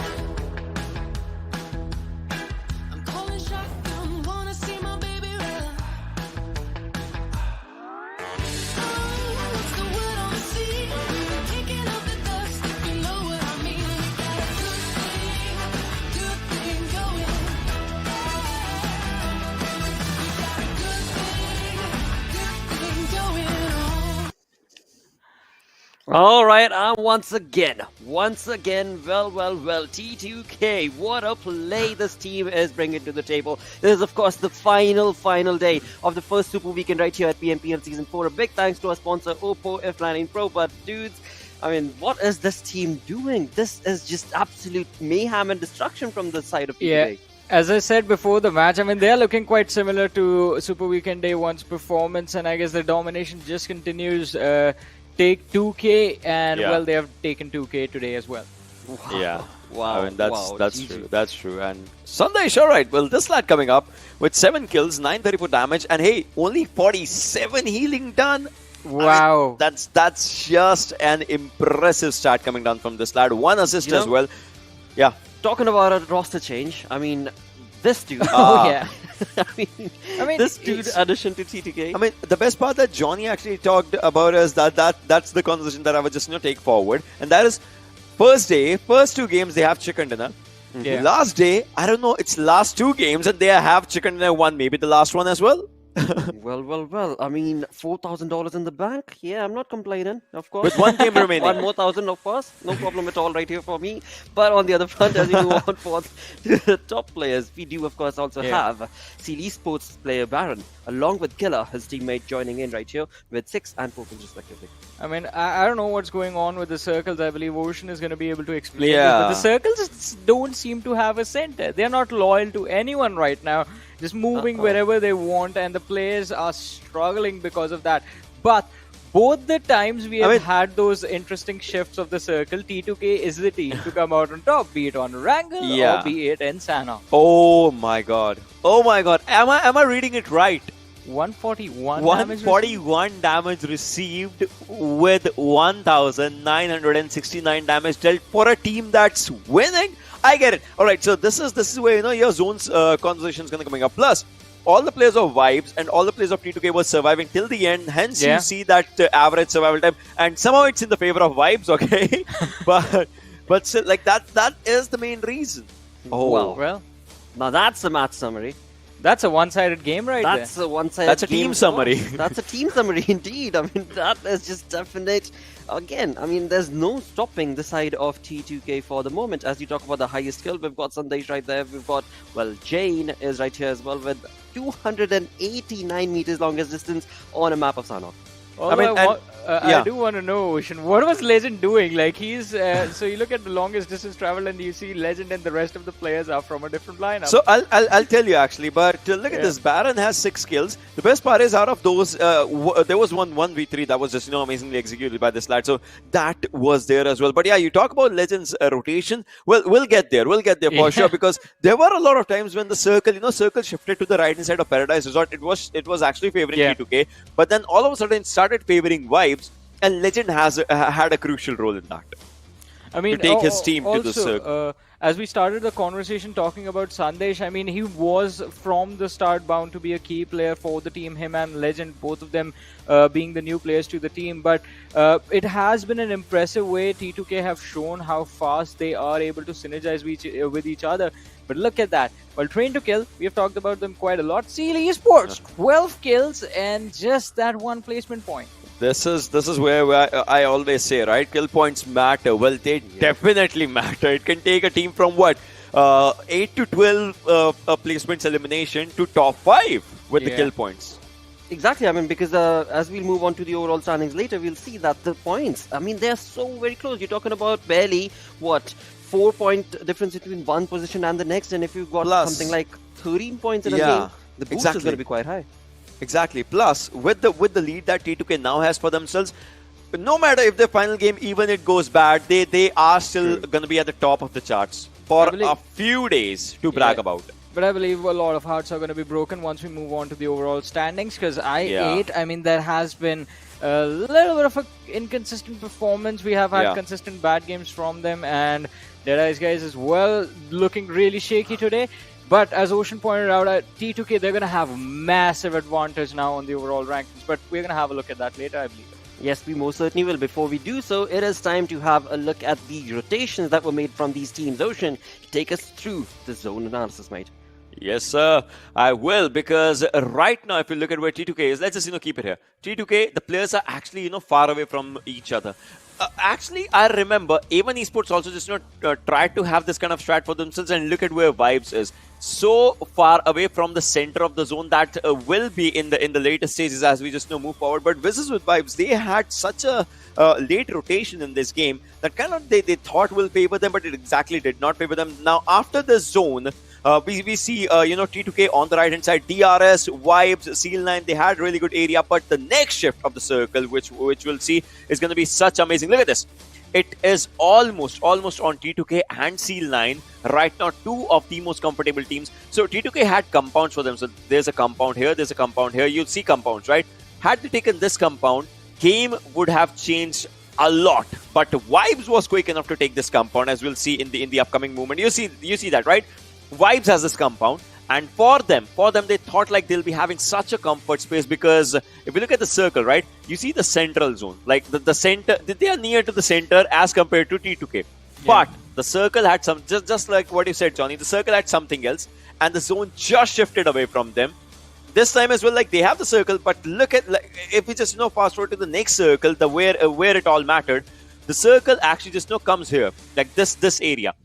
The worst part is, they never had any place to go out. If they go out, they are being spotted by T2K's players, right? If they actually go out. Plus, ZEUS onto the backlines, obviously just creating a lot of pressure, and that is something that just, snatched away the game. I mean, Jiggle was knocked out, at this moment. You see, Jiggle is knocked out. It's 4v3 affair in which 3 players of T2K are actually being taken, they are taking care of the circle. Meanwhile, Jin is just, trying to actually apply pressure on the other players of Vibes, and wow. I mean, we've always talked about this, right? That when you are inside a building, when you're inside a shack, as long as you are in, you're safe. The moment the circle moves away and you're forced to come out is when things get tricky, especially when a team knows where you are. Because there are only a few exit points, and they're going to be ADSing on those exit points. So the moment you get spotted, you are getting taken out. It becomes really tough, and that shift, as Ocean said, it just turned the game in the favor of T2K. Indeed, mate. I mean, talk about being stuck to a corner, and that's exactly what happened to that team. With that, let's move on through and have a look at the Oppo F19 Pro moments, where all of the fights are going to be breaking down. This early skirmish, I loved it, right? Because it's a round boot camp. It's always, if you get the gun first, you get the game first. Like for the first kerfuffles, and that did happen. But so many fights around the houses, around these bridges, it just actually made Sanhok chaotic, and that's what it is about. But there was a few moments. I mean, you remember when Stalwart, the players were being surrounded around the circle. They were trying to move inside, but they were taking damage of blue zone. So those were some of the most crucial fights that actually were snatched away from Stalwart, and well, they could never get a hold of the zone, and that happened with a lot of teams. Yeah. This was my favorite play of the game, because Joker sat there for like, I believe, a minute, and he wasn't he wasn't even like waiting for Wizzes with Vibes to approach him. He was actually waiting for his team to get into a position so that he could move forward. But hey, if you're going to come quite close to him, he's definitely going to destroy you. Seal Esports did a wonderful job just taking those early fights. But when the time, as I said, Circle wasn't loyal to anyone in this matchup. First it was favoring T2K, then went to Vibes, then back to T2K. Well, Seal Esports, they had a really tough time fighting against the Circle rather than the other teams themselves. Yeah, definitely. That happened. And this is the fight that I'm saying, right? Stalwart, the players tried to move forward. They were pinched down by the blue zone as well. And 4th, 5th circle, you know how important it is for your rotations, especially in Sanhok. I mean, the circles are quite close, but you're getting the damage. I mean, it doesn't matter. You're 1 meter outside the circle, 100 meters outside the circle. You will be getting that damage stat on yourself, against you, to be honest. And that is something that is actually a real headache for the opponents, for the teammates, and for you as well to just look forward to. And I mean, me and Pixis, we have talked about this as well. Scooter in Sanhok is bad for your health. But it's fun to watch while players attempt to make it work. I mean, we've seen it multiple times. So, yeah, I mean, you and I, we Pixis, I believe it's been a year-long conversation with us whether vehicles are a viable option, and we all agreed, like, all right, early games, you are open to do whatever you want. Scooters, fine. But as you reach that 4th, 5th circle transition, you better be on your feet, because, I mean, the map is really small. People are going to be quite close to you, and it's going to be really tough to survive while you're making all that noise. Yeah. And talking about noise, I'm pretty sure that T2K, well, these players are definitely making noise with the amount of chicken dinners that they have, with the amount of money that they just have accumulated. Oh, see, look at this. We're talking about those 12 kills, right? 1 placement point, 12 kills, 1980 damage. That's actually a really high peak in the center, to be honest, in this damage graph. Yeah. Exactly. It certainly did favor Seal Esports in terms of the kill department, because as we were talking about it earlier as well, every kill does give you that 1 point. On the other front, there were so many teams this time around who were not part of those good fights, as we do have Raw, we've got BABLU, we've got Para. I mean, so many of these teams, they tried to take on fights. FS right there with 474 damage, but sadly just that 1 kill conversion. So, not the kind of play that was anticipated for so many of them, but again, kills were stolen. Yeah, Wizzes with vibes. 2 kills, 107 damage. Either they were dishing out damage to the players that were outside the zone, or they might have stolen one or two kill here and there. That's the only explanation. Exactly. With that, let's move on to the storyboard and find out what sort of a big leap are we going to be looking at when it comes down to this game. And this is where we do see ZEUS moving up by 4 positions. ZEUS Esports chiming themselves in the top 8. Can we say that ZEUS Esports is back, or do we wait for them to jump to the second? Next week, I would say we can preferably say that. Today, even if they have an amazing final game, I would still not say that they are back, because I get it, they will be in top 3 if they have a really good game, but it's just not their element. Their element previously used to be every game they used to just dominate with the chaos. But no doubt. I mean, John, you remember there were games where they might be having 1 placement point but 11 kill points. It's like those kind of games. I'm missing that from ZEUS. I mean, last time I remember during Season 3, the consistent performance that we always talked about for ZEUS Esports was the fact that they walk away with minimum 6 to 7 kills in every single match, no matter what. And this time, although I have to say, we are going to have to admit, today the process of that comeback has begun for ZEUS Esports. They started off really low. I believe they were on the 10th or the 11th position, and from there they have slowly and steadily throughout the day brought themselves on the 4th. On the other side though, BABLU Clarity starting from the 3rd, now we on 9th. Ouch moment, might I say? It hasn't been the best of BABLU Clarity that we are seeing today. I mean, to be honest, they haven't accumulated a lot of points. I guess like when they started, it was like around 70-point marker, and in 4 games they have had 30 points. I get it, but it's always that negative red marker right next to them that they'll have to cope up with. Maybe the last game. Absolutely, that's going to be so very crucial for the side of those lads. With that, let's move on with our show. We've got 1 final game remaining for the day. It is time to bring up the schedule, and it is, of course, going to be Erangel. But now, I have a question for you guys. Do you think T2K could maybe get a back-to-back? Maybe. I mean, there's a very high probability. I would love that. True, right? That would be just a game changer. I mean, 5K in the bank at 3 days, too. Yeah, that sounds good. So imagine this. I mean, we always talk about, hey, Future Station, they go for placement points. But they were so good at doing that they're still sitting at the top of the map chance. I mean, a team just like really, really amazingly knows how to get those placement points, and I believe that is the thing that's actually keeping them in a decent position, decent enough to actually have one good game. They need to convert 1 map for themselves, and they're gonna bounce inside the top 8. Although I'm feeling a bit risky again, and I'm gonna go for BABLU Clarity to take the chicken in this one. Right after I said like they're not having a good day. Okay. All right. Well, with that prediction set in stone, let's move on to the Panda Bros once again to take us through this final game. It is going to be none other than Pain Fixers and Necro. Well, quite some interesting predictions coming in from the desk, of course, for Team BABLU. And we do know why, right? Yesterday, we did see them ending the day off with the chicken dinner, and I'm not going to be surprised if they pull 1 more. But again, this is where I would really want teams like Future Station 1952 to get it, or maybe DEADEYES. What about you, Necro? Yeah, exactly. I mean, I definitely want one of those teams that, teams have been struggling today, at least especially. I mean, I would say DRS as well can be a good choice to go for, because till now, you can see even in the overall rankings of the Super Weekends, they haven't really been that great. I mean, on 13th place, I don't really know, that's not what you expect from a team like DRS. We definitely want them to be, in that, at least that top 5 kind of a place. So I'm going with DRS on this one.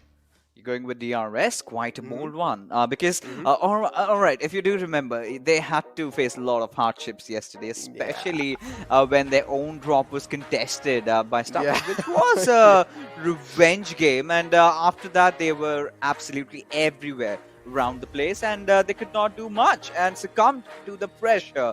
But now, let's see, it's a fresh new start for them, a fresh new game, and of course, the final game of the evening as the big bird is in the sky, and we head all the way from the military base to Severny. Now, military base being the one place where the flight path trajectory has started from, this is where, we've got to talk about I8. I think this has to be their worst day amongst the 3 Super Weekends we've had.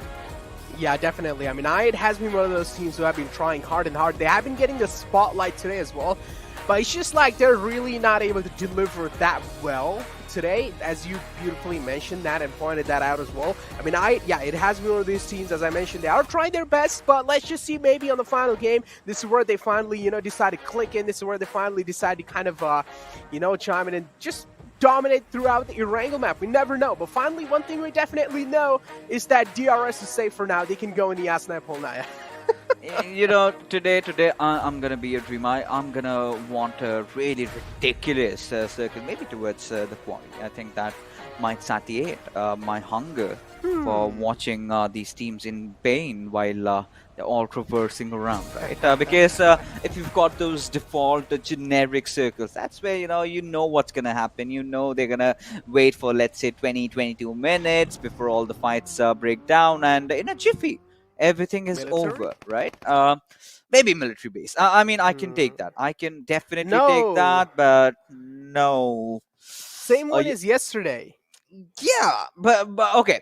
All right. What do you think? What are the chances? Are we looking at a Starburst circle? Because we're looking at BABLU, mind you, heading towards Severny. Now, this might be their plan C, right? Because initially they used to head off towards those northwestern Georgia compounds. Then they shifted their drop location to where R3D goes. That's towards the western side of Quarry. Now, considering this certain flight path, and they were sort of aware that PN crew is not there in the Super Weekend, so might as well take their drop. Yeah, but they also need to realize that 2 players from PN Crew have moved over to TDK, so maybe TDK would have also dropped in there, but they're quite lucky that TDK decided to drop in towards the bridge areas. But now, one thing we can definitely say that Clarity BABLU is looking way much more comfortable inside the circle than compared to TDK, because they still need to move inside, and the problem is that there's a lot of teams that can create a roadblock for them, and let's just see how they're able to storm through their way out. But another kind of thing that, again, I is going to be struggling with, especially on Erangel map, is that which kind of routes are they going to be taking outside the military base? Now, usually they go towards the left side, but recently we have seen them kind of on the struggling phase, even to exit out the military base. So I don't really know what to say, because Future Station, they have always been one of that team that's haunting I8 right now. That's where I was about to get at, because I8 they've been lately questioning their decisions today, right?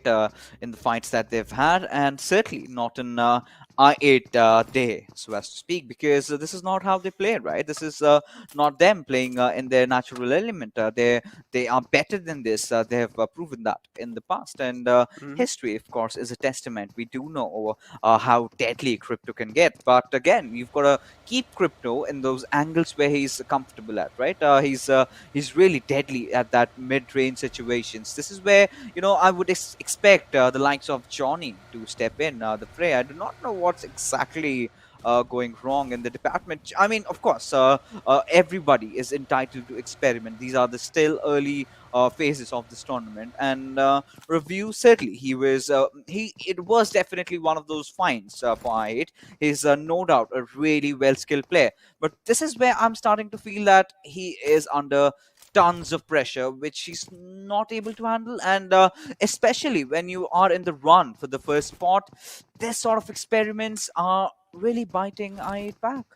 Yeah, definitely. That is biting. I don't even know if you want to call that as experiment, right? Because as I mentioned, Future Station has been one of those teams that's haunting I8. So I don't really know if that's even an experiment, because they do know on the right side of the bridge, there's a team like Stalwart Esports that also uses that bridge line to make it outside the military base. So probably the best thing is to go from the left side. And since the past, they were looking really confident when they used to take the left side, I don't really feel like that was a lot of problem. But recently, it has been struggling with that quite a lot. They have been like, just so cautious when they're moving in with those bridge lines.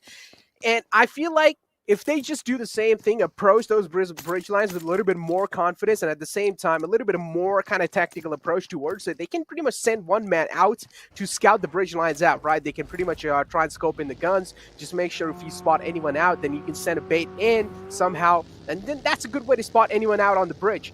Yeah. But that's really not any kind of things that have been shown up till now from the I8. Instead, they just go closer towards the bridge line, and they just decide to stack up all 4 of them, and then they just don't decide to cross. Yeah, I mean, this is what happens with military base, right? If you get the zone, then fine. But majority of the times, especially in this tournament, we have been completely missing those southern circles. I mean, by this time, we were supposed to be hit with one, but it's nada. And this is where I8 needs to start developing some versatility in the drop, right? You just cannot be hard fast heading towards the military base every single time. This is where teams do know when you tend to rotate. This is where, if I was supposed to be holding a vendetta against you, I know how to take you down. That's going to be easy peasy for me. I'm just going to wait around those bridges. And this is where I8 sort of has become predictable. Now they have to change the game up a little bit, but talking about getting predictable, we did touch upon ZEUS on that one. Now ZEUS has had a completely different approach towards the game after they managed to drop at the plan B. That's going to be around shelter. So dropping at shelter, of course, may be a good decision, but this is not where ZEUS really thrives, right? Playing around the center. This is one of those teams that loves to play around the edges. They make sure that they've got their backlines cleared. And so far, looking at ZEUS playing that central meta game, well, I must say, they haven't really been looking in shape. Yeah, definitely. I mean, for now, one thing that is definitely looking good, that's going to be DRS now. They don't even need to leave Yasna Polianos. They can just stay inside. They are pretty much in the center of the zone. They can stay inside, watch out, wait out, try and get as much as info as possible with those shots fired and stuff. But take a look at this approach now. Top 2A, it seems like some eyes have been locked on the lads of TDK. So Yoga has no clue. Look at him. Top is just on the top of the bridge, and no one's seeing him. He's like a monkey on the top. All right. I mean, if I was Suyog, if I would take a look, even watch a VOD, I know that, well, Stalwarts have been trying to pull off that shenanigans, some parkour movements. We did see that completely being a flop last time, but this time could have been a different case as Pika. He's also decided to go up top and get a really good angle. Now, this sort of a commitment from Stalwart. I absolutely love it, right? This is something that even I8 should start inculcating. They know that they're being, every single time being hindered away by a few enemies, mostly by future station. So try something different, right? This is Stalwart trying something different, which might completely backfire, but if it pays them off big time. Yeah, I like how top is on the top, then there's one more guy on the mid lane, and then there's one of the other guys all the way in the bottom. Pika's the first man to expose himself, and this is where this is bad. Things are really, yeah, I feel like he should only fired when he had a confirmed kill, right? Where he can actually confirm a kill. But this where when he fires, pretty much the call's being given away. Oh, they're on top of the bridge. They're pretty much climbing those bars. And this is where TDK, yeah, what's up? I'm really sorry to cut you off over there. Look at action. He's making the movement. He's swimming from the waters. Now, if he does find a flank, mind you, T2K are not anticipating this. This is something really, really interesting from Starward, but it's going to be really, really dicey at the same moment. Legs. Yeah. Just shoot it. No. I feel like over here, the guys on top of the bridge, their main priority is to just divert the attention of the lads at TDK. And a little bit of more shots that would give action a clear flank, but still, I do like the decision being made is that try and stay quiet up till now. As soon as you see action close to the edge lines of the island, this is where they're probably going to be starting the fire. This is where TDK will also completely focus in the front lines, and action will get a clear flank for himself. Legend being spotted out. A lot of info has been conveyed to the teammates, and this is where Stalwart Esports, they need to start hustling and bustling right now. If they don't really fire any kind of shots, Legend might just look behind him, and he can find himself a free frag. But no, instead it's going to be the answer. Legend is just way too lost in front of him, and this is where he gets shot right in the back. And action, well, just as always, as his name goes, he always delivers action. Oh, wow, this is so exciting. This is absolutely preposterous from Stalwart Esports. And there you have it. Top finding disgusting. One more knock, and T2K, they are completely broken apart. They are in shambles. They're shocked as to how on earth did Stalwart pull this one off? They were looking at every single possible angle. The only one blind spot was the waters. They did not pay heed to that. They had no information, and this is genius. This is genius from Stalwart, and they deserve this entry inside the circle. Now, well, T2K did not have a lot to work around with anymore, right? They did delay a lot of time getting inside the circle. Now, a lot of teams have taken over that central position. Now, where do they find themselves with just 2 players surviving? It looks really flimsy for them. Yeah, 2K in this game definitely or certainly means 2 killed, and that's a little problem. Now, TDK, they have moved near the shelter area. That is where they're at least going to be finding a temporary kind of a outing for them. This is where they think that it's probably safe, but no, it's going to be the answer. But this time, this is where Deadeye's guys, they have also decided to chime inside a fight. They're also firing a few shots. They have able to find themselves a knock. But again, another fight that's going to be happening. Ink is already being taken down, and Seal are locked and loaded in the sights of Seal 9. This is where they're just trying to find a free... Wow. Okay, we missed it! No! Just a little bit. Yeah, we were able to spot a glimpse, but the Observer moved in. Just in the nick of time, man. I just wanted to see that. It's fine. It's fine. I still, did have a, a little bit of gander at it, and I'm happy from what I really saw. But Sada apparently has different plans in mind. Did manage to take down Frank though, but still no movement being made by the players of Ron. And now Bishal is the one who's going to lead the charge, who's going to chime in, maybe make a dash as he is closing on in. And Raw, they're looking so aggressive, sort of trying to live up to their name as Bishal decides to enter inside the compound as Rated just blows himself up. Now this is devastating for Deadeye's as they are remaining with just 2 players. As Chico, he's trying to pull things off, but no, gets traded right after, and it has all come down to it's on top, who is apparently staring helplessly as Raw mercilessly wipes out his teammates.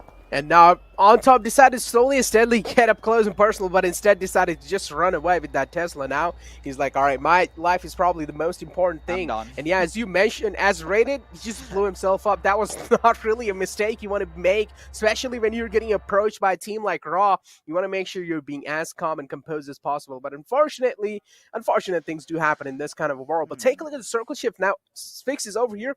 The outing of the circle, mostly it's probably going to be out in the open, and it's going to be really interesting to see because Para is all the way in the center of the circle.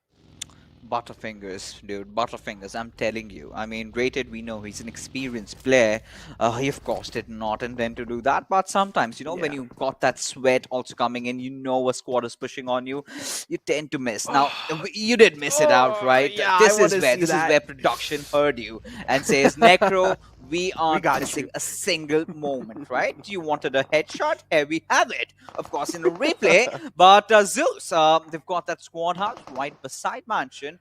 And, well, this is not typical ZEUS, right? We've seen them having a good spread. We've never seen them, sticking up close and tight with each other. Now, we did see ZEUS pull off a chicken dinner yesterday. We did witness those smiles coming out of these players. But, I mean, I do have a feeling that, the circle is not going to stick hard onto its Mansion. It's going to go aloof of it. And now this is where I really like ZEUS's IGLing, right? They do understand their fact. So they have taken that squad house rather instead of taking that main compound. And, well, all right, Paradox almost did just drop the nade, but it's fine. I mean, as long as he's still alive, that is something I can live with. That's one nade being wasted right there.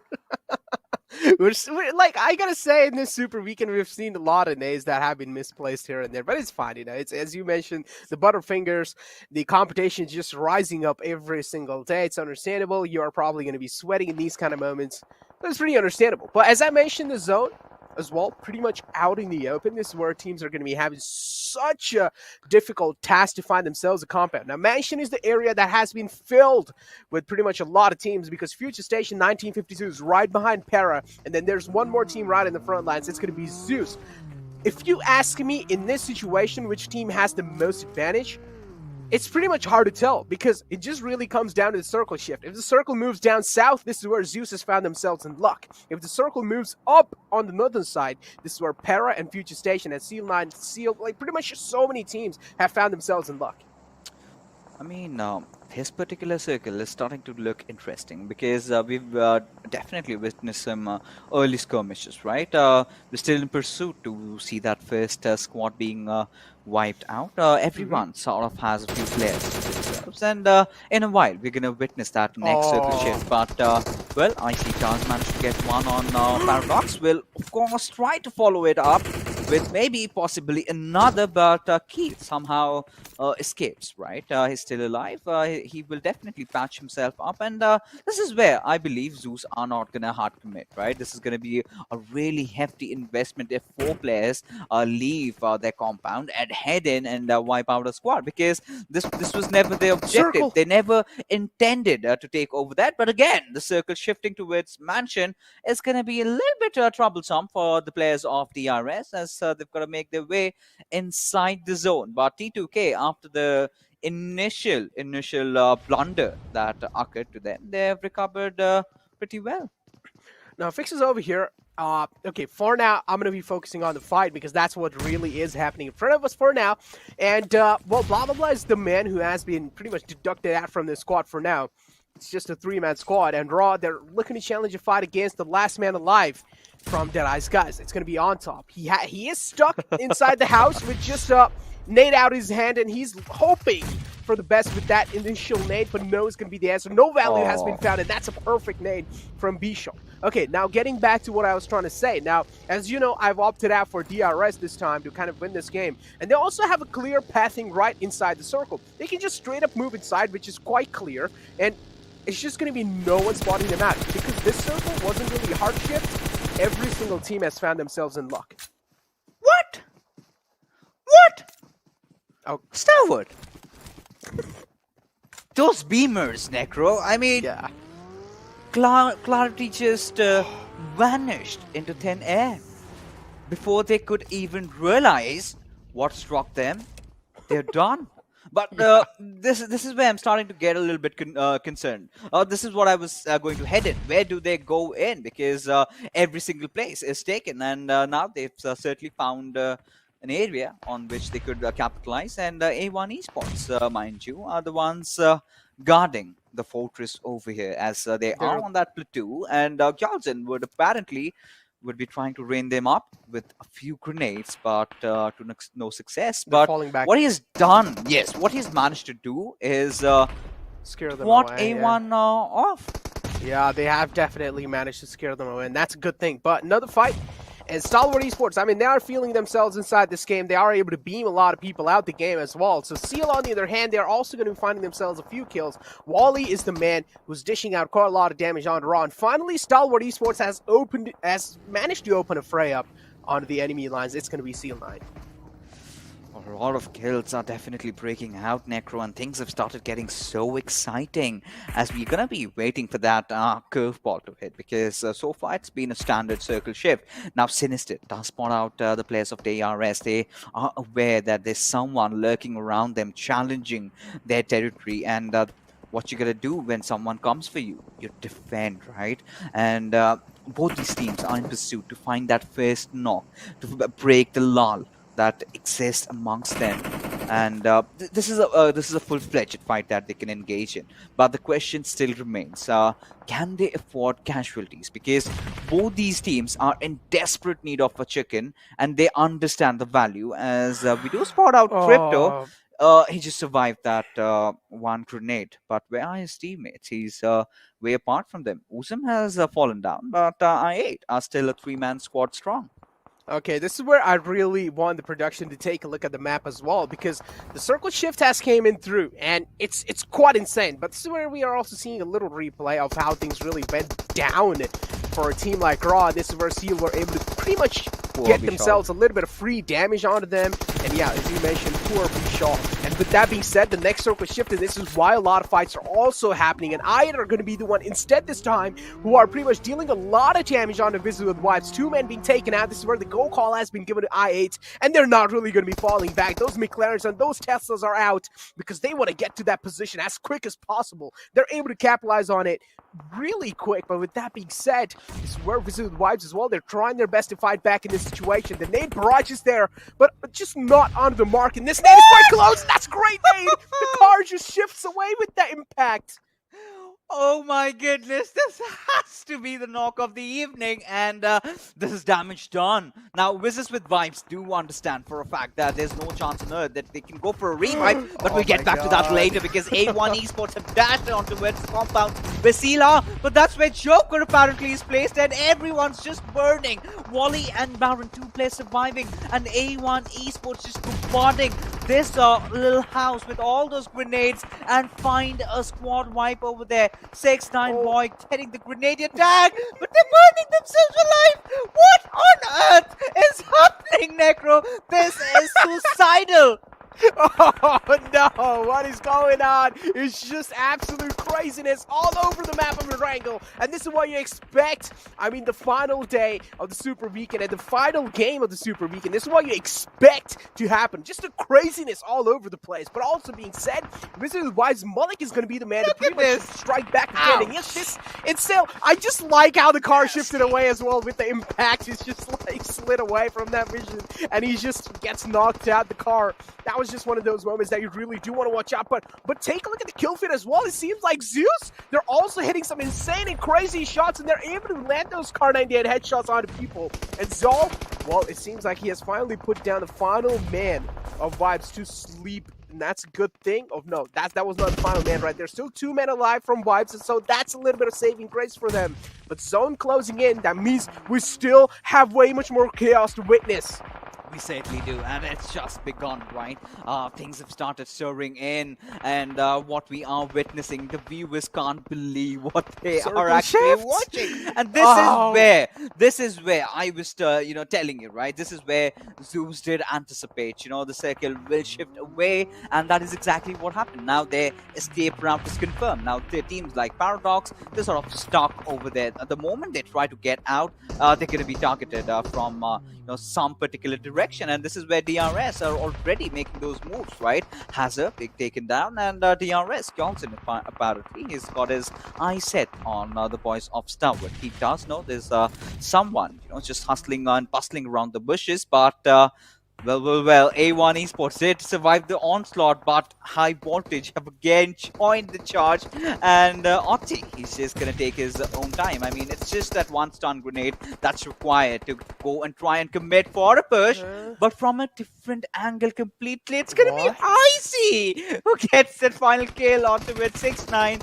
and ends the misery of A1 Esports. Oh man, third party is the name of the game. That's definitely what is happening up till now. And keep this in mind, DRS is still alive with all 4 players alive. They can make a lot of things happen. They definitely do have the man advantage favoring them. Same thing goes with teams like 1952 Future Station and also teams like Stalwart Esports. Big names still alive. All of them have the history of being one of the most action-packed teams. And well, when all these teams are alive, you can only expect greatness all over the floor in those late game situations. Take a look at this. Future Station 1952 does have kind of spotted out DRS. DRS have managed to take over the main building inside the mansion area, so that's a good thing for themselves.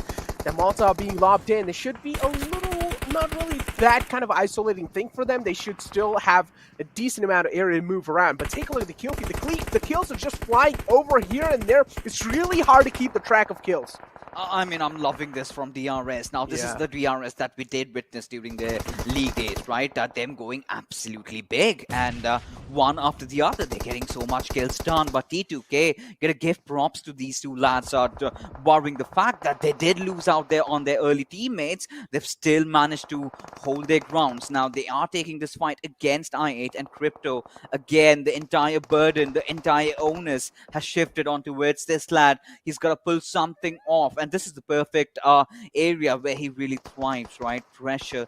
He knows how to deal with this. But Jane, if he's not paying attention, Crypto might punish him. Sunday saw him. 101%. Yep, as I mentioned. Yep, he saw him. Instantly takes Crypto down. That's going to be it for I8. Unfortunately, with that being said, now Entry does hear a lot of footsteps approaching him. He can't really do much. He's pinned down behind that box. And just like that, DRS is just storming him through inside the late game zone. They seem unstoppable. The march is just so good. Now, Para are approaching the fight against DRS. They're getting third party. This is really not a good thing. Gyalzen being unspotted, he can make a lot of things happen, but instead, Para, they're doing a great job striking back, but no one's going to be the answer. Gyalzen is just going to full Rambo mode. He's going crazy. He did not give any cocks in the world right now. The way this lad played, oh my my goodness. God. I mean, he did thrive amongst the chaos over there. Wow. DRS, they were in shambles. I mean, the players were healing themselves up. They were recovering from a fight when Paradox did decide to step in, but no. Gyalzen being the hero for DRS, now we can certainly say they are back and in style. But considering the circle shift right now, Necro, I mean, ZEUS is still looking so formidable, and they are racking kills one after the other. But Stalwart, they are not even looking far behind, you know. Of course, they have got action out of the action, but they're still a three-man squad strong.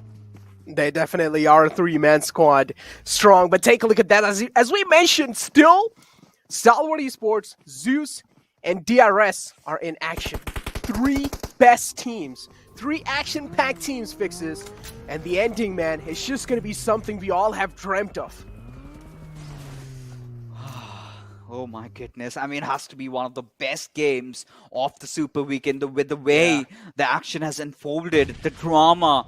It all started off with, you know, Stalwart pulling off the shenanigans from the bridge to all these insane, ludicrous fights. Now, this is one of those zones that, you know, you would expect to see in the South Asian Championships, the final circles. DRS going up against ZEUS, and of course, Stalwart still in contention, the top three teams like we've seen in the last season, but a lot has changed.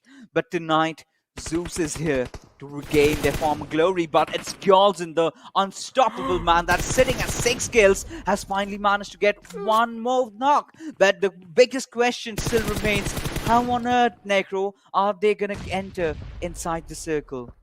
Man, that's what I'm wondering as well. It's going to be such a difficult task, especially ZEUS as well guarding it. And when you need to move inside, and the circle is favoring ZEUS. Fixes. The next circle shift is favoring ZEUS. That means all they have to do is just stay there and decide to kind of hold it down. But with that being said, the nade parade as well coming in from the side of ZEUS. That's just putting Stalwart Esports in such an uncomfortable place now. This is where DRS, you need to show your utility utilization in these kind of moments. You need to use the smokes to create a smoke pathing for yourself. It's a safe one to kind of get yourself inside the zone, and that's what they're exactly doing. The smoke's being lobbed in all across the floor just to get themselves a safe exit out of the mansion area and inside the kind of zone. Again, they're being the troublemaker, and they're not going to let anyone from DRS just slip away like that. They're just able to take down players one after the other. All right, they've definitely managed to spot down the last final player of Stalwart, and there he goes falling down.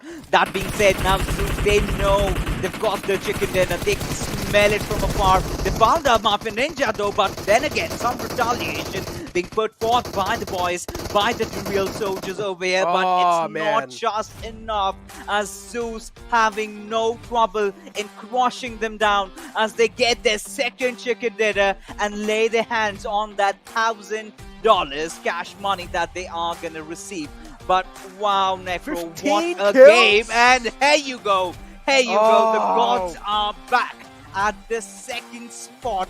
Well, after the end of all the matches from the Super Weekend, and this was a completely different style of play coming in from ZEUS, right? We've seen them, bringing up the aggressions, playing from the zones to the other zones, but this time they held on for the center of the circle, and they knew that the circle is going to shift away from Mansion. Now, that one little compound helped them so much, and of course, kudos to the bragging prowess of ZEUS. They've won it. Yeah, exactly. And well, my predictions were quite close. Okay, I mean, DRS got the second place. I would say, yeah, it was quite close. But ZEUS, man, just in the end, I'm just going to say they got quite lucky with the zone favoring them. With that being said, yeah, but they were able to kind of capitalize on it, just the way they were lobbing in those nades on the lads of Stalwart Esports. And then later on, even though smoke pathing was being made, still little nukes and cranny left unchecked by DRS. And this is where ZEUS just completely chimed in and destroyed them. Wow, what a game, right? I mean, what a way to end the first Super Weekend. But hold on, we're not done yet, right? After this game, we need to catch a breather, because right after is the death coming to close the fights down.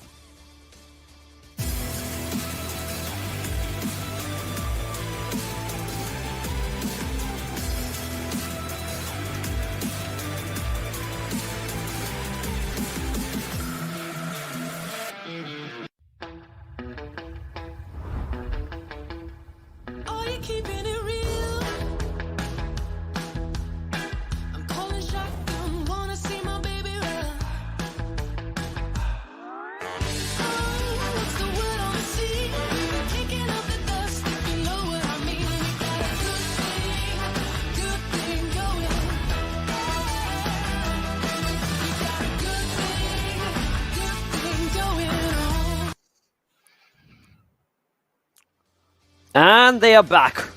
And they are back indeed in the house. Well. The team that we had been waiting for, they are back. This is, of course, PMPL Season 4. A big thanks to our sponsor, Oppo F9 Pro. But, dudes, ZEUS is back in the arena. Ocean, were you saying that the comeback was not happening? What? No, what I said is what did I hear something? I'll tell you the exact line that I said. They will be in top 2, but it will still Next not week? feel the ZEUS game because the fact is they in the other games they have not been doing good. So maybe in the second Super Weekend we'll say like they're actually back. It's not going to happen in the next week. It's now ZEUS. Yep, and they've done it. I Honestly, guess the happiest man out of all three of us is Blotter right now. He's been asking for this since the morning. Since the day started, Since the day started, I was like, all right, today has to be the day. You know, today finally ZEUS has to step up, and they have been not doing so. But over here, as you move on to the MVP, talk about Icy. 8 kills. 8 kills, 155 healing done, along with 2 assists also, 908 damage. Talk about precision right there. Also, I want to talk about this. I mean, when we talk about rivalries in South Asia, we always talk about DRS against ZEUS. And that's how it all came to an end. And Stalwart as well. Like last time Astro Academy, like this is actually felt like a finals game, to be honest. True. That is so true. And also another thing to bring up is going to be the circles today. I mean, especially on Erangel, since the start of the day, the circles, they've just been all over the place. And just what we need to spice up the Super Weekends. Yeah. Yeah, Fix is and enjoying to be the honest, matches with the masala that's there, I guess. Yeah, and if you remember, right, Gyalzen just handling his own area, doing that brilliant clutch out for himself and the team. That actually shows that why he actually needs to stay on top of you know the kill leaderboards right now. This lad has 6 kills, 26-32 survival time, 689 damage, and that too with so much ease against Paradox. Like that was such a brilliant fight and around the mansion houses. Yeah. I completely agree with that because the way DRS were holding their ground, you could see the adrenaline rush in Gyalzen as well. I mean, we saw that player cam when we saw him pop off. I guess a little bit of information was conveyed to his teammates. But in the end, as Blotter also said, the circle, it's doing its own thing. Takes a very slight shift towards ZEUS, and we see the impact in the end. Yeah, DRS coming up with 961 damage received, and obviously, so this is where it is, right? Both of these teams had their lads just surviving kind of till the end. So again, you see the average survival time pretty good. And for ZEUS, the best part is they have good kills for themselves. So it's you know that first, second position competition for this particular game, 30 points, 20 points is pretty good. But ZEUS was much more, I would say, aggressively involved in the fights. I get it, DRS, they did have that one clutch moment from Gyalzen, but ZEUS was overall so much aggressively involved in the fights because of the fact that they were, right from the beginning, they were at the center of the zone. Absolutely. Sorry, Varun. No, I was just gonna say. I mean, Ocean also pointed out a few days ago, like this. Their second drop location is towards the eastern side of the map, and this time, this is the first time it has worked out really nicely for this team. I mean, so this is the thing, right? I'm still skeptical about this because whenever they actually land down to the back areas of Georgopol, they have such a good area to open up for the fights. Not in the first circle or something, but in the later circles. But this time they had such a good breathing space around shelter that helped them move towards mansion, and they held their grounds well. Because of that, IC just coming up with those 8 kills. Zol with 5 kills. I mean, 8 by 13. They have 13 kills here. Rest 2 lads, I mean, godless, like they were still just trying to get those numbers for themselves. But the early fights, if you remember, right, the early fights that happened around the bridge area, oh my god, those were some amazing action. fights. That's exactly what I was going to bring up. I mean, action from Stalwart, the way that water rotation was made, that was just, I mean, T2K was hit in the back without them ever realizing what happened. Ooh, this was an interesting match. Everything said about this, I mean, but ZEUS Esports, 30 points is what they've secured from this game. I believe they were somewhere around the mid-90s before this match. And T2K also going ahead and securing 9 points. So ZEUS Esports, they're going to be sitting quite comfortably right behind T2K in the overall standing, but it becomes a question, where will the rest of the competition be? Because we've seen the drop that was made by DEADEYES, guys. We've seen Wizzes with Vibes also constantly dropping down. BABLU was nowhere near the top 3 before we went into this game.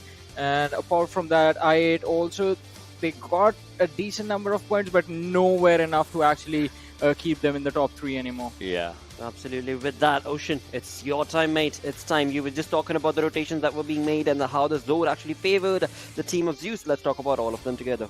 I mean, a lot of teams are there for the conversation in this one. Look at Clarity BABLU, right? They also kind of just changed the way they actually move around the circle. I8, well, they were on the standard movement, the way they do. But this is where the chaos was. I mean, this is where Action just started just swimming around. He somehow had kills and he actually just not performed everyone. But ZEUS, well, this was the team. Look at this. Shelters area, they drop around here and all they had to do was just move a bit north, and they did that with perfect ease. We'll see in the upcoming circles as well the way, just the team was performing. The zone was kind of helping them. After the circle, had the circle shift had been to the right hand side, it would have been just a bit on. Had there been water, we could have thought like if the circle would be around Lipovka or something. But no, the circle shift to the central lines, and this is where you see, right? If you just keep it paused here. Paradox has a really good area. Well, it was snatched by DRS, but that just started moving in. FS, they had really good area, but the thing is, FS's players at this moment as well, if you look, they are quite away from each other, which is a big deal if we talk about these kind of zones and games. But ZEUS, well, they held their ground. All of them, overall, together, they held their ground with themselves, and then from one side, they started pushing in onto the mansion compound. From the other side, DRS was just trying to get inside onto the areas. FS, Paradox, well, they could not do much. Stalwart, meanwhile, onto the other side, they were so away from the fights. Look at this. Stalwart is so away from the fights. They had such a good area, and there's a slight forest around this area, right? They tried to have this area for themselves, but it just did not work out in their favor when the circle just shifted away from Stalwart, and it was around the like this moment. Circle shifts just a bit away from Stalwart, but there was so much chaos around them that they could never find a good perfect area to just move. Like where will they move? They don't have any houses. They have just the open area, and it was just bad for them for the movement, and they could not move. I mean, absolutely no cover, and this is the shift that actually turned everything in the favor of ZEUS. They were close to the circle, they had a little bit of cover for themselves. Again, the same concept as the last game. If you're going to be hiding inside those buildings, few exit points are going to be available to you, and your opponents know where you're going to come from. They know exactly where they need to shoot while you try to exit. So DRS were pinned down. ZEUS Esports first, they took down Stalwart Esports, and then DRS was what was left to take care of, which, I mean, they did quite nicely. But now, with DRS's push from this match, it is going to make a lot of things really, really interesting on the storyboard.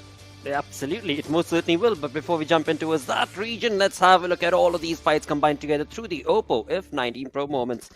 Yeah, I mean, this is just where I'm actually really impressed by Paradox though. Just it's a love-hate relationship, to be honest, that I would say. Yeah. So they have been performing good. They were performing good yesterday. Today they tried well. In this game they had really good area inside the circle, but they could not capitalize on the most important fight that was against DRS. So it's kind of a love-hate relationship, but I'm pretty sure this team is in for more. I mean, Paradox, they've had good positioning inside the matches, but this is where we see them lacking. That is, especially in teams that are really, really well known for their gun skills, teams like ZEUS, DRS. So they can't really go toe-to-toe with them in terms of aggression. They're going to have to be smart about it. The way you take down ZEUS Esports, we've seen them fall apart because of the same reasons. Again, is they get a little too overconfident, push a little too hard towards their opponent, they get taken out. Also, I really wish we get to see the way Johnny from I8 was taken out. That grenade that blew him like feet away from where he was trying to escape. It was so well. Oh, here it is. Look at that. Yeah, this one. The vehicle just, it's like, I don't know. The vehicle just left him. It was like, no, you take the damage, I'm going out. Oh, wow. I mean, that was fun to watch, but so was this entire matchup, especially the domination that was put up by ZEUS Esports, because look at them. Now, Ocean, you would agree, this is this was like the stance where we see ZEUS and DRS Esports display the style of gameplay that they've mastered to the best of their abilities. I mean, these teams are known for their gunplay. They're known to control those strongholds, and that is exactly the situation they were in this entire time. Almost getting taken out, but Gyalzen brought them back. Gyalzen healed, used That's an what, UMP, and Wow. that took down 3 players in one spray with 3 bullets left at the end. That's just amazing. Now that makes me curious exactly what happened because he was standing out in the open, I guess. I mean, it's like he had a slight cover. The opponents was not looking at him because they could not get the sound cue because he was just healing, not moving at all. Wow. And they were already busy with the other fight, and Yeah. what a clinical They play. did not Because, see him. That's the reason why he's on that kill leaders, right? There's no two ways about it. Because every single time you see Gyalzen, whatever fight he's part of, he's just giving his best to the best. And talking about giving best of the best, 17, 19 damage. That's just amazing, John. Yeah, that is amazing indeed. But apart from that, Stalwart Esports and ZEUS Esports just doing really well for themselves in this matchup. Stalwart Esports responsible for catching a lot of teams off guard and just getting those 10 kills for themselves. ZEUS Esports and DRS, on the other hand, did in fact capitalize on the fact that they were able to control the mansion houses for so long and pick off every single team that was headed for that position. They got there early and they made sure that it counted. Yeah. Absolutely, and what a play. What a play, rather. What a day. What a perfect super weekend, rather, is what I would say. From comebacks to just cold-blooded killing going on all across the board, and we move on. And we move on to the storyboard, and this is where ZEUS has certainly made a comeback. But I do kind of agree 50-50 with Ocean as well. I mean, we've seen the comeback in this game particularly. We've seen what ZEUS Esports is and was. Thank you very but much. Will they Thank continue? you very much. Will they continue like that? I'm pretty sure they will. They'll Because, not. I mean, it's ZEUS. Once they get started, it's really hard to shut them down. Yeah, so this is where I'll keep the conversation. That is, by the end of Super Weekend 2, we might just see them on top of I agree. the board. And I'll believe second Super Weekend is something that's going to be ZEUS Super Weekend, because this team, whenever if you're talking about players like Robbie, or maybe you're talking about Ron, like those people, the ones that are at the back end. They look at so intricate details of their opponents' rotations, and they just try to make the proper utilization. With the first Super Weekend out of the picture, I'm pretty sure they'll look at the mistakes and they'll look at their opponents as well. Back to the homework. Back to the homework, boys. That's what they're probably going to be talking about. Exactly. I mean, for the people who are wondering, the names that Ocean mentioned are the analysts and the coaches of ZEUS Esports, who, used to be really, really dominating players for their own regions a while ago as well. So it is quite impressive what this team has been able to accomplish this far. But I believe ZEUS isn't going to be the only team making a comeback. Stalwart Esports as well. They're going to bounce back next week, and I expect a lot from i8 Esports after they have lost the first position, the throne that they held for almost an entire day.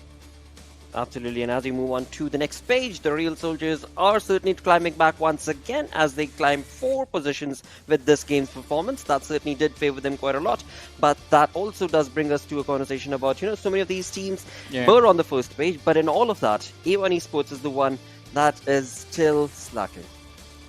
Not just them, I mean, Raw as well. Because coming into this tournament, Raw, they were sort of wild cards, but again, the caliber of players that are within the team, that is not somewhere they need to be. But again, I mean, I think Ocean is going to agree with me on this. No matter where the positions of the teams are, look at the points; it's really close. I have one thing to talk about, right? You see Paradox's point 75.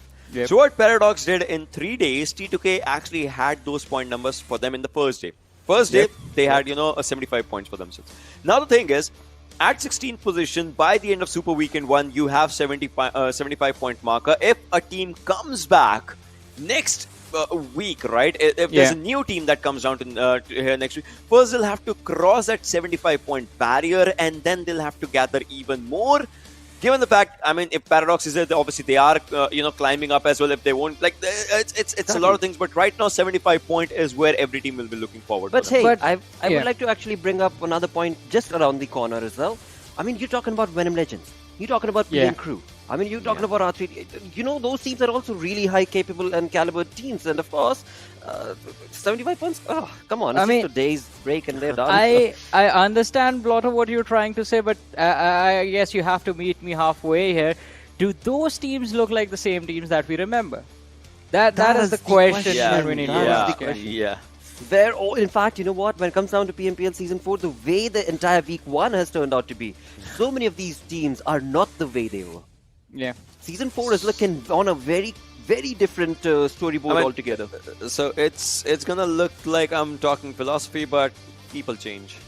That's deep. Well, yeah, that they definitely do. I guess Season 4 is proof of that. It most certainly is. But boy, it has been an exhilarating first week altogether itself. From the league plays to getting introduced to these teams, all the way into the Super Weekend itself, starting off on day one, where it was just complete domination from one team to the next. And, well, I mean, talk about T2K walking away with $4 grand in the bank. They are a happy lad on week number 1 of PMPL Season 4. And they're definitely be a happy bunch. But again, coming back to the conversation of Paradox and where they are in the overall rankings, I believe Blair Experiment talked about this during the third game today, wherein they were mentioning like the competition right now, even though the teams like VC Future Station on 13th, A1 Esports on the 14th position, but look at the difference between them and DRS. It's barely anything. Like one game can turn things around. So because of how many points the teams have and how inconsistent a lot of these teams have been, the level of competition, the difference between everyone is really close, and it's going to be really tough to actually break this cycle. I mean, one of the teams coming in, the 4 teams that were left behind, maybe can come back, and one of them pop off like T2K did. That might change everything, but otherwise it's going to be really tough to take Paradox down as well. Yeah, absolutely. On the other front, as you move on forth with the kill leaders, Gyalzen has been knocked down a step with 40 kills to him and 41 coming in to top 2A from Stalwart Esports. It's all because of the damage number. Look at the difference. Look at the difference. 10,000, almost 11,000 damage versus 7,000 damage that Gyalzen has for himself. That combined with the survival time, it's just so good. I was just going to say that it's that survival time that's coming back to bite Gyalzen. I mean, both the things with 40% weightage. Exactly. I mean, but Gyalzen, I mean, we know he's an aggressive player, likes to be the front liner for his team, but because of that, him and Crypto, actually, both of the lads tend to get taken down. Crypto, although the team's playstyle forces him to be that aggressive. But Stalwart Esports have been impressive today, and the man that I want to talk about is sitting on the 9th position. Action has been responsible for quite a lot of points that his team has earned today. I mean, just swimming around from the sides, like those kind of high IQ gameplays that he has been doing. I mean, meanwhile, his own team at that stop, obviously, just staying on top of the bridge just to take the players down, or maybe just distract them. It's just pretty good. Like this team actually thrives on IQ plays, to be honest. Yeah. You remember the schools, the first ever chicken of previous season's final, right? Those kind of IQ plays. Indeed. I mean, if you go all the way back to season 3 itself, do you remember that jump in action shots that were taken? Exactly. Right? So, I mean, there's a lot of memory, of course, around this team, and of course, this is what they are going to be delivering. But on the other front, I do remember asking you guys, dudes, there's a team missing from all of the leaders, and it was ZEUS. But they're here now on the first page with Icy joining in. Well, I mean, they were missing for a while, but I guess the comeback has been made by the individuals, the teams now. All that's left is to show up next week in the Super Weekend and do this once more. Not exactly the entire week, but just repeat the last one, repeat today's performance, because today has been good. I mean, it definitely has been. Look at the damage stats. I mean, they have the highest stats regarding damage, kills, and knockouts. Those are in the green colors. For Seal9 healing stat, I get it. It's a higher number, but that means the fights were not in their favor. Still, they managed to get a chicken in that way. T2K did really good in that match of Sanhok, to be honest, with 144 healing done only. That was just an amazing sight to watch. Yeah, that was an impressive game, and not just that, the first Erangel as well. It was amazing to see everyone struggle to get down to the Water City, while T2K were just sitting in those compounds and taking those shots, getting those kills. But I mean, now everything is going to reset, because I mean, the Super Weekend is done. These teams are going to go back to the drawing board, as it was pointed out by you guys as well, that the strategies need to be discussed again. I mean, the mistakes can't be repeated. You only have 2 more weeks left before the finals. Indeed, and that is something that all these teams, I'm sure, are taking very, very seriously. And more seriously from these teams are going to be the other four who were not part of this Super Weekend. But of course, when it comes down to the league plays, we are going to be expecting a lot more from them. Along with that, let's move on with the Super Weekend summary altogether itself. The 3-day affair that we've been part of has been incredible. But talk about that destruction, Ocean. I mean, these are the teams that just, dominated the entire day for themselves. T2K coming down on day 1 and day 3, being the odd one out for these odd days. But BABLU Clarity just coming down really good on day 2. If you look at it, 34 kill points coming down for T2K on day 1 and placement points 41. But T2K, the same team, just goes really good on the placement points on day 3. On both the days they had 2 chicken dinners. That's really good. But total points accumulated by them in one individual day were really good today. That is 77 points. Yeah, they outdid themselves. They outdid their own performance on day 1, which already looked so good. But this is something that was needed, right? Because based on how DEADEYES guys were doing, based on how I8 were doing, based on how BABLU Clarity were doing, T2K, they had to play the same way. And we said it at the start of our day as well. We need those 2 chicken dinners again. We need that consistent performance again from T2K if they want to sit on the throne before the week is over. They have done it now. They can go on the first position. And, well, whatever week 2 is going to bring, we're going to find out. Well, Johnny, you ask and they shall deliver. At least they've done so for first week of first Super Weekend itself. Altogether, with that, we do reach the end of the entirety of the Super Weekend. We are, of course, going to be continuing during the league plays. But alongside all of that, those of you who are tuning in onto the stream, have you clicked that red button yet? Do not forget to click that red button because that is going to be so very crucial. Another thing to talk about is going to be all of our social handles. We are, of course, on Facebook, YouTube, Instagram. Go on ahead, as well as on Twitter, of course. Go on ahead and follow our official channels right across the board over there. And while you're at it, if you do like what you're looking at, well, our lovely faces and casters as well, you can follow us as well. And with that, a big thanks to Oppo F19 Pro. Hashtag book up your fun. We're done for this weekend. We'll be back again on Tuesday with Week 2's League Play. Until then, take care. Bye-bye.